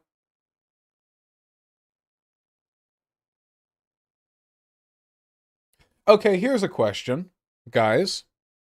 Here's a question. What, in terms of outcomes, is the difference between a news channel owned by a billionaire that commands an enormous multinational audience, that covers political issues with a distinct slant, and a single podcaster who commands an audience of the same size, but rose to his position through comparatively humble beginnings?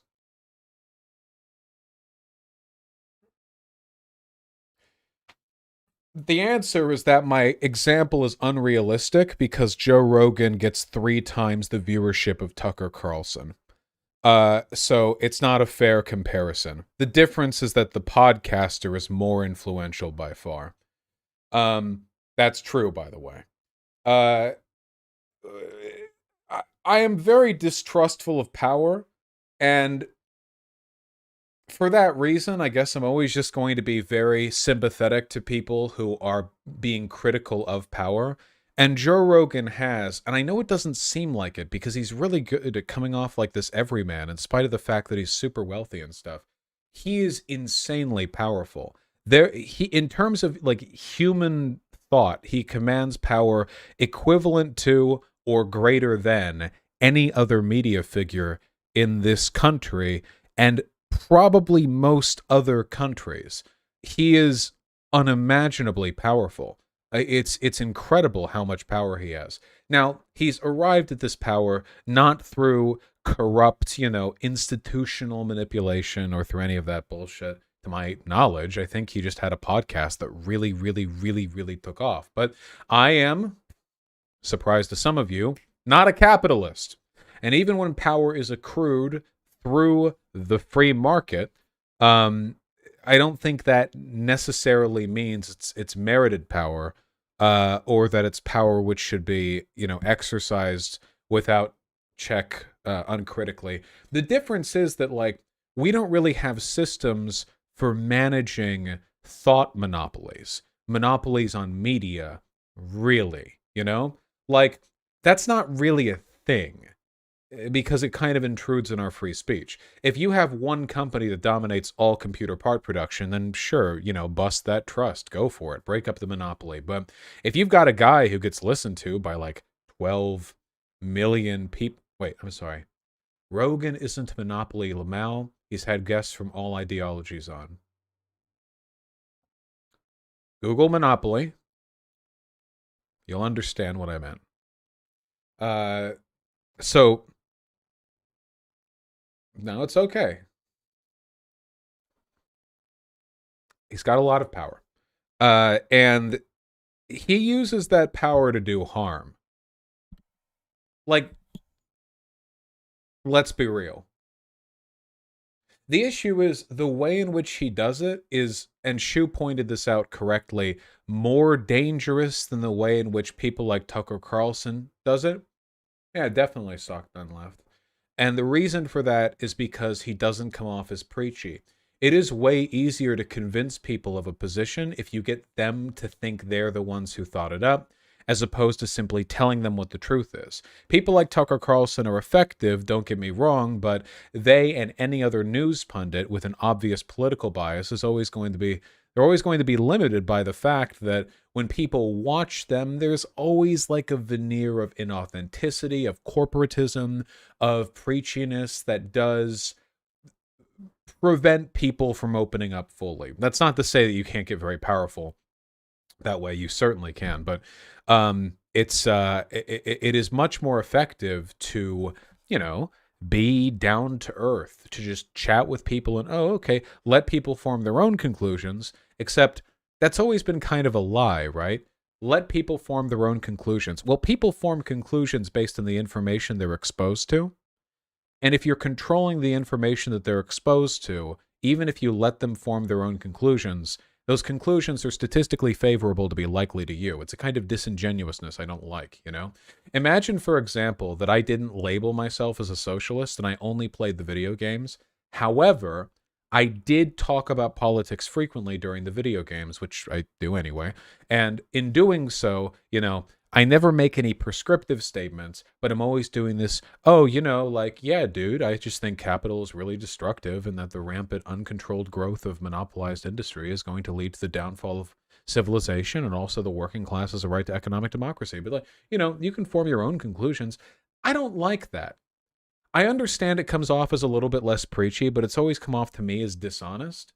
The strategy works best over a long period of time, so I'm pantomiming it a little bit here, but I'm obviously leading you to a conclusion in the way I've framed this information, and Joe Rogan leads people to conclusions too. There are obvious leading conclusions that he brings people to, like a distrust of broader institutions, like an affinity for alternative sources of health and medicine and dietary information. That stuff's fairly obvious, but there's also a feeling of persecution against Joe Rogan, despite him being literally the biggest guy in media, that other people in his fan base seem to take up to, in spite of the fact that he is, again, the top dog. Like, I don't think you can play the victim card with how you're treated when you are, again, the top dog.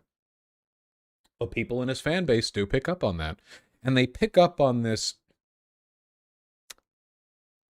distrust of legitimate authority.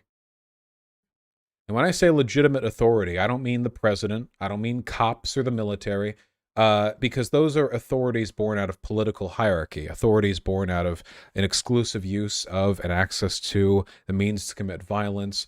That's not what I'm talking about. I'm talking about earned authority. I'm talking about expertise. A scientist is probably going to know more about science. Biologists themselves, a sociologist, these. It's not that people can't be wrong if they have a PhD. In fact, everyone who has a PhD who's ever disagreed with me on anything is wrong about at least something. And that happens all the time. Jordan Peterson is wrong about literally every single thing that he believes, and he has a PhD. Though his academic record is not very impressive when you look into it. He got famous for lying about Bill C-16, not for being a good professor. Reviews of him would show the opposite, in fact. Punditry, not professorship. But I am okay with a respect for education. I mean, if you don't have that, then what do you have, really? Not an uncritical deference towards. But, you know, if I wanted to learn how the inside of my monitor worked, and I asked, any random person off the street, I am overwhelmingly likely to get an answer which is less accurate than if I were to ask, say, a physicist, a technician, an engineer, computer scientist. I imagine there are a couple of electrical engineer. Thank you. A couple of disciplines. There are some things out there that are just so complicated that expertise is kind of necessary to really understand it, Do you know how those old cathode ray tube monitors used to work? The ones that, they're not around anymore. The CRT TVs, yeah, the critical race theory television screens. You know how those worked? It's really, really wild. It's like the electrical signal from the television port is channeled as a beam of electrons that magnets inside of the tube bend to spread across the screen 60 times a second in order to hit the little picture elements to light it up. It's like magic. It's like there's a vacuum in there, and they're bending a beam of energy with magnets. Now that's insane. Now that technology is from decades and decades ago, and I know about that because of very smart YouTube people. But the expertise necessary to construct that would, even though the technology is decades old, it would probably take years to get a person to construct something like that with no formal training in it. We have a lot of respect for the hard sciences, but people can spend just as long understanding how the criminal justice system works. People can spend just as long or far longer learning about climate science. People can spend just as long or far longer learning about anything. There's nothing on earth that can't be complicated if you're willing to really learn about it. And there is a fine line to walk between respecting, experts and being uncritically deferential towards them, which is kind of like a technocratic perspective, which I do not favor. I think that's a very liberal attitude. The idea that experts are these you can't critique them. They're undifferentiated avatars of the knowledge and information. I don't favor that perspective. But Joe Rogan takes it way too far, as do a lot of, let's be real, conservatives, by cheapening and diminishing the value of technical expertise through some kind of folksy, aphoristic, appeal to the everyman. Do you guys understand what I'm talking about here? There are people who are Joe Rogan fans who would accuse me of elitism for what I'm saying right now. And I hope to God nobody watching believes that, but I feel like the statement, sometimes we should listen to people who have some degree of expertise on an issue, shouldn't be that controversial. That would be my hope. A very naive hope on my part. This is the thing that worries me about Joe Rogan. You have a massive media figure. How do you control him? I mean, if he's doing something bad, how do you make that not happen? What do you do to change that? Can you change his mind? I've seen people try. Can you kick him off the platform? Well, probably not. And even if you could, that wouldn't really change the minds of his followers, right? That wouldn't fix the issue. The honest answer that I have is that I don't know. I don't know if there's any way through policy or through non-policy based action to meaningfully undo that damage. But I'm not going to condemn people who are trying. And that's my disagreement with Shu. I don't know what the right movement forward is, but I know that pretending there's not a problem is one of the wrong answers. Calling people, preachy, satanic panic mom, anti-Howard Stern types for being concerned about tens of millions being exposed to COVID misinfo. I think that is a wrong answer. one of the wrong answers, in my opinion. Yeah, apparently he recently tweeted out a response vis-a-vis the Spotify situation. You can always see it in the Joe Rogan comment responses as well. There's just an attitude pervasive to the fan base. It doesn't come off as malicious, you know? It's just concerning. 1.5 million views 2 hours ago.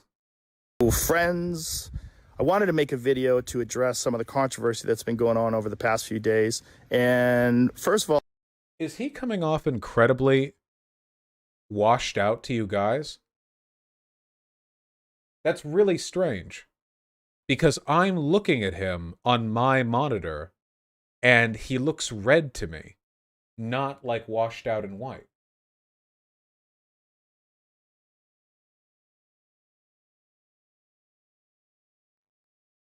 Wait, what? Wait, I've never seen this before. Hold on. I'm going to move the OBS window. We're going to get some recursion.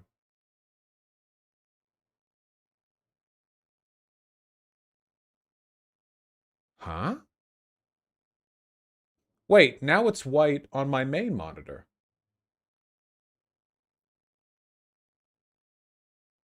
Now, I am extremely confused. Your monitors have different color settings? No. His face just changed to white when I did this. But it was red for me before. The color, it just snapped. Now, see, now it's red for me. And now it's white. It's not the monitor settings. The color of his face snap changes right in front of me on my main monitor. Now it's an illusion? No, it's very explicitly changing color. It changes back to red when I move my mouse pointer over this. I'll just say thank I am...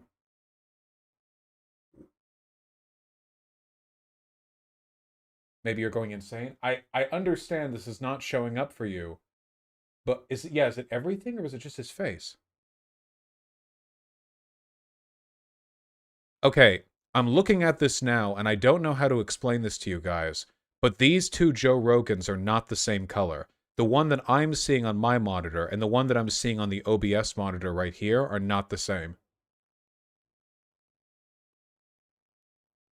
Screenshot it? Yeah, 1 second. Wait, I can't screenshot it when I'm on my thing, because it's the OBS window. Can I have maybe a second opinion? What? Yeah. Yes. So you don't yeah, look. Insane? Oh yeah, no, that's way different. He's very red. See, they see the white him washed out, but he's clearly red. Yeah, so it's not monitor settings because OBS capture would show the stream whatever, and ooh. Yeah, it turns white. No, wait, hold on. Yeah, when you hit look, see, it just turned white. When you hit the Windows key, it turned white briefly. It did that before when I moved it over. See, but now it's see. That's so odd. Why does it do this? On my screen, it just looks white, obviously, it's OBS capture. What is happening?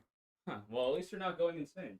Chat, all of you are wrong. Any one of you in chat who are take a phone video? Yeah. Yeah, I have to take a phone picture. Hold on. Wait, this is very, very, very strange. Hold on. Okay, here's a phone video. I can close the screenshot. See? This is the OBS window on the right, where his face is pale, and this is what I'm seeing on the left. See, but they're... And then if I full screen...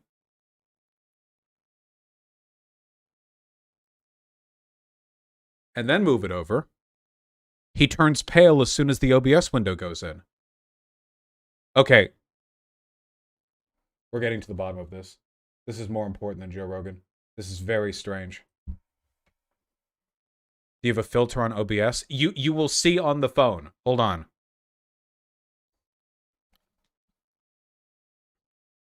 I've never experienced a bug like this before. The editors can knock this out. I'm just here to put this in drama posting. Will it let me just post this in a thing? Yes, it will. Okay, here we go.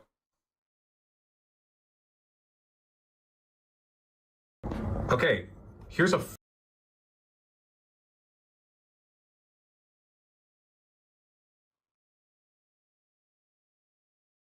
Look.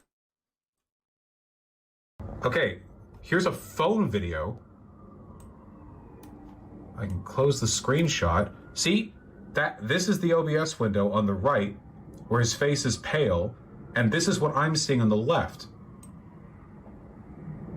See, but they're... And then if I full screen...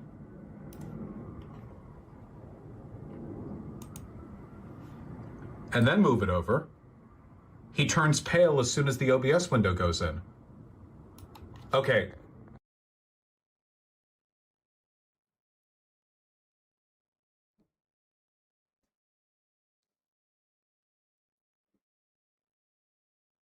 OBS is shitting itself? No, because it changes color on my monitor. Never before has there been any situation in which the color of something on my main monitor changes based on any of my programs at all.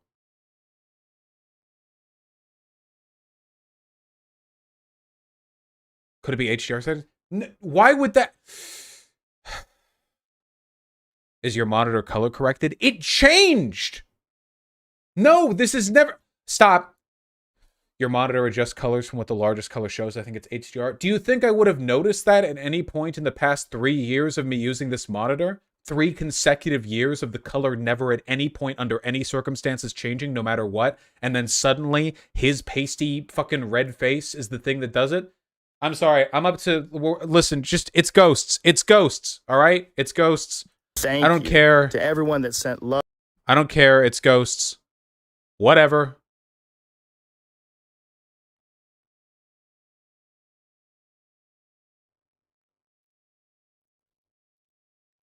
Donate to help me fight the ghosts. Love and support. I truly, truly appreciate it. And it's been... Oh, okay, now he's a different color? Now he's not red to me.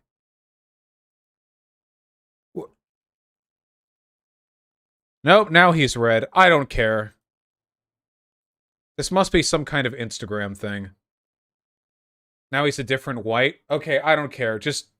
I wanted to make a video to address some of the controversy that's been going on over the past few days. And first of all, to say thank you to everyone that sent love and support. I truly, truly appreciate it. And it's been very nice to hear from you.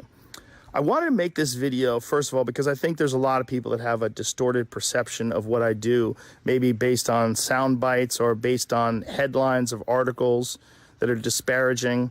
The podcast has been accused of spreading dangerous misinformation, specifically about 2 episodes, a little bit about some other ones, but specifically about 2.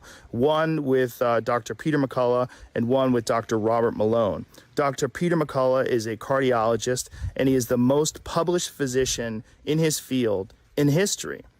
Dr. Robert Malone owns 9 patents on the creation of mRNA vaccine technology and is at least partially responsible for the creation of the technology that led to mRNA vaccines. Both these people are very highly credentialed, very intelligent, very accomplished people, and they have an opinion that's different from the mainstream narrative.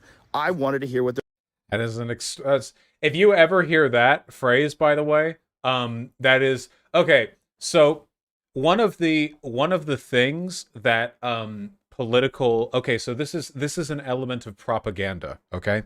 One of the things that ideologically driven people will do is they will attempt to affect an aesthetic of neutrality by giving air to the experts on the other side when they're like the 1 in 1,000. See, this is the fair and balanced type of news that Fox News would promote as well. The same attitude where people encourage to teach the controversy with creationism versus evolution. The idea that because a person has a... And the idea that Joe Rogan just wants to hear them out is a bad one. Joe Rogan doesn't have any expertise, to my knowledge, in basically anything outside of steroid use in the medical field. So all he's really doing then is giving these people an air to speak. So to phrase what he's saying more accurately, he deliberately chose the minority position, the overwhelming minority position on the current global pandemic in order to air unchallenged their perspectives to like 20 million people. You guys understand? Notice how what I just said is what happened, but the way that he phrased it made it sound like it was just some kind of, neutral interest and, curiosity in what they have to say.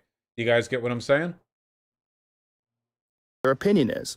I had them on, and because of that, those episodes in particular, those episodes were labeled as being dangerous. They had dangerous misinformation in them. The problem I have with the term misinformation, especially today, is that many of the things that we thought of as misinformation just a short while ago are now accepted as fact. Like, for instance, 8 months ago, if you said, if you get vaccinated, you can still catch COVID and you can still spread COVID, you would be removed from social media.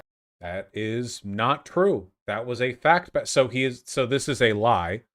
That is something that was always acknowledged, especially considering the fact that right off the bat, the vaccines were advertised as being around 90 to 95% effective. This is evidence of an ideological bias. This is a lie he is telling right now. Also, the fact that people's information changes means that there's no such thing as misinformation is an incredibly telling philosophy in the world. They would ban you from certain platforms. Now, that's accepted as fact. If you said, I don't think cloth masks work, you would be banned from social media. Now... Well, again, like, where is... I don't think that's true. I mean, technically, the only thing that gets you banned off social media reliably is having a bunch of people, like, report. I'm pretty sure people have said this all the time. I'm pretty sure that the CDC acknowledged that masks are just mostly about keeping other people from inhaling your spittle. That's openly and repeatedly stated on CNN. If you said, I think it's possible that COVID-19 came from a lab, you'd be banned from many social media platforms. Now we have literally like looked at people saying that. Fucking Jon Stewart said that. I think depending on the way this information was presented, the issue is, and this is a part of the dishonesty, and again, Shu, I ask you, is this not an ideologue's position? Plenty of people speculated that it may have come from a lab and weren't banned off social media. Like, this is just a fact of the world, you know?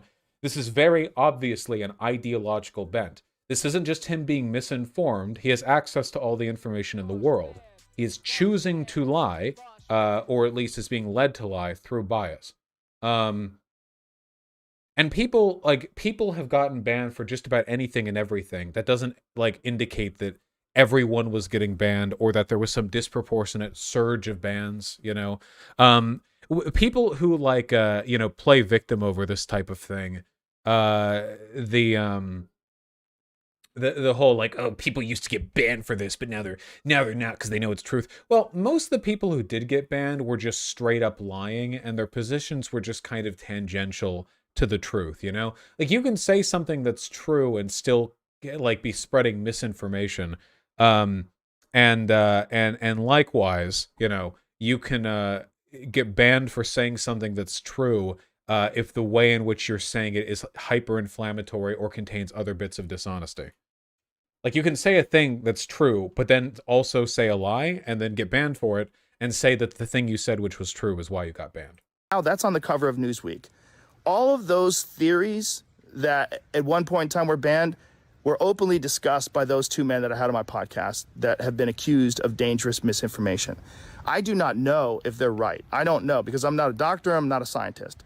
I'm just a person who sits down and talks to people and has conversations with. But you are a person who has biases and who chose to bring them up. So he's essentially admitting he can't even check them. So by his own admission, this is literally just asking questions. You know, I'm just a guy, you know, oh yeah, 10 million viewers per episode or so. Right. Them. Do I get things wrong? Absolutely, I get things wrong, but I try to correct them. Whenever I get something wrong, I try to correct it because I'm interested in telling the truth. Can you correct the lies that you just told, perhaps, or the narrative that you're creating? Interested in finding out what the truth is, and I'm interested in having interesting conversations with people that have differing opinions. I'm not interested in only talking to people that have one perspective. That's one of the reasons why I had Sanjay Gupta on, Dr. Sanjay Gupta, who I respect very much, and I really enjoyed our conversation together. He has a different opinion than those men do. I had Dr. Michael Osterholm on at the very beginning of the pandemic. He is on President Biden's COVID-19 advisory board. I had Dr. Peter Hotez on, who is a vaccine expert. I'm interested in finding out what is correct. So, didn't he just say he doesn't know if they're right because he doesn't have the expertise to figure it out? Didn't he just say that? How are you figuring out what's correct? You know, like you clearly don't have a method for ascertaining. And by the way, again, I don't think there's any honor or any legitimacy in just pulling positions from all over the aisle. You know, like you have no ability to fact check these people. So, okay, you know, let's have one normal person and one neo-Nazi. Let's have one person who let's just have a creationist on, huh? The issue is the idea that you can just platform people with fringe beliefs in an apolitical way is a fantasy. And the decision, the choice to choose some types of, fringe beliefs held by people of ill repute is indicative of the positions that you hold, namely the obvious bias that you have against people with just standard accepted views on COVID. I'm also finding out how people come to these conclusions and what the facts are. Now, because of this controversy, and I'm sure there's a lot of other things going on behind the scenes with these controversies, but Neil Young has removed his music from the platform of Spotify, and Joni Mitchell, and apparently some other people want to as well. I'm very sorry that they feel that way. I most certainly don't want that. I'm a Neil Young fan. I've always been a Neil Young fan. I'll tell you a story at the end of this about that. One of the things that Spotify wants to do that I agree with is that at the beginning of these controversial podcasts, like specifically ones about COVID, is to put a disclaimer and say that you should speak with your physician and that these people and the opinions that they express are contrary to the opinions of the consensus of experts, which I think is very important. Sure, have that on there. I'm very happy with that. Also, I think if there's anything that I've done that I could do better is have more experts with differing opinions right after I have the controversial ones. I would most certainly be open. The issue is, if you don't have the ability to push back against people you bring on, having one person with controversial positions and one person with regular positions means you are giving equal credence to good and bad positions. Not all positions deserve equal credence. The fact that like 99% of doctors side with institutional policy on COVID-19 should mean that you reflect that in what you present, on your platform.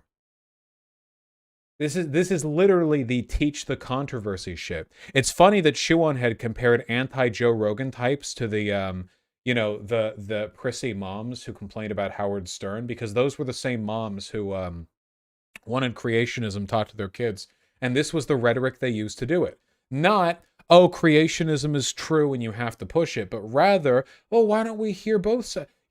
Why don't we hear the whole story? What's wrong with like teaching the controversy? Let's have their controversial views on. Kids should be able to learn.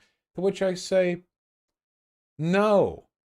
I don't think good ideas and bad ideas should be presented with equal framing. I don't think that they should be presented with equal legitimacy, because they aren't equally legitimate. If you really want to represent the controversial positions, then have the controversial people on alongside a proportional number of less controversial people on for a debate. 99 regular doctors and one grifty doctor, okay? And they can work it out. The issue with a direct debate is that overwhelmingly, the people who have controversial views on COVID are making a ton of money being contrarian right now, which means they have media training. Whereas your average regular doctor doesn't have media training, which means that in terms of delivering their information, their correctness is going to be hampered somewhat by the fact that it is genuinely difficult to talk on a platform where tens of millions of people are watching you, when debating people who are much more familiar with talking points and so on and so forth. It's a rhetoric game. I would just say don't have the controversial view, position on it all. If you want, ask the people who aren't lying how they feel about the controversial positions. If you want to air them, then air them.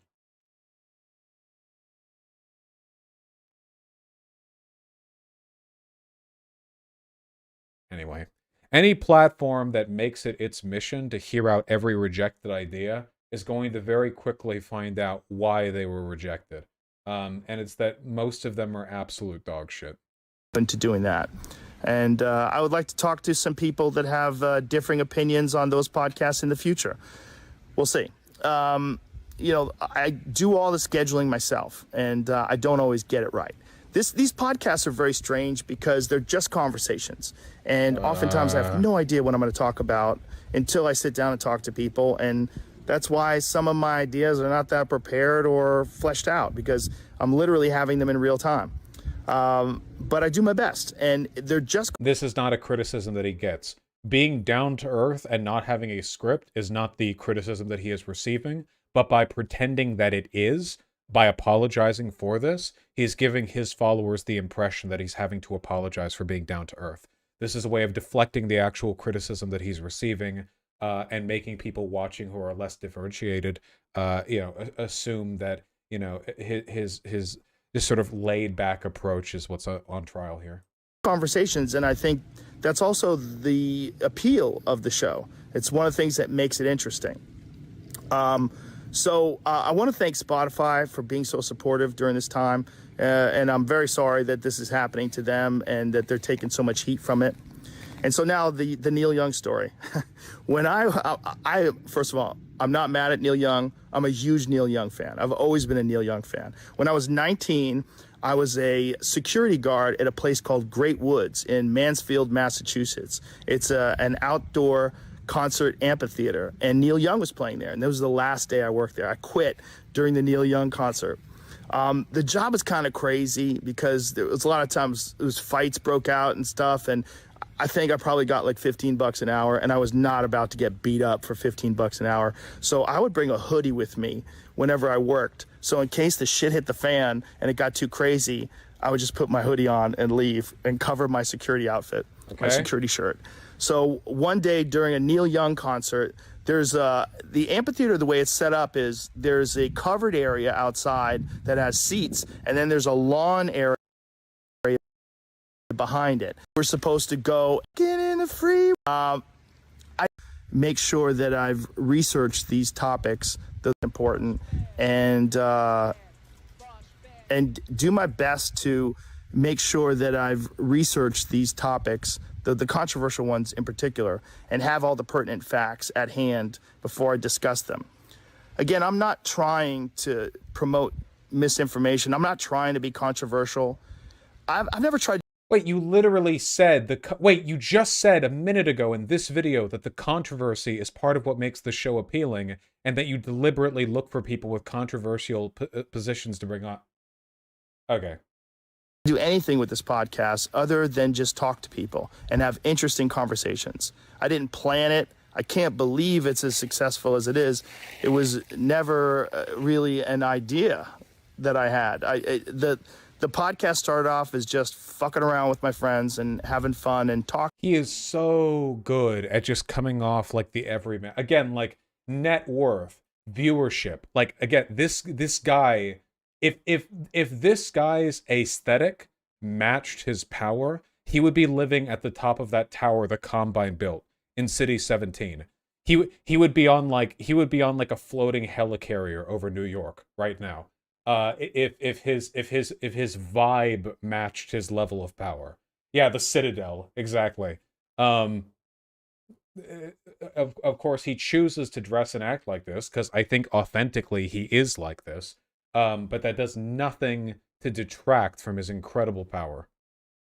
And then when it became popular, other people wanted to come on, and I was like, oh, it'd be cool to talk to that person. Oh, he's interesting. Oh, she's got a cool book out. And then, boom, it's become what it is today, which is like some out of control juggernaut that I barely have control of. So my pledge to you is that I will do my best to try to balance out these more controversial viewpoints with other people's perspectives so we can maybe find a better point of view. This is not so. This is not a solution. This is not a solution. It's not. If a person was trying to figure out like the best political position and did so by having an equal ratio of like fascists and non-fascists on, would you be like at all suspicious of that person? Fuck. Joe Rogan is just like a less extreme slow motion version of Britney from Politically Provoked. Jesus Christ. I don't want to just show the contrary opinion to what the narrative is. I want to show all kinds of opinions so that we can all figure out what's going on, and not just about COVID, about everything, about health, about fitness, wellness, the state of the world itself. It's a strange responsibility to have this many viewers and listeners. It's very strange, and it's nothing that I prepared for, and it's nothing that I ever anticipated. I am going to do my best in the future to balance things out. I'm going to do my best. But my point of doing this is always just to create interesting conversations and ones that I hope people enjoy. So if I pissed you off, I'm sorry. And if you enjoy the podcast, thank you. Thank you very much. Thank you to Spotify. Thank you all the supporters. And even thank you to the haters, because it's good to have some haters. It makes I appreciate that. Thank you, Joe. You reassess what you're doing and put things into perspective, and I think that's good too. All right, much love to you all. Thank you to everyone. All right, okay.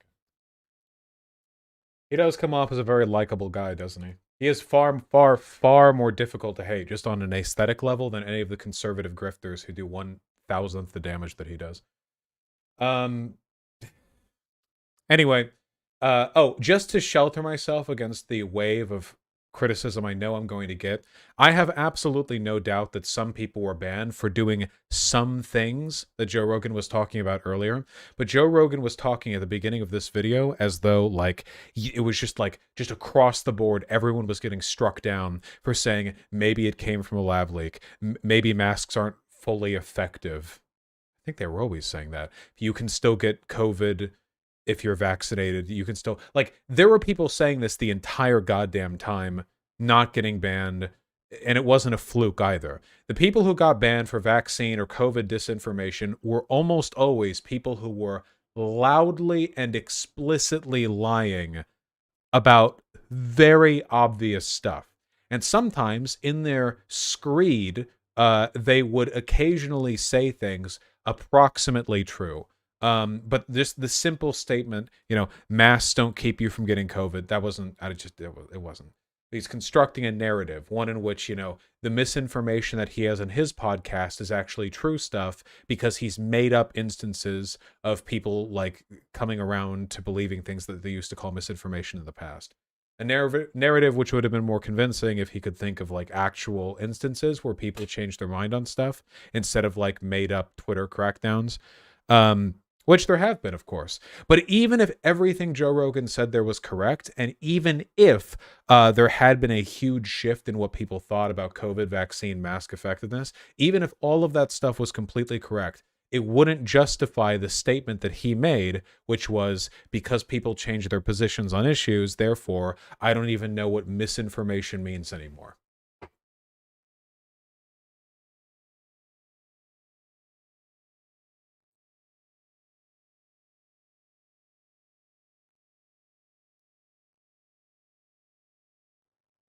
Okay, good, save me.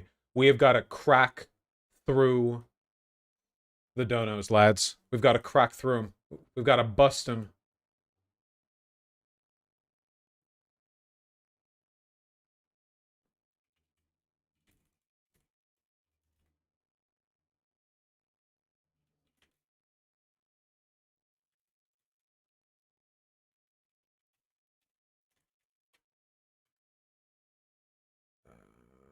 Guys, does Kyle Kalinske live on the East Coast or the West Coast? Does anyone know?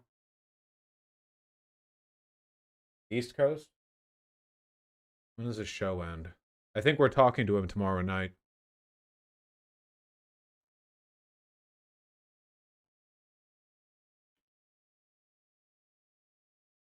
I know about Ukraine. Yep. So that'll be fun.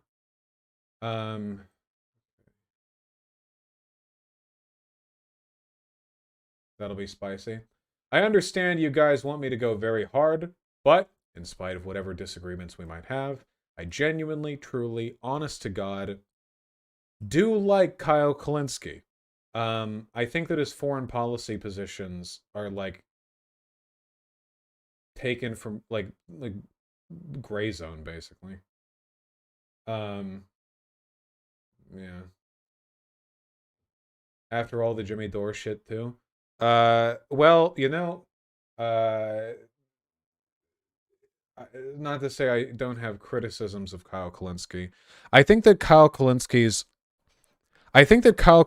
problems ultimately boil down to two things, which is that he has trouble seeing the bad in people, and he wants to build a very big tent for the left. And what that means is that he has difficulty excising elements of the left and of left thought that are harmful, because he associates them with the perceived trustworthiness of the people who believe those things. Jimmy Dore is an obvious example, but I think, like, you know, Gray Zone's also a fairly good example. And, well, I'll put it this way, folks. Given my reputation, the fact that he's on publicly good terms with me is a pretty good testament to the fact that he makes an honest effort to get along with people. So what is it that you like about Kyle? I mean, he's been doing this for a long time, and I could just like sort of boringly list out a bunch of the positions that we agree on. But I think the thing that distinguishes him most from other people in the online space is something quite unique. I think that he's a good person. I just genuinely, past everything else, in spite of any disagreements we may have, believe that he is an actual good person who actually cares about people and actually wants them to be happy and wants to do well unto them. Obviously, there's always going to be a bit of an incongruity between attempt and execution. What about Lance? He tries to befriend everyone. Lance is great. Didn't literally mean like nobody else was nice. Thank you again, Conyer, for the sandwich. It's delicious.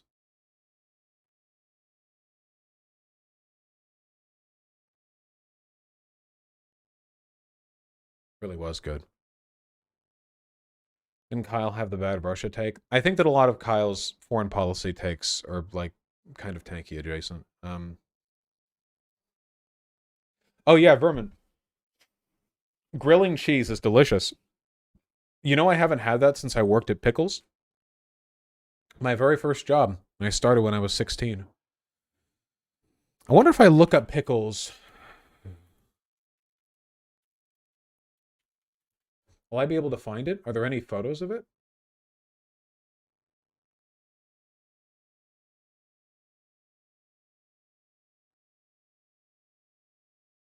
Huh. There is. There's an old Facebook thing for it. Oh, I'm gonna cry.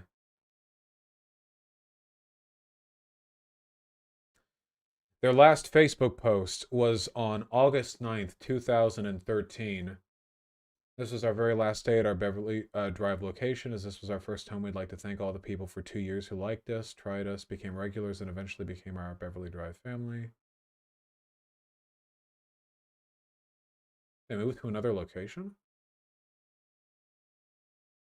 Probably not around anymore. I think it was Armenian food. They had good shit, man. Opening up a family restaurant's difficult. Very difficult. But they had that grilling cheese. They also had really good spiral cut French fries. You guys ever had these? Just put a potato on the skewer, and there's like a machine they run it through. It has so much surface area. You deep fry it. It takes like 2 seconds to deep fry.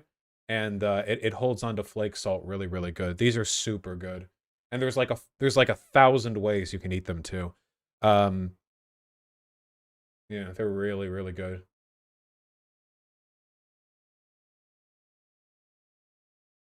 I wonder if they had any photos of their grilling cheese. That was the sandwich I always got there. Oh, they've got a lot of photos. Yes! Wait, is this it? No, this is a tuna fish sandwich. Sorry. Let me see. Let me see. Also tuna. Oh, oh, my friends, tell me you took a photo of your cheese sandwich.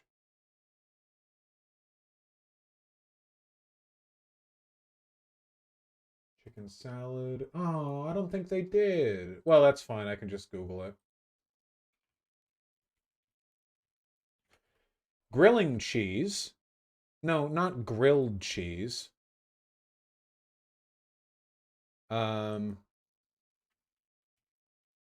would I call this? What's the name for it? Because if I say grilling cheese, it'll just show me a grilled cheese. The cheese that I'm talking about is a slab halloumi. Thank you. Wait. I haven't had one of these in so long.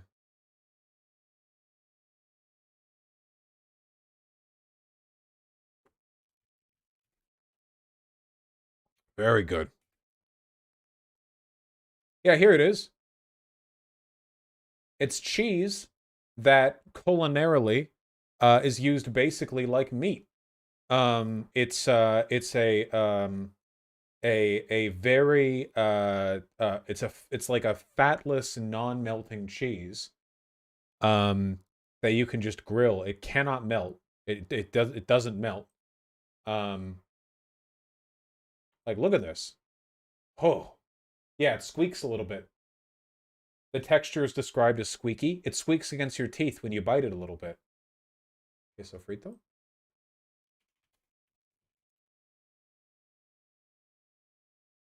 Oh, yeah, queso frito. I've had these. Ooh. God damn. Nicaraguan? Yeah, yeah, like a fried cheese.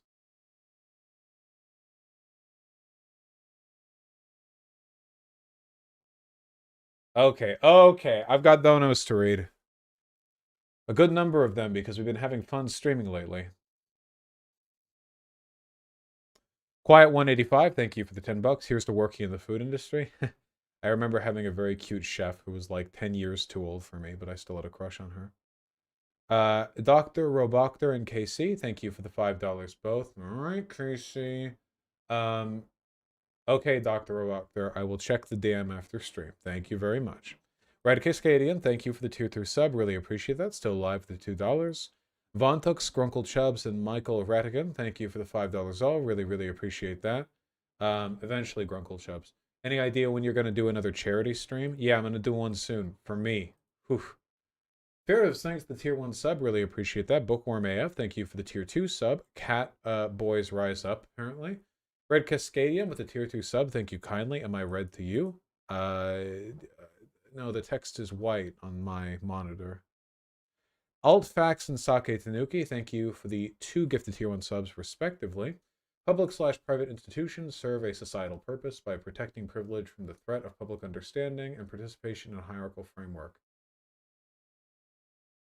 Yes. I like your funny words, Magic Man.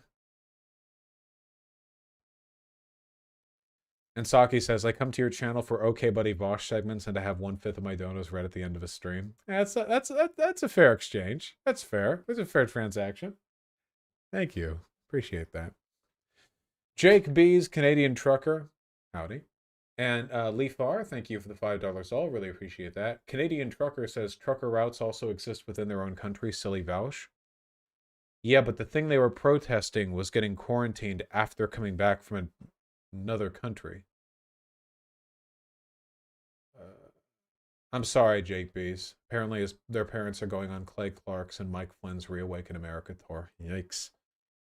Miss Snoozable, thank you for the 2 consecutive $5 donation. I really, really appreciate that. You should look for manga called Air Gear. I'd give it a look, maybe. And Snap Topic, what's the difference between giving the money and subsidizing the food? Isn't the amount of money the same? Or is it just voodoo economy stuff? It depends on how you subsidize it and at what level you subsidize it. You can subsidize things in a ton of ways. You can subsidize it essentially through like tax deductibles or rebates. You can subsidize them through through like paying institutions to like give it out for free essentially, or to lower prices. There are a number of ways of handling it, but I think the goal would be essentially to find the method that most secures without any financial inconvenience subsistence food living for everyone while costing as little as possible. Pepe Sylvia, Sebash, and Wendell B. Dazzler, thank you for the tier 1 subs all. Yes, the dated style of 80s and 90s anime is iconic and underappreciated. Sometimes it's terrible. Big Ololol, thank you for the $5. A few weeks ago, a student of mine asked a girl if she was Jewish because her nose was big. I called him out on it. Do you agree that it was a bad thing to say? Yes, that is definitely a bad and anti-Semitic thing to say. Of course, it is possible to say that out of insensitivity or genuine ignorance or just sort of stupid, like, head-on ass thinking out loud, stuff. But the effect is anti-Semitism. So it is good to call that out.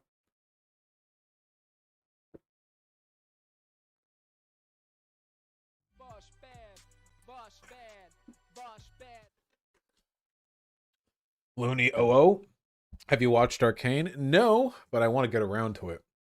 Thank you for the $10. Don't lick the squirrels. Good point. And the Fat Cat, thank you for the $3 both. Really appreciate that. Would you rather debate Michael Knowles or Tucker Carlson? Tucker's 10 times the size. 20, 100 times. I'll take that. Save point, thanks to the $2. So noted. Unlucky Charm, thank you for the 666. I was wondering earlier if having Judaism versus Protestantism at the butt of a joke parallels white versus black racism in terms of both being bad, worse outcomes on one. Yeah, just the difference is that the jokes that I was making about Protestantism is that Protestantism is dumb and bad. And the joke that I made about Judaism was that the kippas were tinfoil hats that protected them from God. And the earlier jokes about the Protestants were like coded and, kind of condemnatory, whereas the thing about the Jews was just silly. So I think it's fine. J-Man G with a very kind $49.99, $50. I really, really appreciate that. Thank you. Blizzard doesn't make arcane vermin hands. Vosh, man, just wanted to let you know my pops, who is a Trump voter, is interviewing at Equal Exchange, a worker cooperative. As a retiree, that you would have thought you would appreciate the irony. Apologies in advance for being off topic. You never need to apologize when your off-topic message is attached to $50, my friend. Sorry, my nose itches like crazy. There we go. Itchy, itchy, itchy. Yes, there are many a conservative who will attack labor rights, but thoroughly enjoy them themselves. Thank you, I really appreciate it. M68 Ken and Inquisitus Prime, thank you for the $5 both. I really appreciate that. Monocled Trex, IMO, and Poop Shipansky, thank you for the tier 1 subs all. Congrats on 389K. 400K is right behind the corner. Let's go. And you made a leftist degenerate virulent union activist. Thanks, King. Oh, my pleasure. Wait, I hit, wait, hold on. I hit 389? When did I hit 3? Wait, 3... What? I hit 389. When did that happen?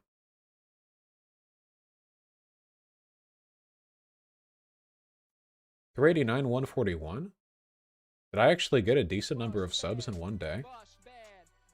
Have we been on our grind set at long last? Are we pulling ourselves out of the sub slump? Wait, we totally are. Wait, 2K in the past 28 days? That's stalled for way longer. Hold on.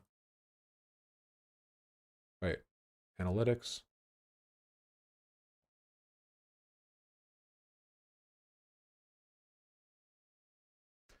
Data temporarily unavailable for January 16th to 28th. That's 12 days.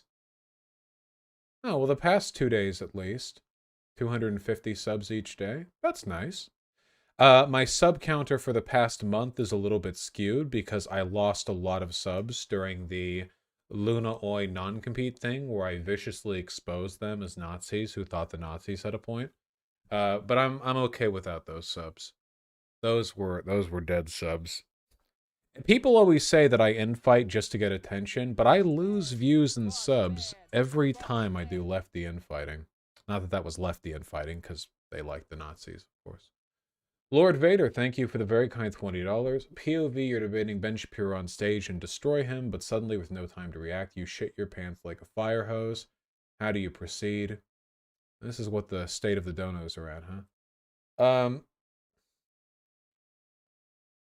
You know, I don't know if I'd be able to hold myself to this, but, and I sincerely believe this, if you're in a public situation where a lot of eyes are on you and something like that happens, you have to own it. Stand up, cross your arms, say, yeah, I did just shit myself. I didn't mean to, but it happened. I'm going to leave now. And walk off. Like, that's gotta be better than, like, just crying and running away, right? I feel like that's gotta be better, yeah? Bronx Bjorn and Andre Alexander, thank you for the $5 all. Yeah, we'll go over Bill Maher soon. Fucking Bill Maher, man. Yeah. Ingy Bingy 2K, thanks for the $2. XYZ Media and Entertainment, thank you likewise. Monocled Trex, the 4 gifted tier 1 subs. Really appreciate that. Thank you. Orson Zed and Altfax, thank you for the tier 2 subs both. Really appreciate that.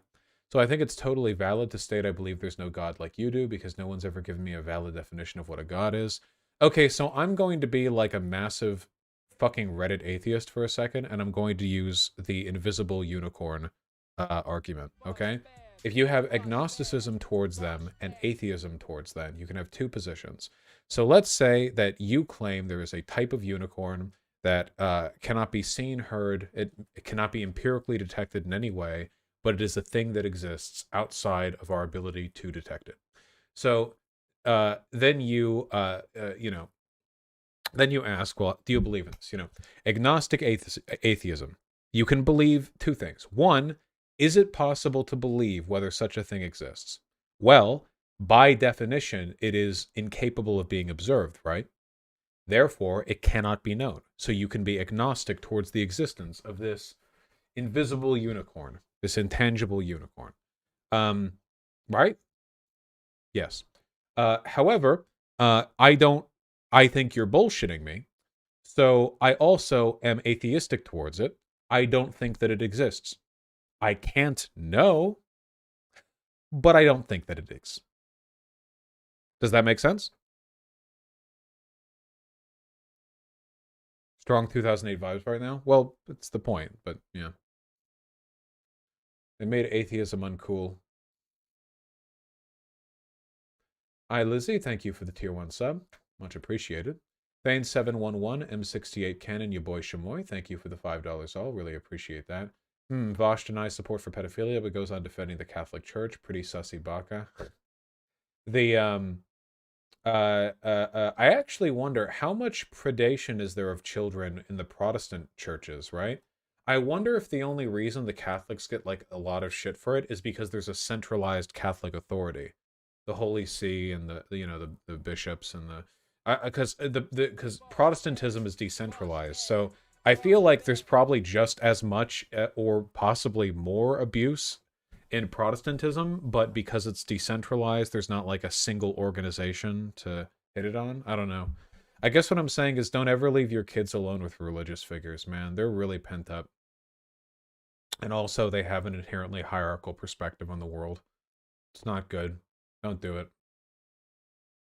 Just, it's not good. Schadenfreude and Guy Paragon, thank you for the $5 both. Really appreciate that. Protestant churches are like spirit Halloween stores. Thanks for the $5. I went to Seattle for 6 months to live homeless. Cash assistance is $1.99 a month. Snap was $1.87. Ugh, barely anything. New Static Media, thank you for the tier 4 sub. Really appreciate that. Wait, these aren't V-Bucks. You can exchange Vosh subscription points in the Fortnite store. Two yellow for you. Thanks for the tier 2 sub. Happy to have you re-upped. Denial is bored. Thank you for the tier 3 sub. Thank you kindly. Brogsbjorn, thank you for the very kind $10. I really appreciate that. And Kakin Z with the gifted tier 1 sub. That's very kind of you.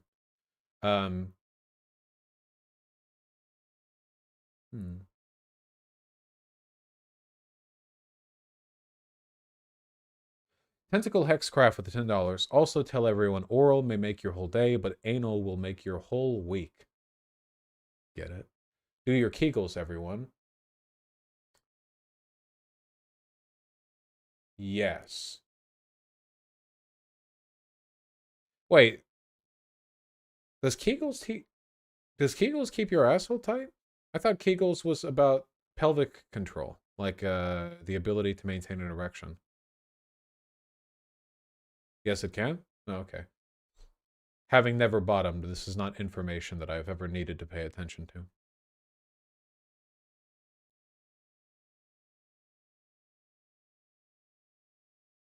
The same function, no? I don't know the muscular layout down there, you know?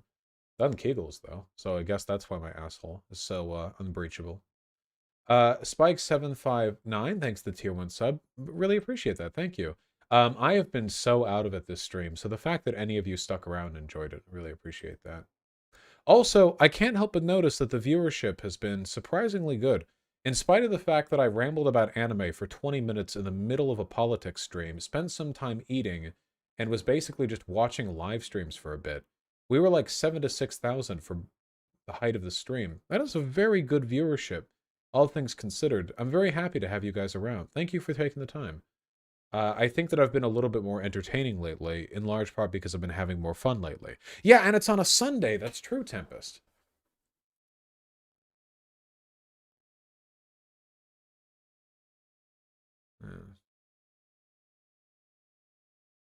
It's itchy, it says. Oh, hey, though. Oh, everyone give Doe the COVID hand jiggles. I don't know what that means. Just do something. COVID. It has COVID. Bender is great 34 with the 2 tier 1 subs.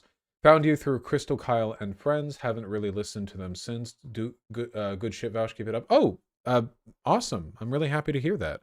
Well, I will strive to continue to impress you. And since we're probably going to talk to Kyle tomorrow, you know, we'll see that. You got 1 million more views on Voshpit this month than you did last month? Really? 1 million? That seems excessive, dude. Hold on. Switch account, the Voshpit. We're going to hit 100K on the Voshpit soon. And 400K on the main channel. We should do like a promo thing for that, right? Or I should be talking about that, you know, I should be screaming about that. Get the train rolling. Let me see. YouTube account. Whoa! 3.3 million views in the past 28 days on the other channel. That is wild. 3.3 million. Wait, hold on. So it's more than 10 million between my two channels. Wonderful, wonderful. Yes, Vosh Rising, of course. Hold on. Last 28 days.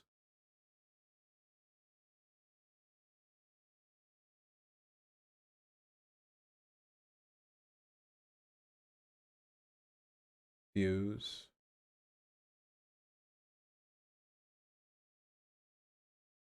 December. Huh. That slaps. Sorry, I was just making sure that I had all that information down, Pat.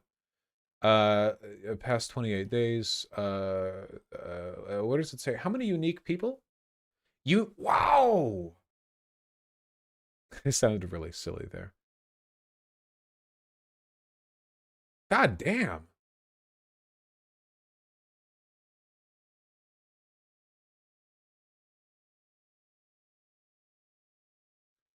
What was posted here?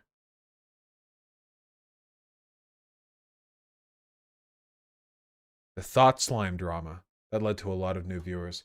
The second channel in the past 28 days has had 563,000 unique viewers.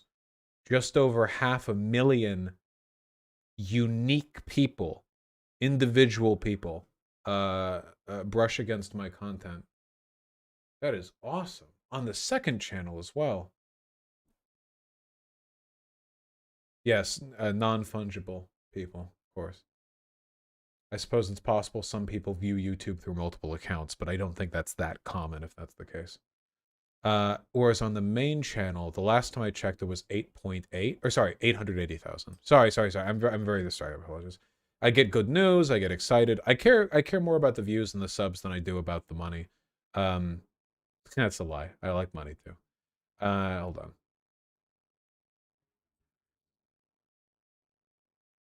No, yeah, unique viewers for the main channel, 872,000. Wow. So I wonder, now here's the real question. Are there people who watch my, the Vosh Pit, but not the main channel? Probably for the Five Nights at Freddy's video, right? And maybe Destiny viewers for the Mr. Girl debate. Worth thinking about. Many such cases. Anyway, let me finish these donos.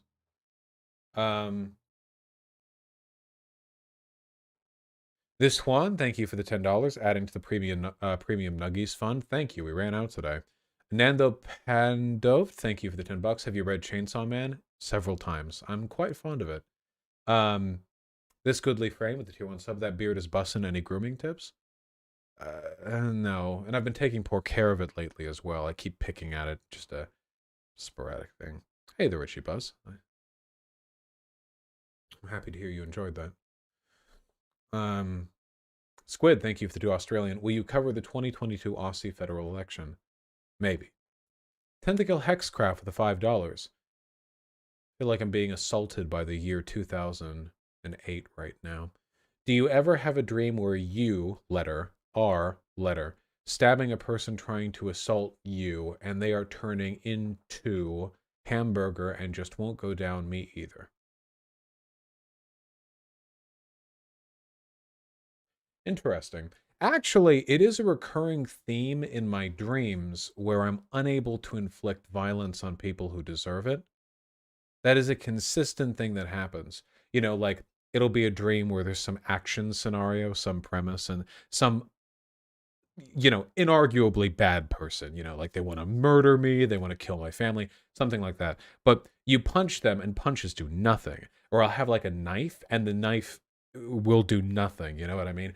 I distinctly remember this one time where there was someone I was trying to fight, and, you know, they could really hurt me, but no weapon would prevail against them. I had a chainsaw, and it might as well have been made of foam and rubber, you know? Like, I had the chainsaw, I was grinding it into their neck, but, like, it was doing nothing. I mean, it literally might as well have been like me pressing like one of those big pool noodles against their neck.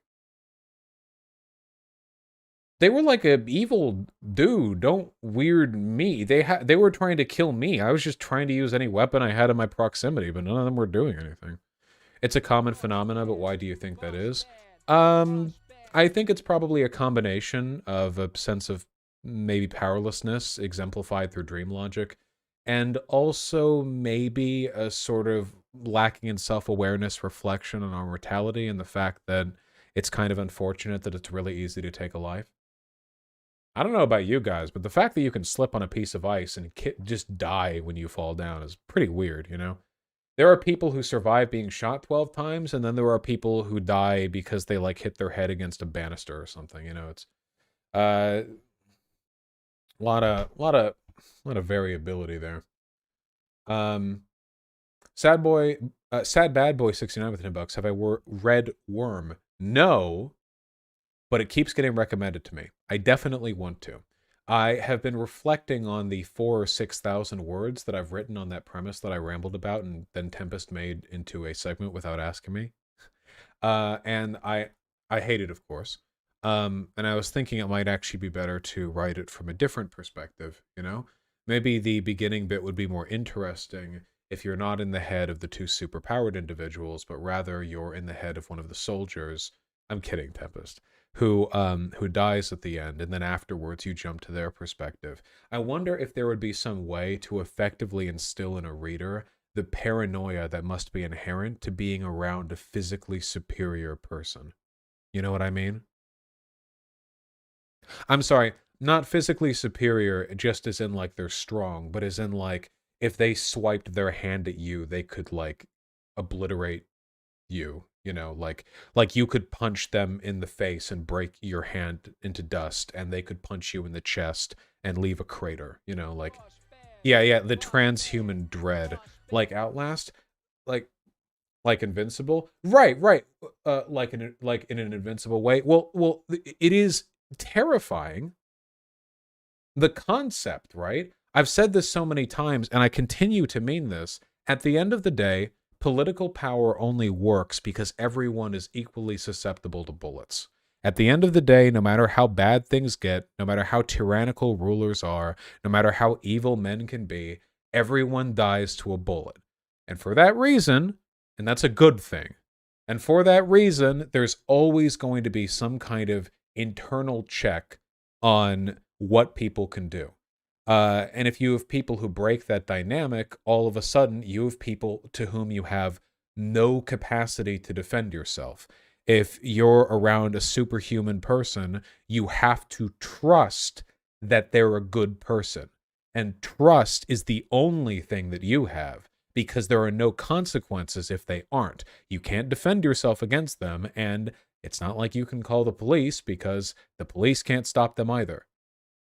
It's essentially just a more immediate and personified version of the political immunity that like mobsters had in crime-ridden cities. They could inflict violence on you without fear of repercussion, and you can't do anything against them because you will die. They will send people after you no matter what. It'll be worse IRL than an invincible IMO. My opinion is that in a world that did have superhuman people, not only would a lot of the superhuman people just lose their fucking gourd and instantly think, guys, how many people think that the world would be fine if they were in charge? How many people, if you just randomly distributed powers, would immediately think, finally, now I can fix everything, and 2 hours later the city is in a ruin with like all the superpower people trying to duke it out? I think it would get really bad really quickly. And I think that would immediately instill in most regular human people. Oh yeah, Justice League Unlimited was phenomenal, and I think of this all the time, Bender is great. You're completely correct. Yeah, True Safety Skull. It was a great scene, well done in the movie. And we just talked about that, Too Yellow for You. But I think that would instill in the average human probably a really deep distrust and contempt towards super-powered people. You know what I mean? You know what I'm talking about? The idea that no matter what you do, you know, maybe they're susceptible to a bullet, but are you going to be able to draw on them fast enough? You know, by the time you even have a hand on a holster, they could have already, you know, knocked your head off, literally. Just a deep suspicion. And I feel like you could instill that suspicion in a reader through the perspective of a soldier who's with the two superhuman individuals, even though the two superhuman individuals have done nothing wrong. I like how like people in chat are so desperate to feel like they're involved in the convo. Like they can't stop themselves. They have to be like, I know a story where superhuman people were bad. I know a story where superhuman guys, it's like that. Even if it was like that, and obviously everything is like everything else to some varying extent, what are you contributing to the conversation by just listing properties that share characteristics? Sheesh.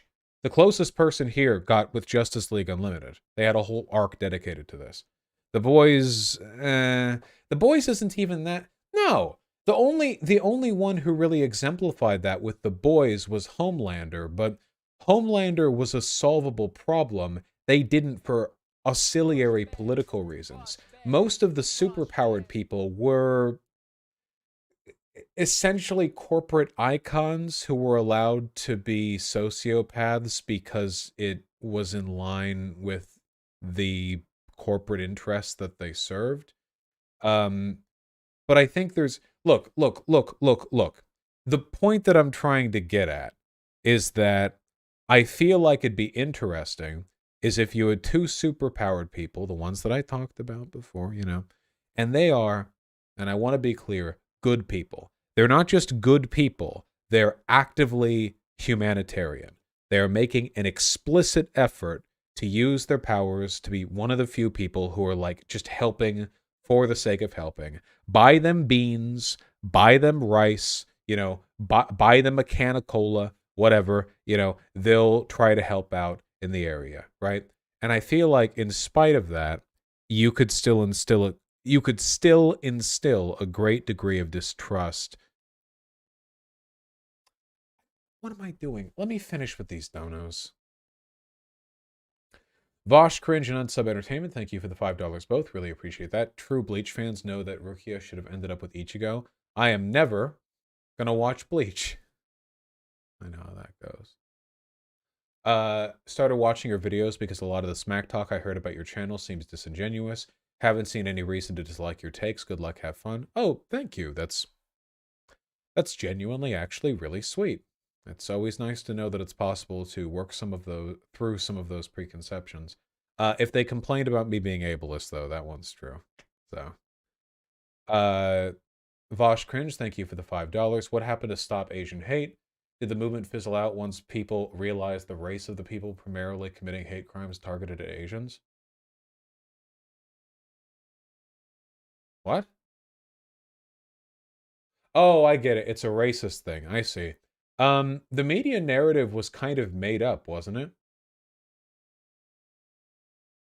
Like, I looked at the data on this, and it seems like the idea that there's like this massive swell of hate crime against Asian people from black people mostly stemmed from the fact that in a lot of cities in America, poor black people and poor Asian people live next to or in the same community, meaning that there is a sort of a proximal thing. But like the media played it up, the whole Stop Asian Hate thing. But if you're implying that like people didn't talk about black people targeting Asian people, they did. They actually talked about it more than was warranted. So whatever, I don't know, sense of persecution you hold to your chest over the media not being racist enough for you is unwarranted. There are other legitimate persecutions that you should be concerned about, like ableism against your no doubt fetid and unappealing appearance, or body shaming towards your no doubt unimpressive penis. There are other, windmills for you to tilt at. Sake, thank you for the 2 gifted tier 1 subs. I really, really appreciate that.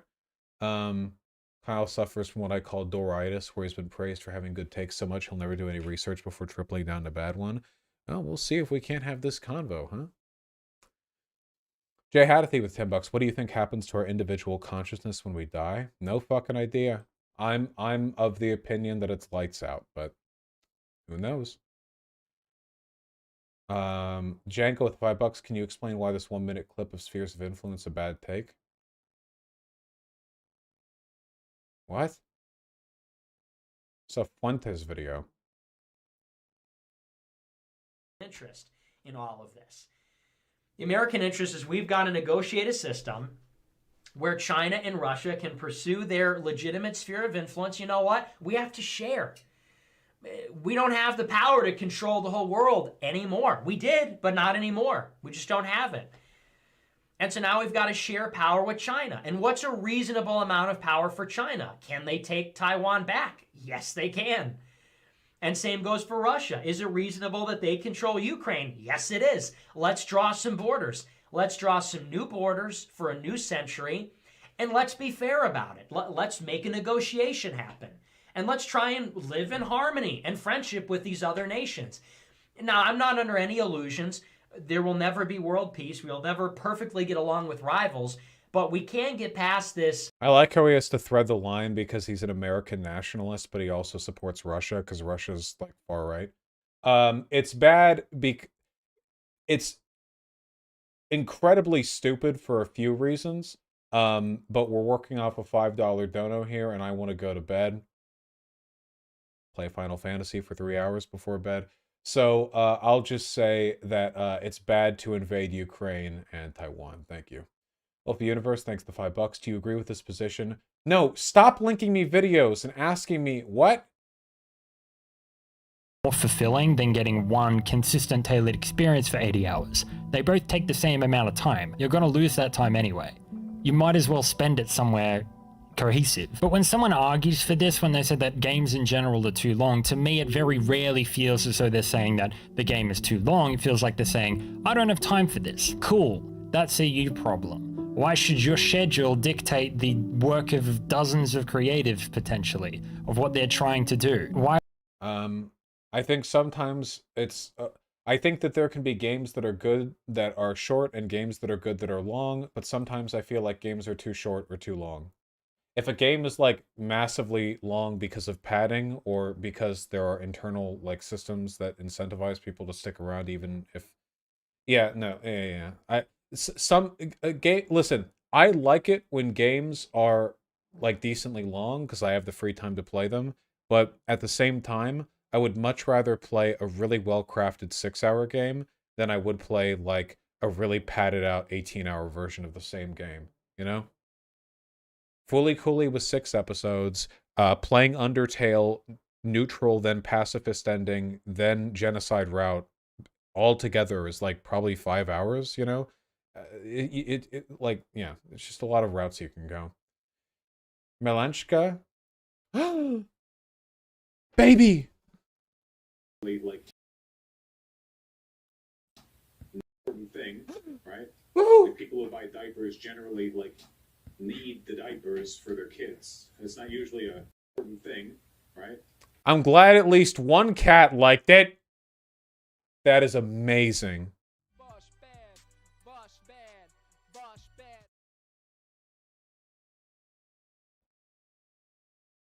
Sake, with a very kind 5 gifted tier 2 subs. I really, really appreciate that. As a fellow supporter of trans rights, I suggest using this when you need a mukbang break. When you quit working at SpaceX or Tesla, you have 2 options. You know what? Fuck it, sure. Too bad I didn't see this before my last mukbang. You know what? There, watch later. Since when did I get a debunking Ben Shapiro thing? I guess we've talked about it enough to warrant it. At Vosh, I think the Stop Asian Hate dono was pointing out that the media stopped covering it when they realized mostly white people commit Asian hate crimes instead of black on Asian that they tried to push. You know, the language of their dono was pretty vague. But if they weren't being racist and I misinterpreted, then I apologize. Aspiro98, thank you for the $5. I found the 9-minute video I'd like you to go over on stream. Nope! No promises. Maybe I'll peek off stream. Miss Begatia, thank you for the $5. My cute baby likes your stream. Oh my god! These are the links that I want. Weirdo? Well, she's lifting her foot. Chat, how are you doing? I can barely see chat from over here. Yeah. It's small, but, well, I can contribute to your ability to charge the feather ball. Maybe I should just do a whole segment like this. Do you think I could? I probably could, couldn't I? I got stuff to talk about. Anyway, I want to talk to you about something, okay? I'm kind of limited in my ability to use the computer from where I'm sitting. But let's talk about Snap. Yes! You know what Snap is? Yes! So Pill! Well, I do. I don't know what the acronym stands for. I know nutrition somewhere. Staring at it. You're like a fucking voyeur. I like how Pigeon was the only cat not jumping at the fucking feather toy. Jesus. Somnio Static, $5. Been watching a series on Asian history and how it was started after the Civil War by Chance to be racist. Huh? Did Caucasians rule the ancient great civilizations? 26 minutes. Okay, I'll take a look at this. I'll give a look. Maria H, the $5. Well, I agree with your takes on homeschooling. I was a mixed-race kid diagnosed in autism in Alabama, so I think there are sadly exceptions. There are. It's definitely an unfortunate character to the broader movement, though. We're still missing a bunch of donos. from the from a prior stream, but thankfully for me, I hate you, so it should be fine. I love you all very much, paradoxically, and I will see you tomorrow. I don't know when exactly Kyle's going to be available, so I'll schedule my stream around when that's the case. We'll probably open the stream with a convo and talk about other stuff afterwards. Send us somewhere. Yeah, who's streaming on Twitch right now? Who should we send this? Who should we send you guys off to? I can't look at Twitch anymore. Riverboat? What's Riverboat's? It's Riverboat Jack, all lowercase, right? That's the Twitch tag. Yes, Riverboat Jack. That's right. Riverboat Jack. All right. Good luck, people. You're beautiful. Very handsome. Very handsome people. Take care. This is White Obama. And I'm here to say thank you. And you are gay.